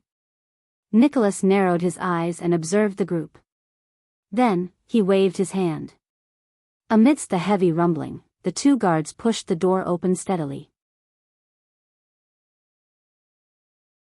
Rows of Archduchess personal guards and the Archduchess throne at the end of the hall were revealed. Behind the throne was the ferocious, pitch-black Soul Slayer Pike. Everyone in the hall turned their gazes to the entrance of the hall and looked at the guests from the city of faraway prayers. Ian narrowed his eyes and looked at the ancient hall that represented Dragon Cloud City. Under the illumination of the sun and lights, the relief sculpture of the Cloud Dragon spear at the top of the hall was extremely conspicuous. It made the usually dark and heavy Hall of Heroes look even more dignified and steady. Relax. Thales punched his shoulder and snorted. You're much luckier than I was the first time I came. The prince looked at the Hall of Heroes and remembered his unlucky first visit. He could not help but lower his head and sigh. Is that so? Ian snorted softly and walked forward into the hall. Asterisk thud, thud, thud. Asterisk the sound of footsteps rang. Guests from the city of faraway prayers, the herald said. But in the next moment, he was immediately interrupted by an even louder voice. Honorable Archduchess Saroma Walton. Ian walked steadily on the stone floor and shouted loudly over the herald's voice, I am Ian Rockney. On behalf of my father, the Archduke of the city of faraway prayers, Kulgan Rockney, I extend my sincere greetings to you. What? Everyone in the hall craned their necks in surprise and looked at Ian Rockney, who was walking over slowly and did not treat himself as an outsider at all. Thales sighed. He thought of Croche, whom he had met before, and wondered why there were so many strange people lately. And all of them liked to introduce themselves. The prince subconsciously took a step back and widened the distance between him and Ian.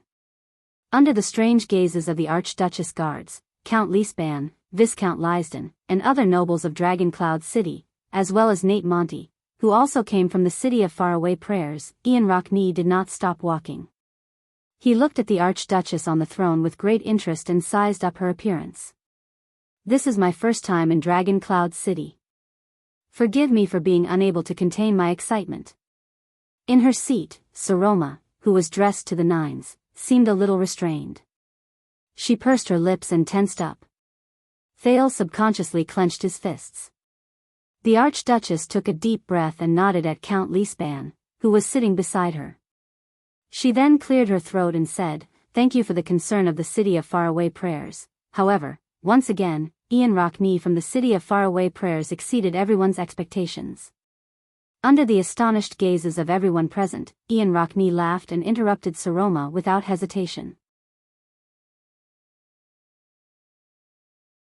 On behalf of the city of faraway prayers, I sincerely request Dragon Cloud City to send troops decisively and join our war against the Alliance of Freedom to protect your grandfather and father's reputation. Also, we really hate that common elected king who doesn't act according to the rules. I believe that all of you feel the same. The young Rockney raised his hands and did not stop talking. The words that came out of his mouth flowed down like an endless river.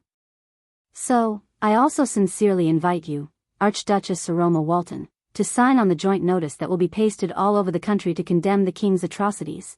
While he spoke without pause, the indifferent Ian did not forget to take out a slightly deformed letter from his bosom.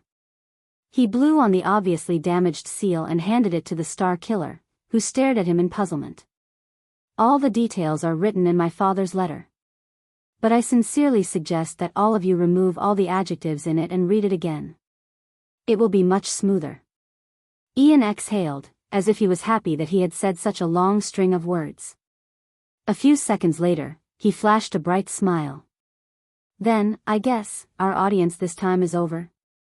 His voice faded away. The entire Hall of Heroes was silent. Not a single sound could be heard. For a few seconds. Over? What does he mean? No one seemed to be able to react. Thales also stared at Ian, who stood in the hall, dumbfounded. Very soon, sighs rose and fell in unison from the City of Faraway Prayer's diplomat group behind Ian. Thales even heard the exasperated voice of the old noble from the City of Faraway Prayer suppressing himself. I knew it would be like this. Saroma recovered from her shock.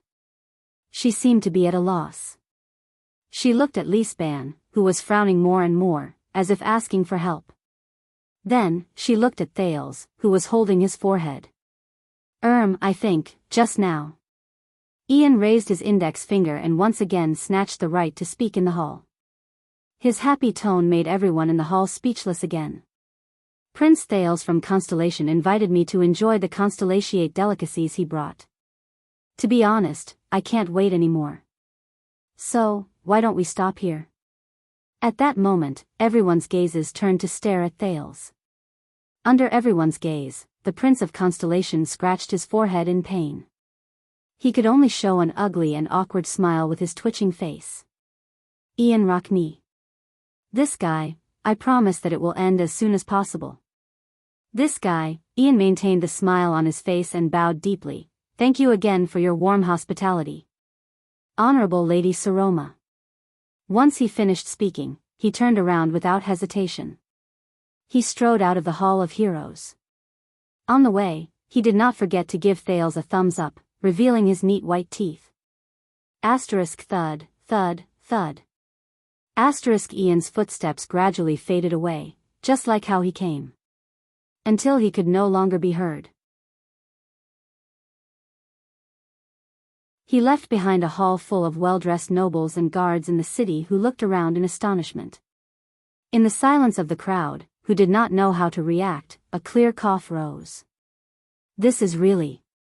Regent Lisbon's expression became very unpleasant. He said vaguely, what a surprise. About that, all of you know. Nate Monty, the Raven of Death, who had met Thales once before, stood at the lower end of the hall. He seemed to be a little embarrassed as he pouted. He spread his hands and chuckled at the people in the hall. This is why His Grace sent me as the diplomat group's vanguard. The Star Killer held the letter Ian shoved into his hands and stared at Monty with an unpleasant expression. I see. Monty. So this is what you meant when you asked me to properly entertain Sir Ian. Also, let me introduce you, everyone. The person you saw just now is Ian Rockney, the Archduke's son and the Viscount of Dual Wind City. Monty laughed and pointed in the direction where Ian left, as if he was trying to dispel his mockery. The nobles gave him a nickname. Monty shook his head. He looked like he wanted to laugh. Ian the nuisance. The hall became quiet again. It was so quiet that Thales wanted to sneak away. Amidst the awkward atmosphere, a voice suddenly called out to him. Sorry to disturb you again. Everyone turned their heads in unison. Beside the door, Ian Rockney's face reappeared. He still had a smile on his face as he spoke to the people in the hall, who had very interesting expressions on their faces. Excuse me, where is my room?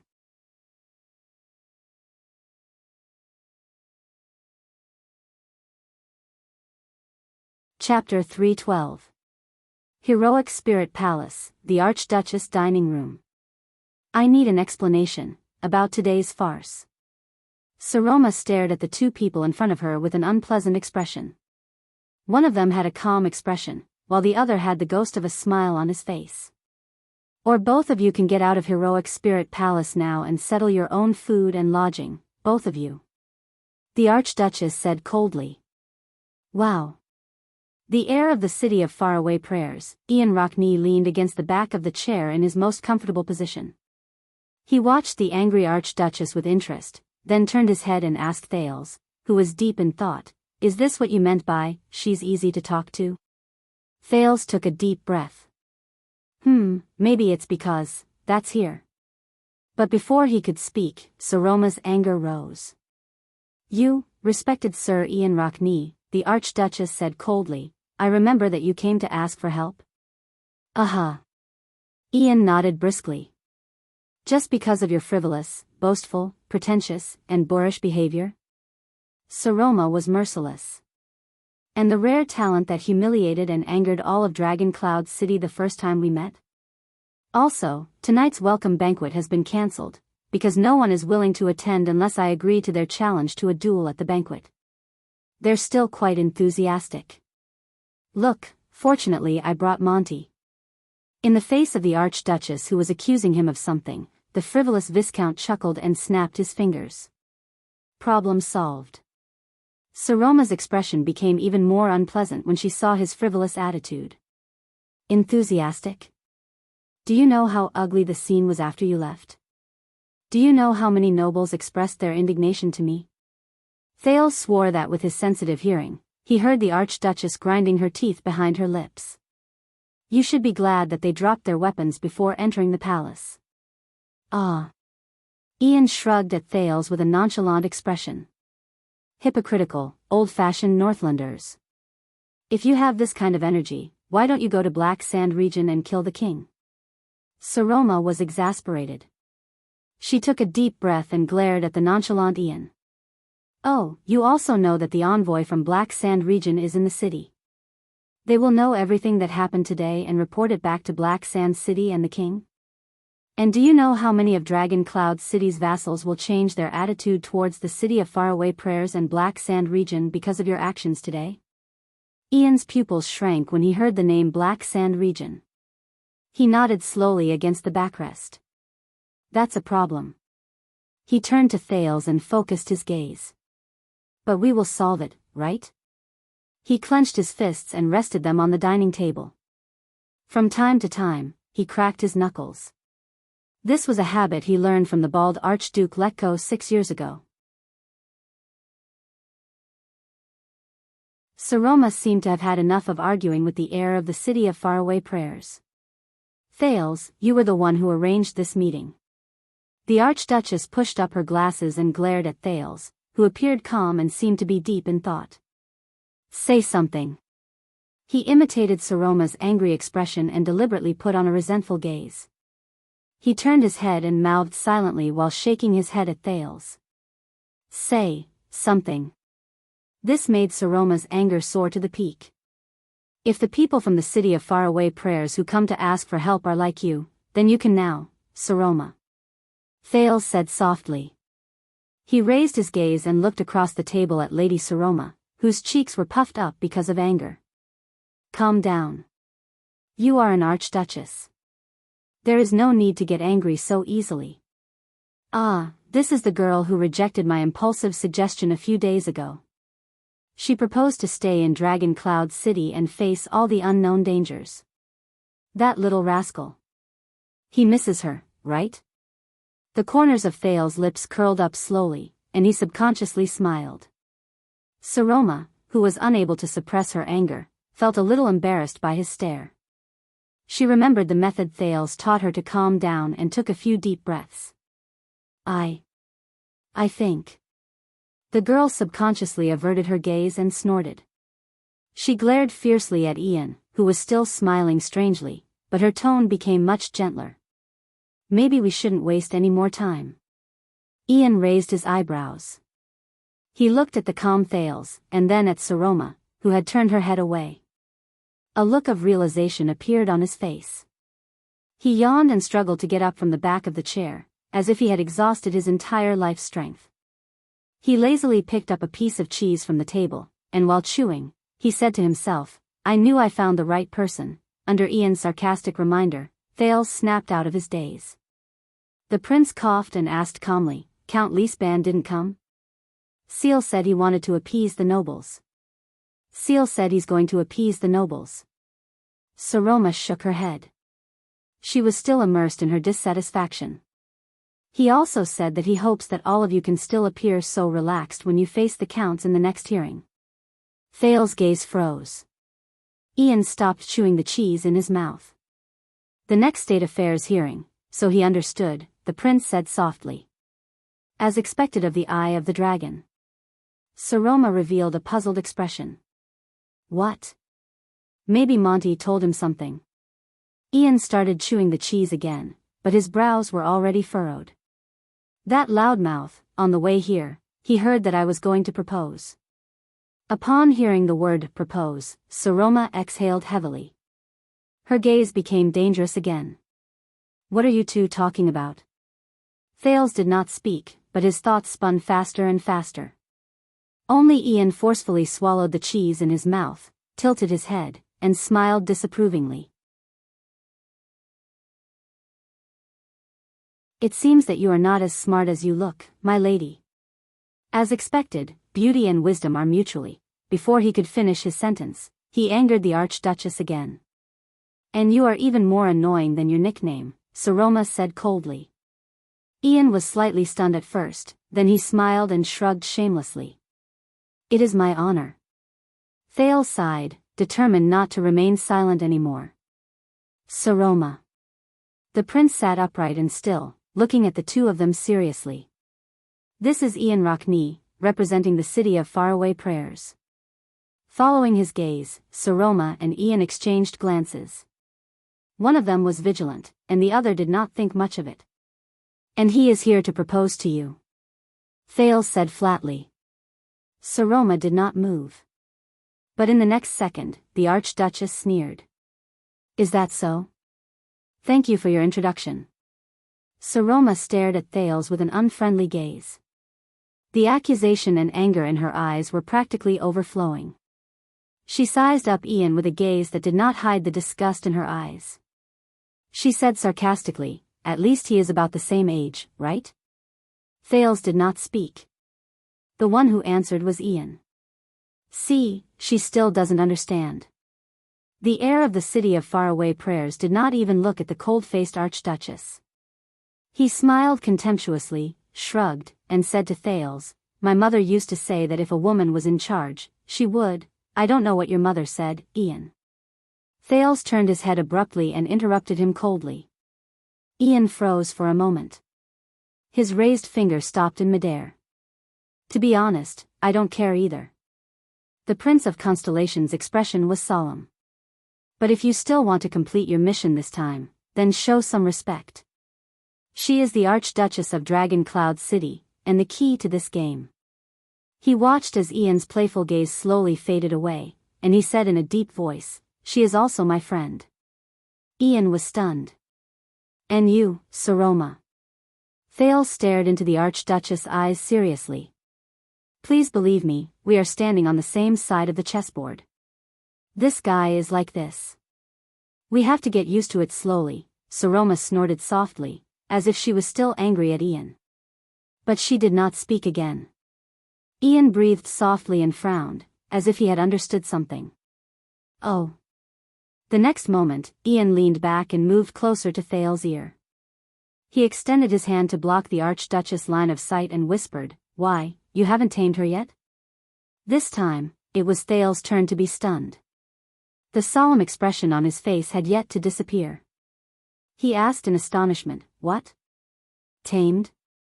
Ian sighed with regret, as if he was exasperated that Thales had failed to meet his expectations. Saroma revealed a suspicious expression as she stared at the two men who were whispering to each other. You know, you are the one who helped her to her position. Ian suppressed his voice. His tone was full of annoyance and dissatisfaction. And it has been 6 years, Your Highness. Even a princess of a country doesn't need to wait for so long, right? Thales blinked, as if he had understood a little. Men will more or less treat their first woman differently, but... Ian pouted and put on a bitter expression, as if he had been through this before.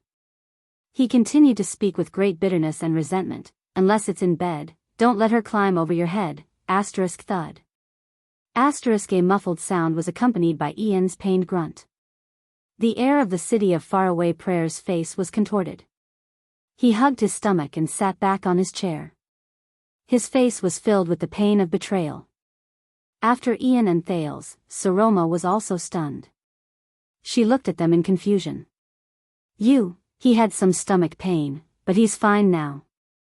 Without changing his expression, Thales retracted his elbow. He did not even look at Ian, who was pale and drenched in cold sweat. Let's get back to business.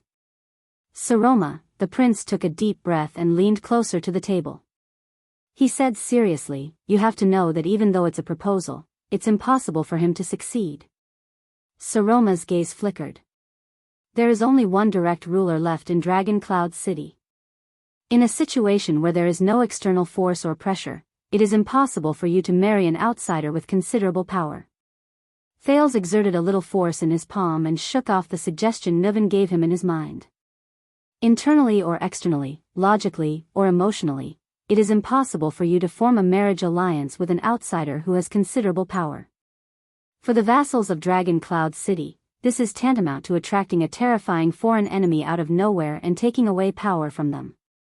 For the Archdukes of Extet, this means that the next heir of Dragon Cloud City and the City of Faraway Prayers is likely to merge the two into one. This is tantamount to an imbalance in the balance of power in the 10 territories. Thales looked at the Archduchess sincerely. And the City of Faraway Prayers is not strong enough to ignore or even suppress these objections. Whether it is the vassals, the archdukes, or even the king, none of them will allow you to marry. As she listened to the prince's words, Saroma's mind wandered for a moment. So, an outsider's proposal. Saroma stared at Thales. Saroma fixed her gaze on Thales. They won't allow it, will they? Will they? Thales felt very uncomfortable under her stare, so he quickly averted his gaze. So, he sent word that he came here to propose to me, to Ian, who was stroking his stomach with a displeased expression, snorted coldly. Of course, it is to lure out the Prince of Constellation, who rarely shows himself, but plays an important role in Dragon Cloud City's politics. If you want to win over the Archduchess, you have to start with Thales Jadestar. Huh? Thales froze for a moment. The Archduchess blushed, which was a rare sight. Once he understood, Thales' expression immediately darkened. Is this how the rumors are spreading outside? At least that's what Black Sand region does, isn't it? Ian sighed and said in a joking manner. What did the king give you in order to win you over? 20 virgins? Thales automatically ignored Ian's joking tone. His nerves tensed up in an instant. What did he give me? It was as if King Chapman's victory was within his grasp and he had him firmly in his palm appeared before his eyes again. Thales resisted the urge to look at Saroma. Damn it. I can't let my guard down against this seemingly frivolous young master. Why? The second prince asked in return without batting an eyelid. Are you going to be generous and say, I'll give you double? Ian flashed an indecipherable smile. I'd be happy to. Ian shook his head with his usual expression before he slowly added the last sentence, I'll be happy to. He then added slowly, if they give you a slap. The Prince of Constellation responded with a cold snort in annoyance. But when he thought of Lampard's words, his heart turned cold. Although it's not a slap. But it's almost there. Saroma sighed softly. Let's get back to the main topic. So, the marriage proposal is just an excuse? It's not just an excuse, it can also explain a lot of things. The smiling Ian had an understanding look on his face. He clicked his tongue at Thales and moved his hands in an exaggerated manner. Look, the moment we mention the Archduchess marriage, with a bang, a living Prince Thales appears. Thales rubbed his forehead and exhaled in pain. How old are you this year, Ian? 19. Ian's smile remained. I'm just 1 year older than the Archduchess. No, 4 years older. Thales quietly added. He exchanged a glance with Saroma in tacit understanding. Is that so? The prince said faintly, I feel like you've just turned 9. Ah, in view of your glorious deeds when you were 7 or 8 years old, Ian knocked on the table, picked up another piece of buttered bread, bit into it, and said with a muffled voice, I'll take this as a compliment. Thales exhaled.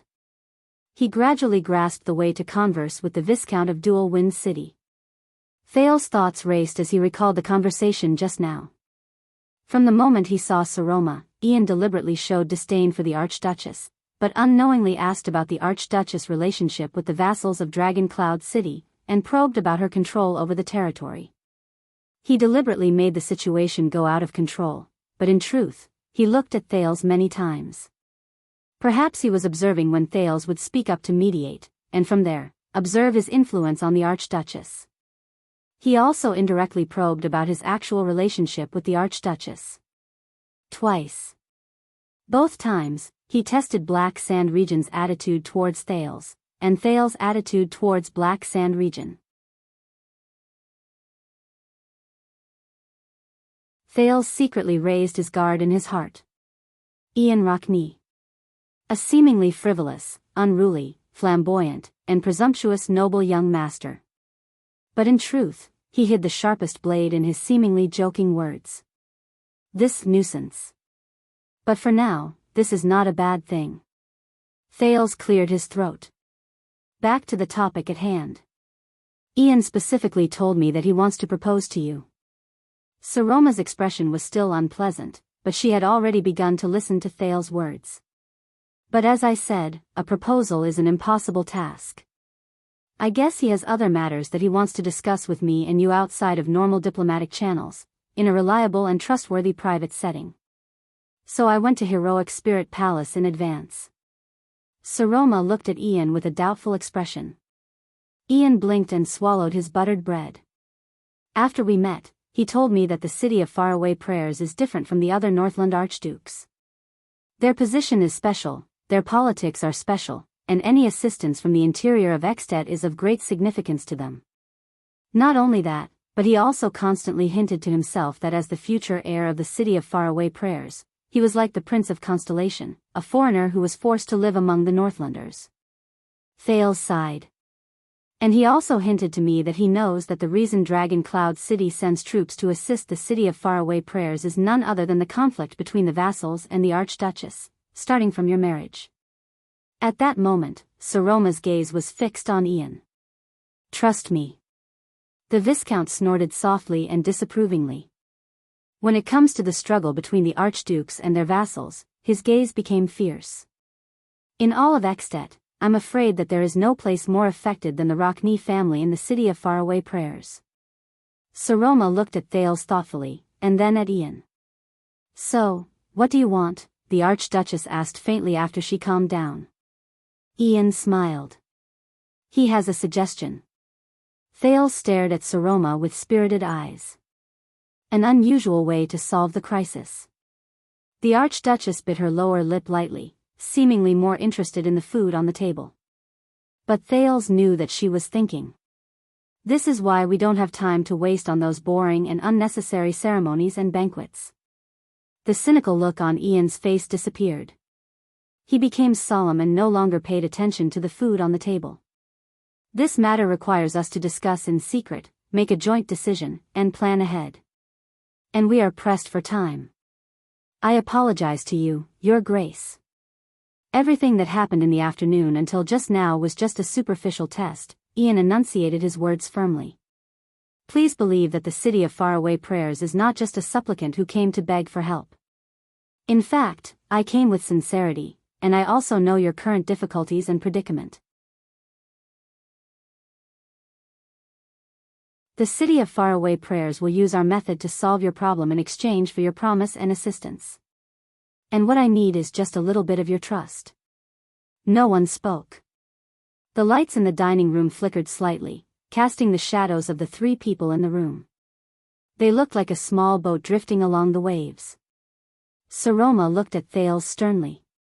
At that moment, for some reason, Thales remembered the scene of them fleeing for their lives in Dragon Cloud City 6 years ago. The Prince of Constellation nodded at her. Finally, the Archduchess turned her head around. She was serious and calm. "And what is your method to help me solve my problem?" Ian Rockney of the City of Faraway Prayers grinned. He nodded slightly at Thales. In the next second, he looked at Saroma gently and spoke softly. He uttered those familiar words again. "Propose."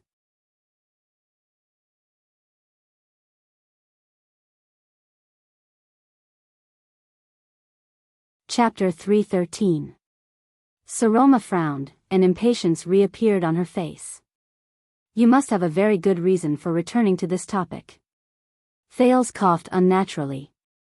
"Saroma," but before he could finish his sentence, Ian chuckled. "I mean no offense. Don't think too highly of yourself, my lady." The heir of the City of Faraway Prayers raised a finger and shook his head slightly. "You have to know that not everyone will cry, fight, and fight to the death to marry you." Saroma's expression changed. Ian abruptly turned his head and looked at Thales with a mysterious expression. "Am I right?" Thales became embarrassed. He coughed unnaturally again. "Saroma, he means, I know what he's talking about." Saroma stared coldly at Ian, then turned to Thales. A slight contortion appeared on her fair face. "He's right, isn't he? Obviously, I can't make people who don't like me fall head over heels for me. I'm not the main character in a legend." "Oh my God." Thales lowered his head stiffly. As if he had discovered a new world, he suddenly realized that the food on the table was delicious. Ian curled up the corners of his mouth. He looked at her, then at Thales, and smiled. "Neither of us is the main character in a legend. Unless we write our own legends." Thales retracted his outstretched hand, which was reaching for the food. Saroma exhaled, suppressed the displeasure in her heart, and looked at the rude guest. The Archduchess raised her eyebrows. "And that is?" However, Ian only smiled meaningfully before his expression turned solemn. "My lady, your highness, we are now facing the same problem." Ian looked particularly special when he was serious. His facial features, which were slightly different from the traditional Northlanders, made people unable to help but stare at him. "A few months ago, our respected king, Chapman Lampard, issued a new enfeoffment law in Black Sand region." Saroma and Thales finally put aside their awkwardness and listened attentively. The dining room seemed to have become a war room at this moment. Ian imitated Thales and knocked on the table. "Do you know what this means?" He tilted his head, his expression serious. The Archduchess frowned slightly, then nodded, unable to hide the displeasure in her tone. "Yes, I've heard about it. Everyone is saying that he's imitating the cruel laws of the Empire, eliminating dissidents. For example, setting the standards for a commoner to become a noble, the king's decree. The standard of nobility." The prince suddenly remembered some knowledge that should not have appeared in this world. He also remembered the discussions he had with Hicks over the past few days, as well as Putre's advice, both overtly and covertly. Thales sighed, shook his head, and interrupted Saroma. "No, Saroma, the laws are just the surface. It is not important whether they are strict or not. The real key is the flow of power behind the scenes." Saroma gave him a questioning look. King Chapman wrote all the traditional noble rules that have been passed down since before the joint ruling pledge, whether they are obscure or not, written or unwritten, habitual or not, compromising or not compromising, secret or not, and placed them in front of his own city gate. The prince remembered Lampard's words on the carriage. He remembered the courage and will of the terrifying King Chapman, who held the chess piece called Extet in his hand and played a game of chess with the Sage of Constellation from more than 100 years ago. He could not help but feel sentimental. He tried to superimpose the authority of the king on the autonomy of the nobles, and put the interpretation and implementation of the joint ruling pledge in his own hands. He offended the old nobles and vassals who have a long history and supported the Lampard family to rule Black Sand region since the beginning of the kingdom's establishment. If the decree comes into effect, it means that Chapman's will overshadow the traditional customs and rules. The lives and power of the vassals will no longer belong to them, and they will no longer be shared with the king. They will only belong to the king. Saroma did not say anything. Ian sneered and shook his head. The corners of his lips curled up. In other words, he made a huge mess. He made him face the most difficult situation since his coronation. He looked at Thales. There is always a price to pay for change.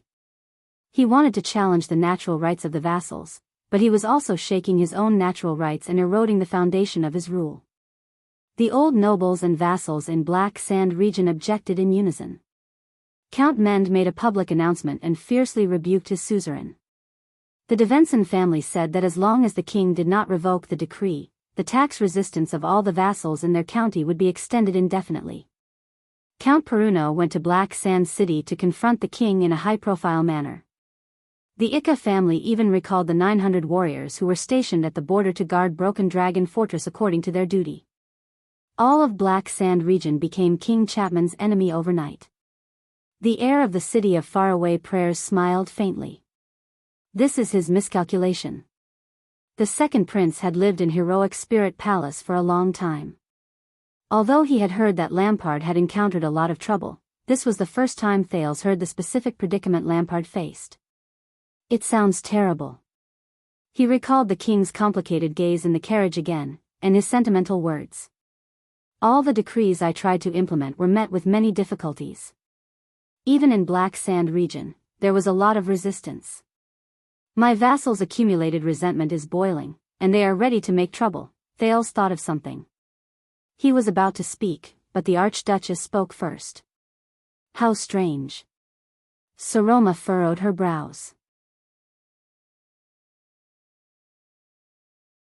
Seal once told me that the vassals each have their own interests and schemes. They won't easily show their blades to the king, and it's also very difficult for them to gather their standpoint and come together. What's more, they're facing Lampard, and he's the king. If they don't have external help and trump cards, those opponents in Black Sand region might not be so confident, organized, and coordinated. In the face of the Archduchess' question, Ian put on a rather profound expression. The dining room was silent for a few seconds. Wait, it's you? Soon, the Archduchess moved a little and said in sudden realization, it's you, the Archdukes, supporting their actions against the king, and even making promises? Thales' gaze shifted. Perhaps, as the Archduchess of Dragon Cloud City, she had improved in the past 6 years. It was just that he had never noticed it in the past. Ian bowed slightly in his chair, displaying a perfect etiquette. This was indeed rare among Northlanders. How can we miss this opportunity? Ian straightened his back, looked at the frowning Saroma, and chuckled. It's not just us, Defense City and Elifure City are also helping. The Viscount nodded complacently. Other than the Archduke of Beacon Illumination City, who has just inherited the throne, and the Stustal family of Sentinel region, who remains neutral as usual, the Archduke of Glacier Sea has also expressed his willingness to join us. Soon, Prestige Orchid region and Reformation Tower, who are also in the south, will also send a reply. This is a collective conspiracy. The king in Black Sand region, who is different from the rest, is our target. Looking at Saroma's unmoving expression, Thales knew that she was thinking of that day 6 years ago. That black ring. That blood-stained crown. That howling girl. Thales' heart was filled with an inexplicable emotion. In the dining room, Ian was like a hunter with a bow and arrow in hand. He flashed a confident smile. The arrow has left the bow, and the sword has been unsheathed. Lampard's bargaining chips are disappearing. His vassals are dissatisfied, his people are suspicious, his taxes are decreasing, and his army is loosening. The prestige and inheritance left by the King of Rebellion, Quisso, and one of the 9 knights, Holt, boiling blood, for the descendants of the Lampard family, whose name is known throughout Northland, is gradually diminishing. The Prince of Constellation carefully recalled Lampard's character and methods.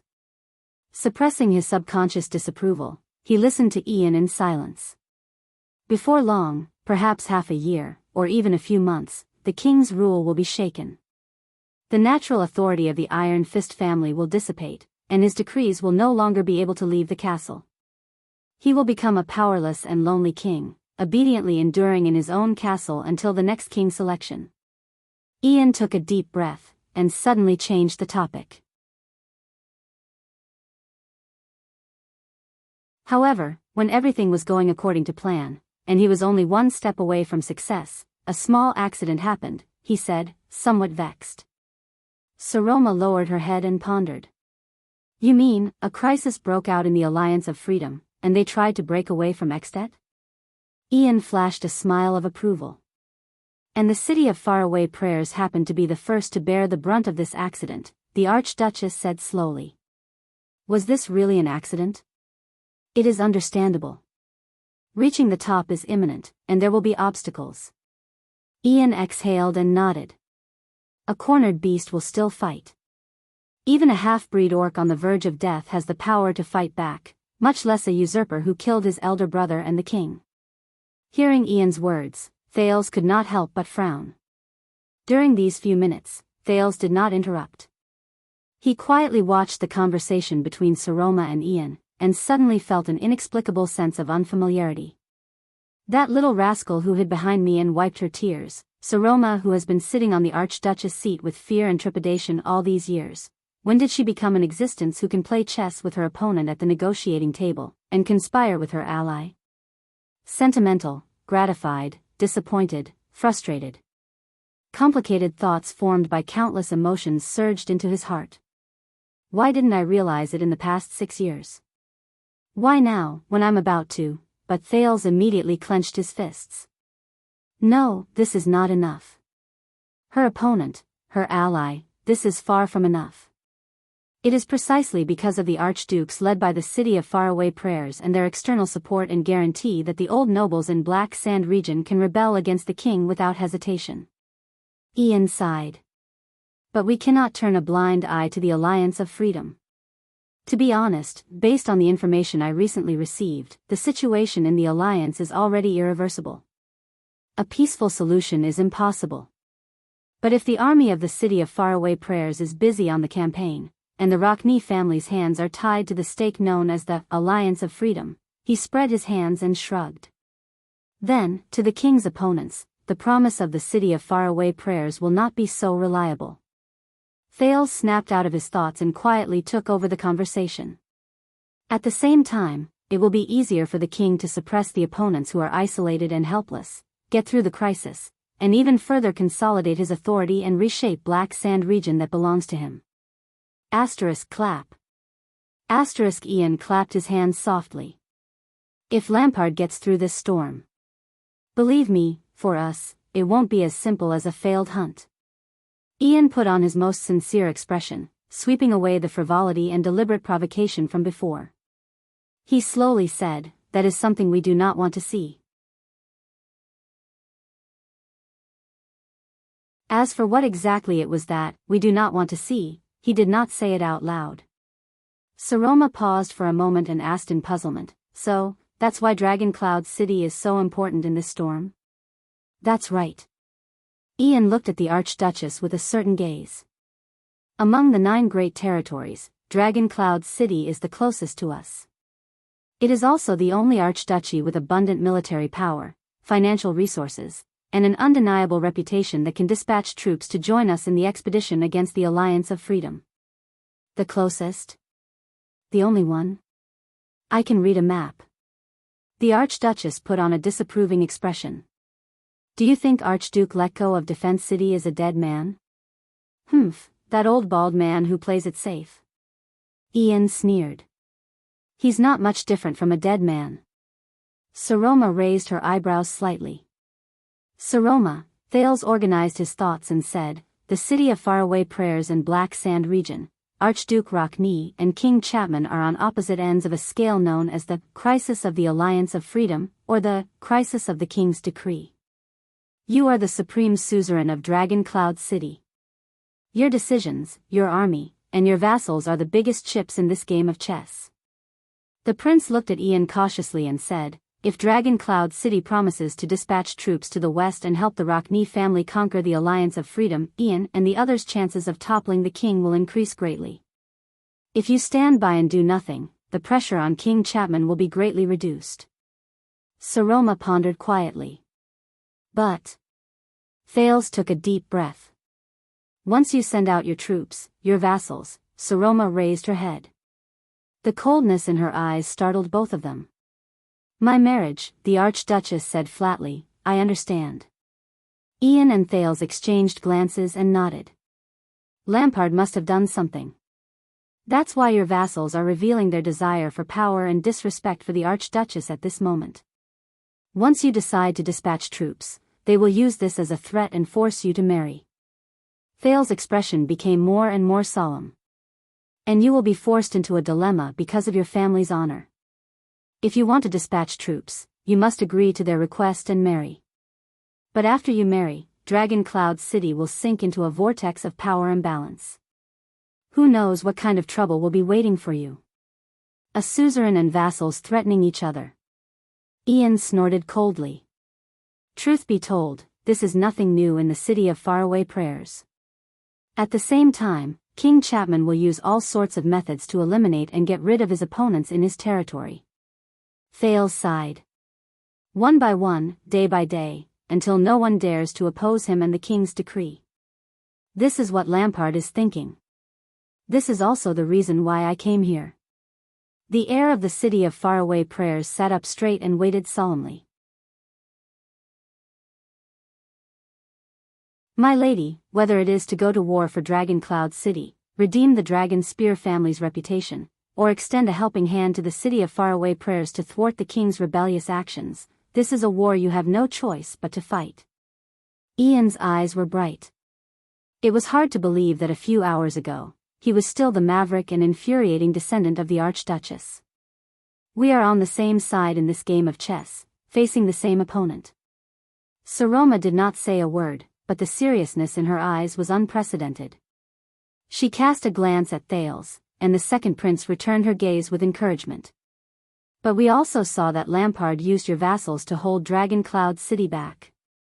The envoys of Black Sand region did not come to Dragon Cloud City just because they were bored, Ian said seriously. After the city of faraway prayers, the Dragon Spear family's hands are also tied. So, the city of faraway prayers did not just come here to ask for help. It is unrealistic to ask for help from a person whose hands are tied. So, Saroma took a deep breath. You mean, Ian nodded gravely. We are here to help. If the city of faraway prayers and Dragon Cloud City are two people whose hands are tied at the same time, then what we have to do next? He made a knife-like gesture with his hand. I will first help you untie your hands, then you will help me cut the rope. The Viscount of Dual Wind City and the other two exchanged glances. Then, stand up together and beat up the person who tied us up.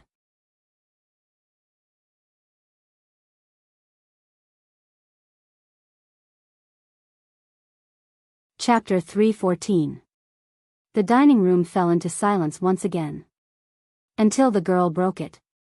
So, you deliberately provoked Dragon Cloud City this afternoon and let everyone see your rudeness. Saroma furrowed her brows tightly. Was it to prepare for this step? Ian winked pleasantly. The Archduchess seemed to be deep in thought. A proposal. Will it work? I'll still say the same thing. If you marry someone else. Ian glanced at Thales, seemingly unintentionally, and patted his shoulder. Then what should we do? Thales felt Saroma's gaze sweep over him from time to time. That gaze was the helpless gaze the little girl once cast at him in the library, the Hall of Heroes, Shield District, the prison cell, and in front of the 5 archdukes. Thales felt a sense of familiarity, but also an awkward sense of unfamiliarity. But, Thales Jade Star, what am I to you? He could only continue to maintain his stern expression and not respond. After the Archduchess, Ian also cast his gaze on Thales. 1 second. 2 seconds. 3 seconds. It felt like a century had passed. Saroma still stared at Thales. What's wrong with you two? Ian finally could not stand the atmosphere anymore. He put on a baffled expression, raised his hands, and waved them. Or, should I leave? Enduring the pressure from the two, the prince finally relaxed. He put on a faint smile and nodded slightly at the Archduchess. You will have to face this storm sooner or later, Thales said softly. You are an Archduchess. It must be you. It is your own decision. Become who you want to be. Saroma paused for a moment. After listening to the prince's words, she lowered her head and sank into deep thought. Beside her, Ian frowned. His eyeballs moved back and forth between the two.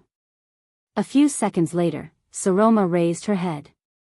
She looked at Ian, as if she had made up her mind. Her tone was resolute. What do you need? At that moment, as if a floodgate had been opened, Thales exhaled. Ian flashed a satisfied smile. We need an occasion where all of your vassals, I mean vassals with fiefs, military strength, and ambition, will be present. Ian muttered to himself, the sooner, the better. We can't give them a chance to set up their trap, and we can't give Black Sand region time to counterattack. We will be there to cut your ropes and break your chains. You too. Saroma only pondered for a few seconds before she quickly spoke. There's still half a month before the hearing. Her reply was straightforward. But I'll discuss it with Charles. It should be pushed to a few days later.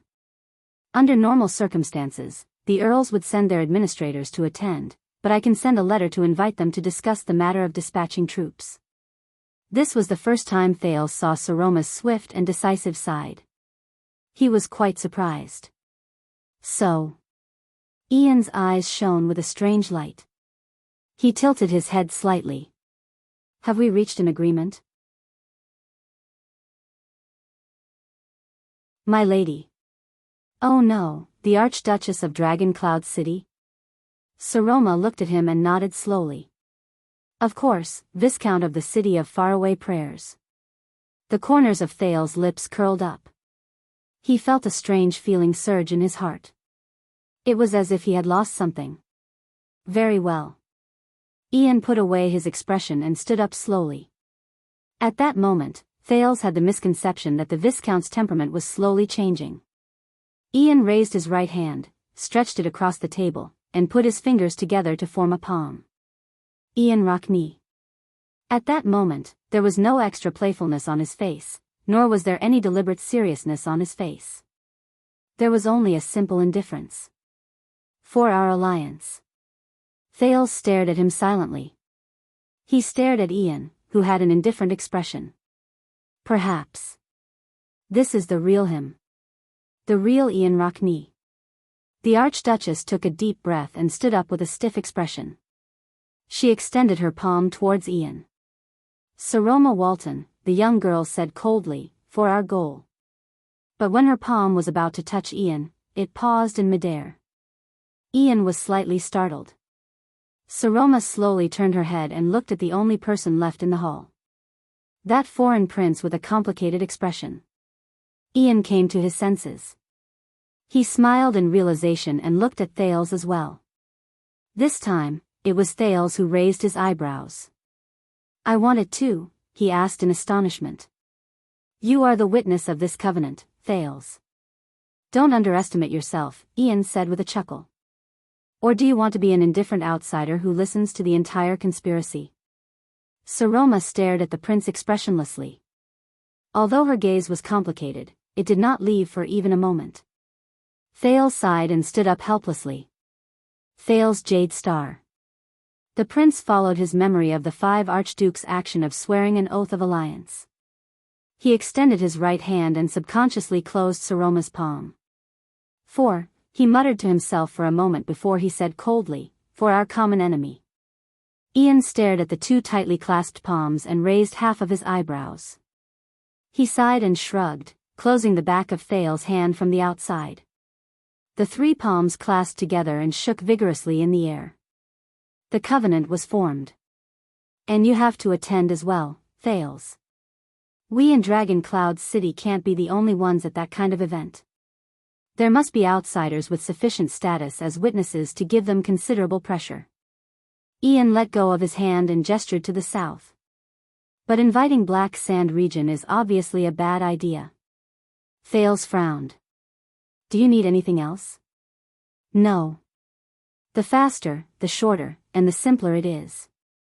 Ian pursed his lips, seemingly a little anxious. The higher our chances of winning. But a few seconds later, the serious Ian revealed his true colors and returned to smiling. Of course, our Prince of Constellation can also write a letter and ask Constellation to dispatch troops from Western Desert Hill, cross the Great Desert, and attack the Alliance of Freedom from the south. And with us being attacked from both the east and the south, Ian laughed and picked up another piece of cheese to ease the tension. The war will end in less than 2 months. Thales rolled his eyes. Right, then I'll be in trouble when I'm a hostage in Ekstedt. Guess, will Lampard publicly order the execution or hire an assassin? I think, rather than Constellation, you should ask for help from the orcs in the desert. It's more realistic. Ian mumbled and began to struggle with the cheese. Saroma's expression darkened. What are our chances? Ian shook his head and said vaguely, let's see how far we can go. He did not even look at them. His gaze was focused on the food in his hand. His cheeks moved back and forth as he chewed, but the words he said could not help but startle them. As I said, we are writing our own legend. It was a pleasure talking to you, Madam, Your Highness. Ian swallowed the last mouthful of cheese, turned around without hesitation, and walked out of the dining room without the slightest bit of politeness. Thales was left behind, deep in thought. And the baffling Saroma. The two of them looked at each other in silence in the dining room. Saroma sat down and did not say a word. Thales watched her quietly. After a while, the young girl suddenly said, a proposal, right? Did you know from the beginning, or did you only realize it after? There was no need for anyone to remind them. The atmosphere instantly became awkward. Thales exhaled and said awkwardly, that was just a tactic, Saroma. But the Archduchess immediately interrupted him. You believe him? She looked outside the door, her emotions indiscernible. Thales looked at the young girl's side profile and forced a smile. No. But I believe you. Saroma's expression changed slightly. Thales walked to the window and looked out at the lights outside Heroic Spirit Palace. 6 years. Dragon Cloud City. What is this city to me? The second prince closed his eyes and shut Dragon Cloud City out of his sight. He sighed. Promise me, Saroma. On the next day of the council hearing, no matter what happens, don't do anything stupid. Saroma was stunned. What? Don't care about others. Don't care about anything else. Don't hesitate or hesitate. Just choose the path that suits you and the Archduchess best. That's enough. Thales turned around. His expression was as cold as ice, as if he was about to face the most difficult test in the world. I will solve the rest of the problems. Saroma looked at him, wanting to say something but hesitating. But in the end, she closed her mouth and did not say anything. Thales forced a smile. He nodded slightly, turned around, and walked out of the dining room. The young girl behind him was left behind. Thales walked out of the corridor. He walked past Ging's, the female officer's still cold and solemn gaze, past the maids' pointing fingers and whispers, and past the guards' malicious gazes. Just like how he had walked past them countless times in the past 6 years. Then, as he was about to leave the palace gate, he was stopped. This afternoon, in the hall, I noticed the way they looked at you. Thales frowned and turned around. Ian Rockney was standing at the corner. He called out to him while flashing a fake smile at a guard who did not look like someone who was easy to deal with. The heir of the city of faraway prayers turned around and quickly caught up with Thales, leaving behind the guard's knife-like gaze. He smiled and said, I don't think she can protect you, especially among these Northlanders. Thales sighed slightly. So, you did it on purpose. You pushed me to the front of the stage again to be scrutinized. They walked past a pair of patrolling guards in the corridor. They seemed to be the Archduchess' personal guards. The leader narrowed his eyes and sized up the pair. Ian shrugged slightly and said in a low voice, "You know, the city of faraway prayers is the most remote territory in Extet. It is far away from the king's tentacles, and we are adjacent to the great desert." Thales raised his eyebrows. So, if you are in the city of faraway prayers, you don't have to worry about the king's threat. My father also welcomes you. Ian winked. And, from where we are, as long as you cross the desert, you don't even have to pass through other archduchies to return to Constellation's western desert hill. Thales paused and shook his head helplessly in his heart. Yes. But the premise is that Dragon Cloud City and King Chapman will allow me to leave. And if you're really kind enough to let me go, to let a chess piece that can be used to threaten Constellation leave. Ian raised his head and revealed his signature unruly smile again. If things go wrong, please remember that the climate in the city of faraway prayers is much better than here. I can't thank you enough, Thales said without batting an eyelid. I will keep it in mind. The two of them walked side by side towards the palace gate. They could already see Wuxia, Ralph, and a few guards from the city of faraway prayers waiting at the gate. Ian. You said that you want to write your own legend, Thales asked softly. What do you mean? Ian raised his head. He rubbed his chin, as if his interest was piqued by the question. What do I mean? He chuckled. The Rockney family hasn't had a king for more than 300 years, and Dragon Cloud City just happened to give up its monopoly on the throne. And the city of faraway prayers has always been neglected. Ian turned his head. His smile made him look like he was joking. Maybe it's time to balance the distribution of power in Extet. What do you think? Thales' gaze froze. He understood what Ian meant and thought of the long-haired, resolute warrior. Archduke Rockney intends to fight for the throne? Ian shook his head. Ha! He lowered his head and flicked the knight's cannon emblem on his shoulder. He hid his gaze in a corner where Thales could not see. Of course not. Ian raised his head. His eyes shone with an indecipherable light. With a rhythmic tone, Ian said softly, "At least it's not him." Thales stopped walking. Wuxia bowed respectfully to him from a distance when he was still more than 10 meters away from the palace gate. Ian also stopped walking and looked back at Thales with a calm and composed expression. The prince chuckled. You know that you're going to face Lampard, perhaps the most difficult king in Extet's history? Ian also smiled. Yes, my father has to remind me at every meal how terrifying the person under the crown is. The two of them looked at each other. But, Ian's smile slowly disappeared. Since we're going to write our own legends, we can't leave too much ink for the supporting characters. Thales curled up the corners of his mouth and shook his head in resignation. Are you sure he's a supporting character? The prince fixed his gaze on Ian. Chapman Lampard. Ian put on an innocent expression and shrugged. I don't know. But I know that if I want to be the main character, he must be a supporting character. The 19-year-old Viscount sighed. The air seemed to freeze for a moment. Thales looked at him with a complicated expression and nodded. Is that so? Ian pursed his lips. All successful legends are written in this way, there are no exceptions. The second prince of Constellation and the heir of the city of faraway prayers stared at each other for a few seconds. Both of their expressions gradually disappeared. Now I'm starting to believe it. The second prince slowly narrowed his eyes. Ian raised his eyebrows and said in a clear tone, Believe in what? Ian Rockney. There's no doubt about it. Thales exhaled deeply and sighed a little. You are indeed your father's son.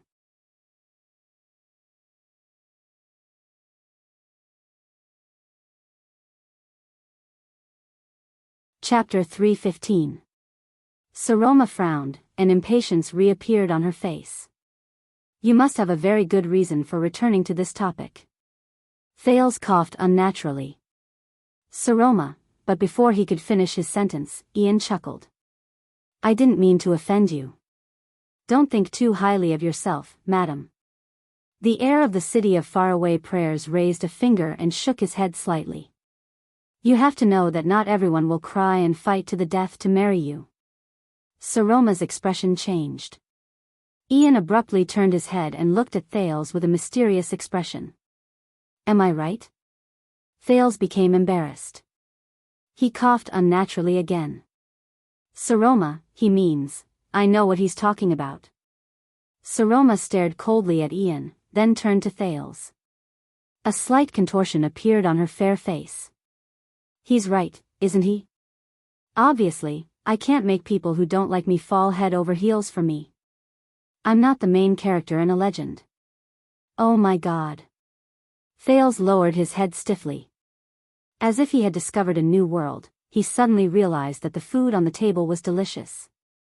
Ian curled up the corners of his mouth. He looked at her, then at Thales, and smiled.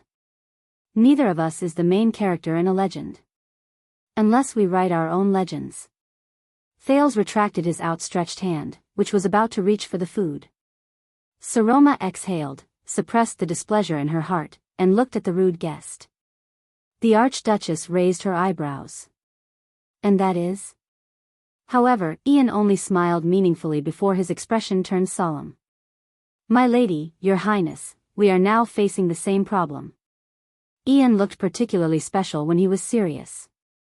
His facial features, which were slightly different from the traditional Northlanders, made people unable to help but stare at him. A few months ago, our respected king, Chapman Lampard, issued a new enfeoffment law in Black Sand region. Saroma and Thales put aside their awkwardness with great difficulty and listened attentively. The dining room seemed to have become a war room at this moment. Ian imitated Thales and knocked on the table. Do you know what this means? He tilted his head, his expression serious. The Archduchess frowned slightly, then nodded, unable to hide the displeasure in her tone. Yes, I've heard about it. Everyone is saying that he's imitating the cruel laws of the Empire, eliminating dissidents. For example, setting the standards for a commoner to become a noble, the king's decree. The standard of nobility. The prince suddenly remembered some knowledge that should not exist in this world. He also remembered the discussions he had with Hicks over the past few days, as well as Putre's advice, both overtly and covertly.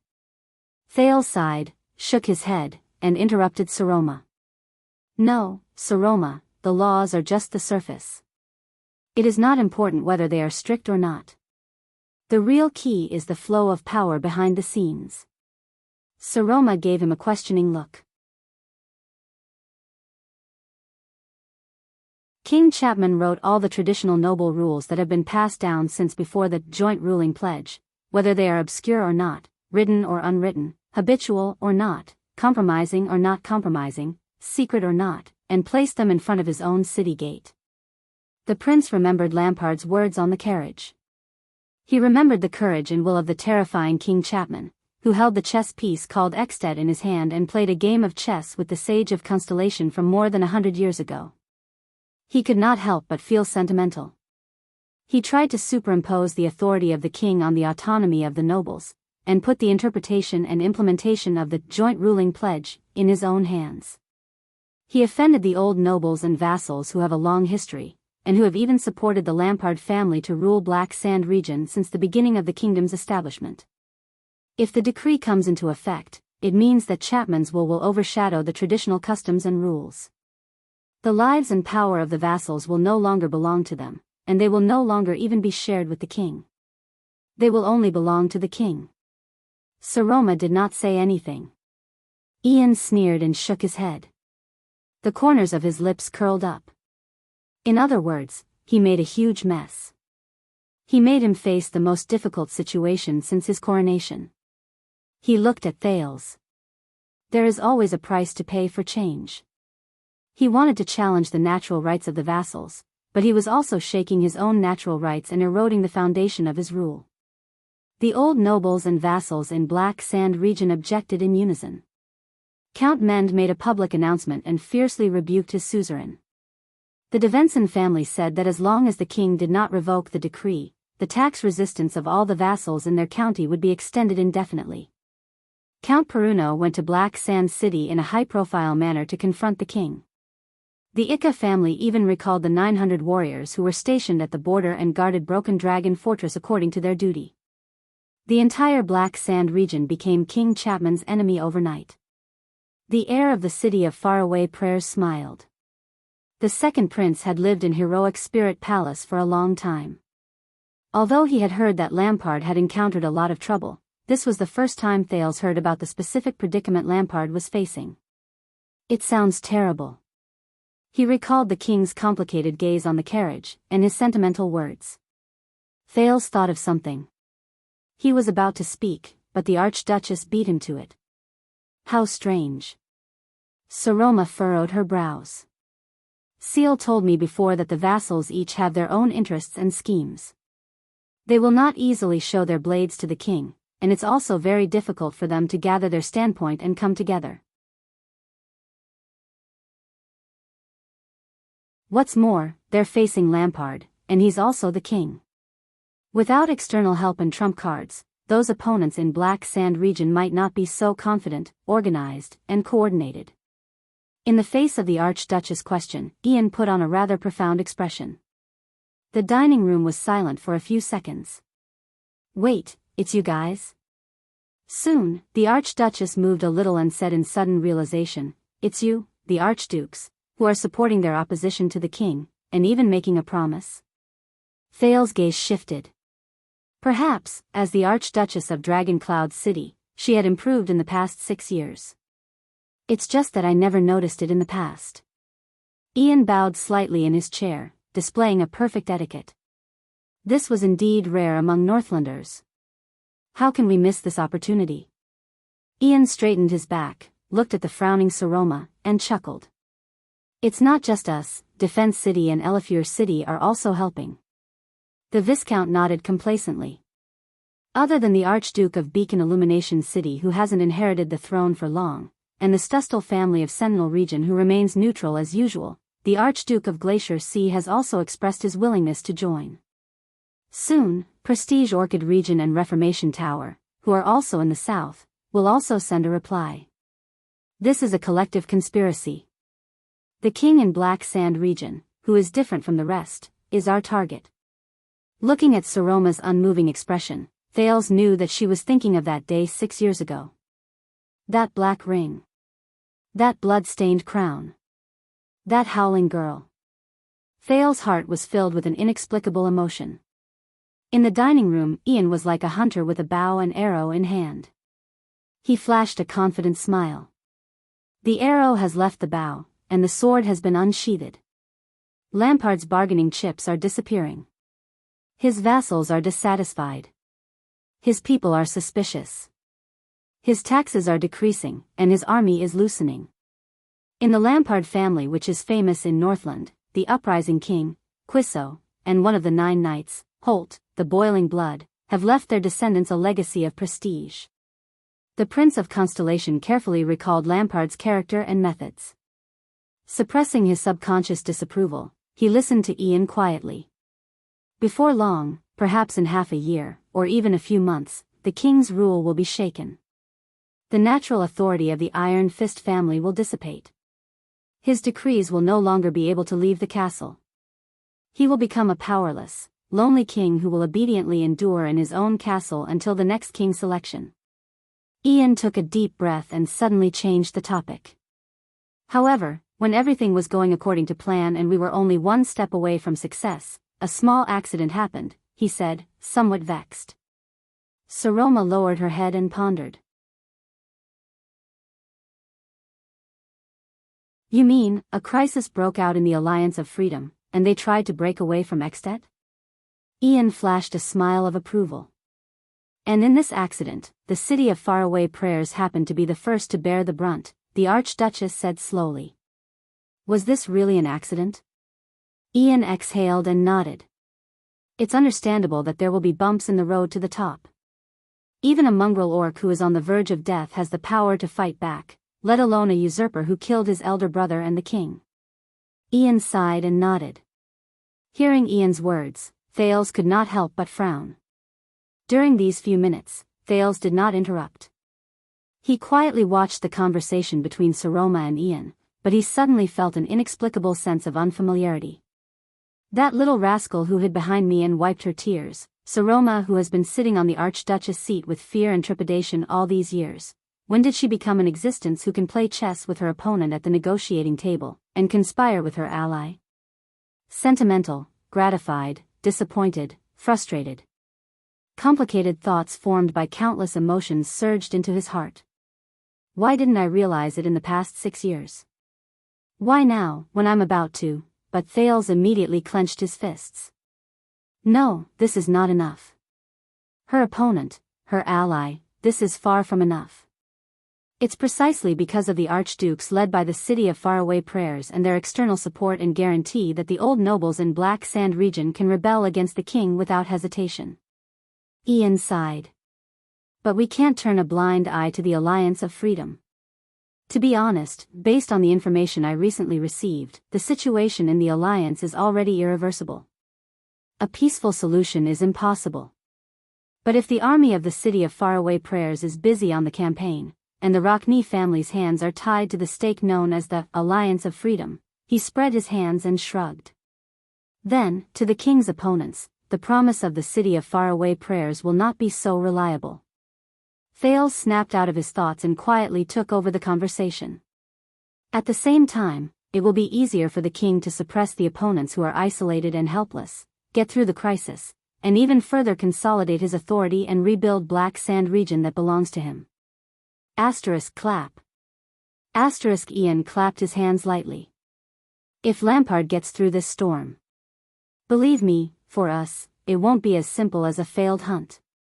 Ian put on his most sincere expression, sweeping away the frivolity and deliberate provocation from before. He slowly said, "That's something we don't want to see." As for what exactly it was that we don't want to see, he did not say it out loud. Saroma paused for a moment and asked in puzzlement, "So, that's why Dragon Cloud City is so important in this storm?" "That's right." Ian looked at the Archduchess with a certain gaze. Among the 9 great territories, Dragon Cloud City is the closest to us. It's also the only archduchy that has surplus military forces, financial resources, and an undeniable reason to send troops to fight the Alliance of Freedom with us. The closest? The only one? I can read a map. The Archduchess put on a disapproving expression. Do you think Archduke Letko of Defense City is a dead man? Humph, that old bald man who plays it safe. Ian sneered. He's not much different from a dead man. Saroma raised her eyebrows slightly. Saroma, Thales organized his thoughts and said, the city of faraway prayers and Black Sand region, Archduke Rockney and King Chapman are on opposite ends of a scale known as the Alliance of Freedom Crisis or the King's Decree Crisis. You are the supreme suzerain of Dragon Cloud City. Your decisions, your army, and your vassals are the biggest bargaining chips in this game of chess. The prince looked at Ian cautiously and said, if Dragon Cloud City promises to send troops to the west and help the Rockney family conquer the Alliance of Freedom, Ian and the others' chances of toppling the king will be greatly increased. If you stand by and do nothing, the pressure on King Chapman will be greatly reduced. Saroma pondered quietly. But Thales took a deep breath. Once you send out your troops, your vassals, Saroma raised her head. The coldness in her eyes startled both of them. About my marriage, the Archduchess said flatly. I understand. Ian and Thales exchanged glances and nodded. Lampard must have done something. That's why your vassals are revealing their desire for power and disrespect for the Archduchess at this moment. Once you decide to send troops, they will use this as a threat and force you to marry. Thales' expression became more and more serious. And you will be forced into a dilemma because of your family's honor. If you want to send troops, you must agree to their request and marry. But after you marry, Dragon Cloud City will fall into a vortex of power imbalance. Who knows what kind of trouble will be waiting for you? A suzerain and vassals threatening each other. Ian snorted coldly. Truth be told, this is nothing new in the city of faraway prayers. At the same time, King Chapman will use all sorts of methods to eliminate and get rid of his opponents in his territory. Thales sighed. One by one, day by day, until no one dares to oppose him and the king's decree. This is what Lampard thinks. This is also the reason why I came here. The heir of the city of faraway prayers sat up straight and waited solemnly. My lady, whether it's to fight for Dragon Cloud City, redeem the Dragon Spear family's reputation, or lend a helping hand to the city of faraway prayers to thwart the king's rebellious actions, this is a war you have no choice but to fight. Ian's eyes were bright. It was hard to believe that a few hours ago, he was still the maverick and infuriating descendant of the Archduchess. We are on the same side in this game of chess, facing the same opponent. Saroma did not say a word, but the seriousness in her eyes was unprecedented. She cast a glance at Thales, and the second prince returned her gaze with encouragement. But we also saw that Lampard used your vassals to hold back Dragon Cloud City's Black Sand region's envoy. He did not come to Dragon Cloud City because he was bored, Ian said seriously. After the city of faraway prayers, the Dragon Spear family's hands are also tied. So, the city of faraway prayers did not just come here to ask for help. It is unrealistic to ask for help from a person whose hands are tied. So. Saroma took a deep breath. What you mean is, Ian nodded gravely. We are here to help. If the city of faraway prayers and Dragon Cloud City are two people whose hands are tied at the same time, then what we have to do next? He made a knife-like gesture with his hand. I will first help you untie your hands, then you will help me cut the rope. The Viscount of Dual Wind City and the other two exchanged glances. Then, stand up together and beat up the person who tied us up. You're tuning into the Biyao's Wuxia Chronicles YouTube channel. Don't forget to subscribe and join us on this journey to catch the most captivating stories.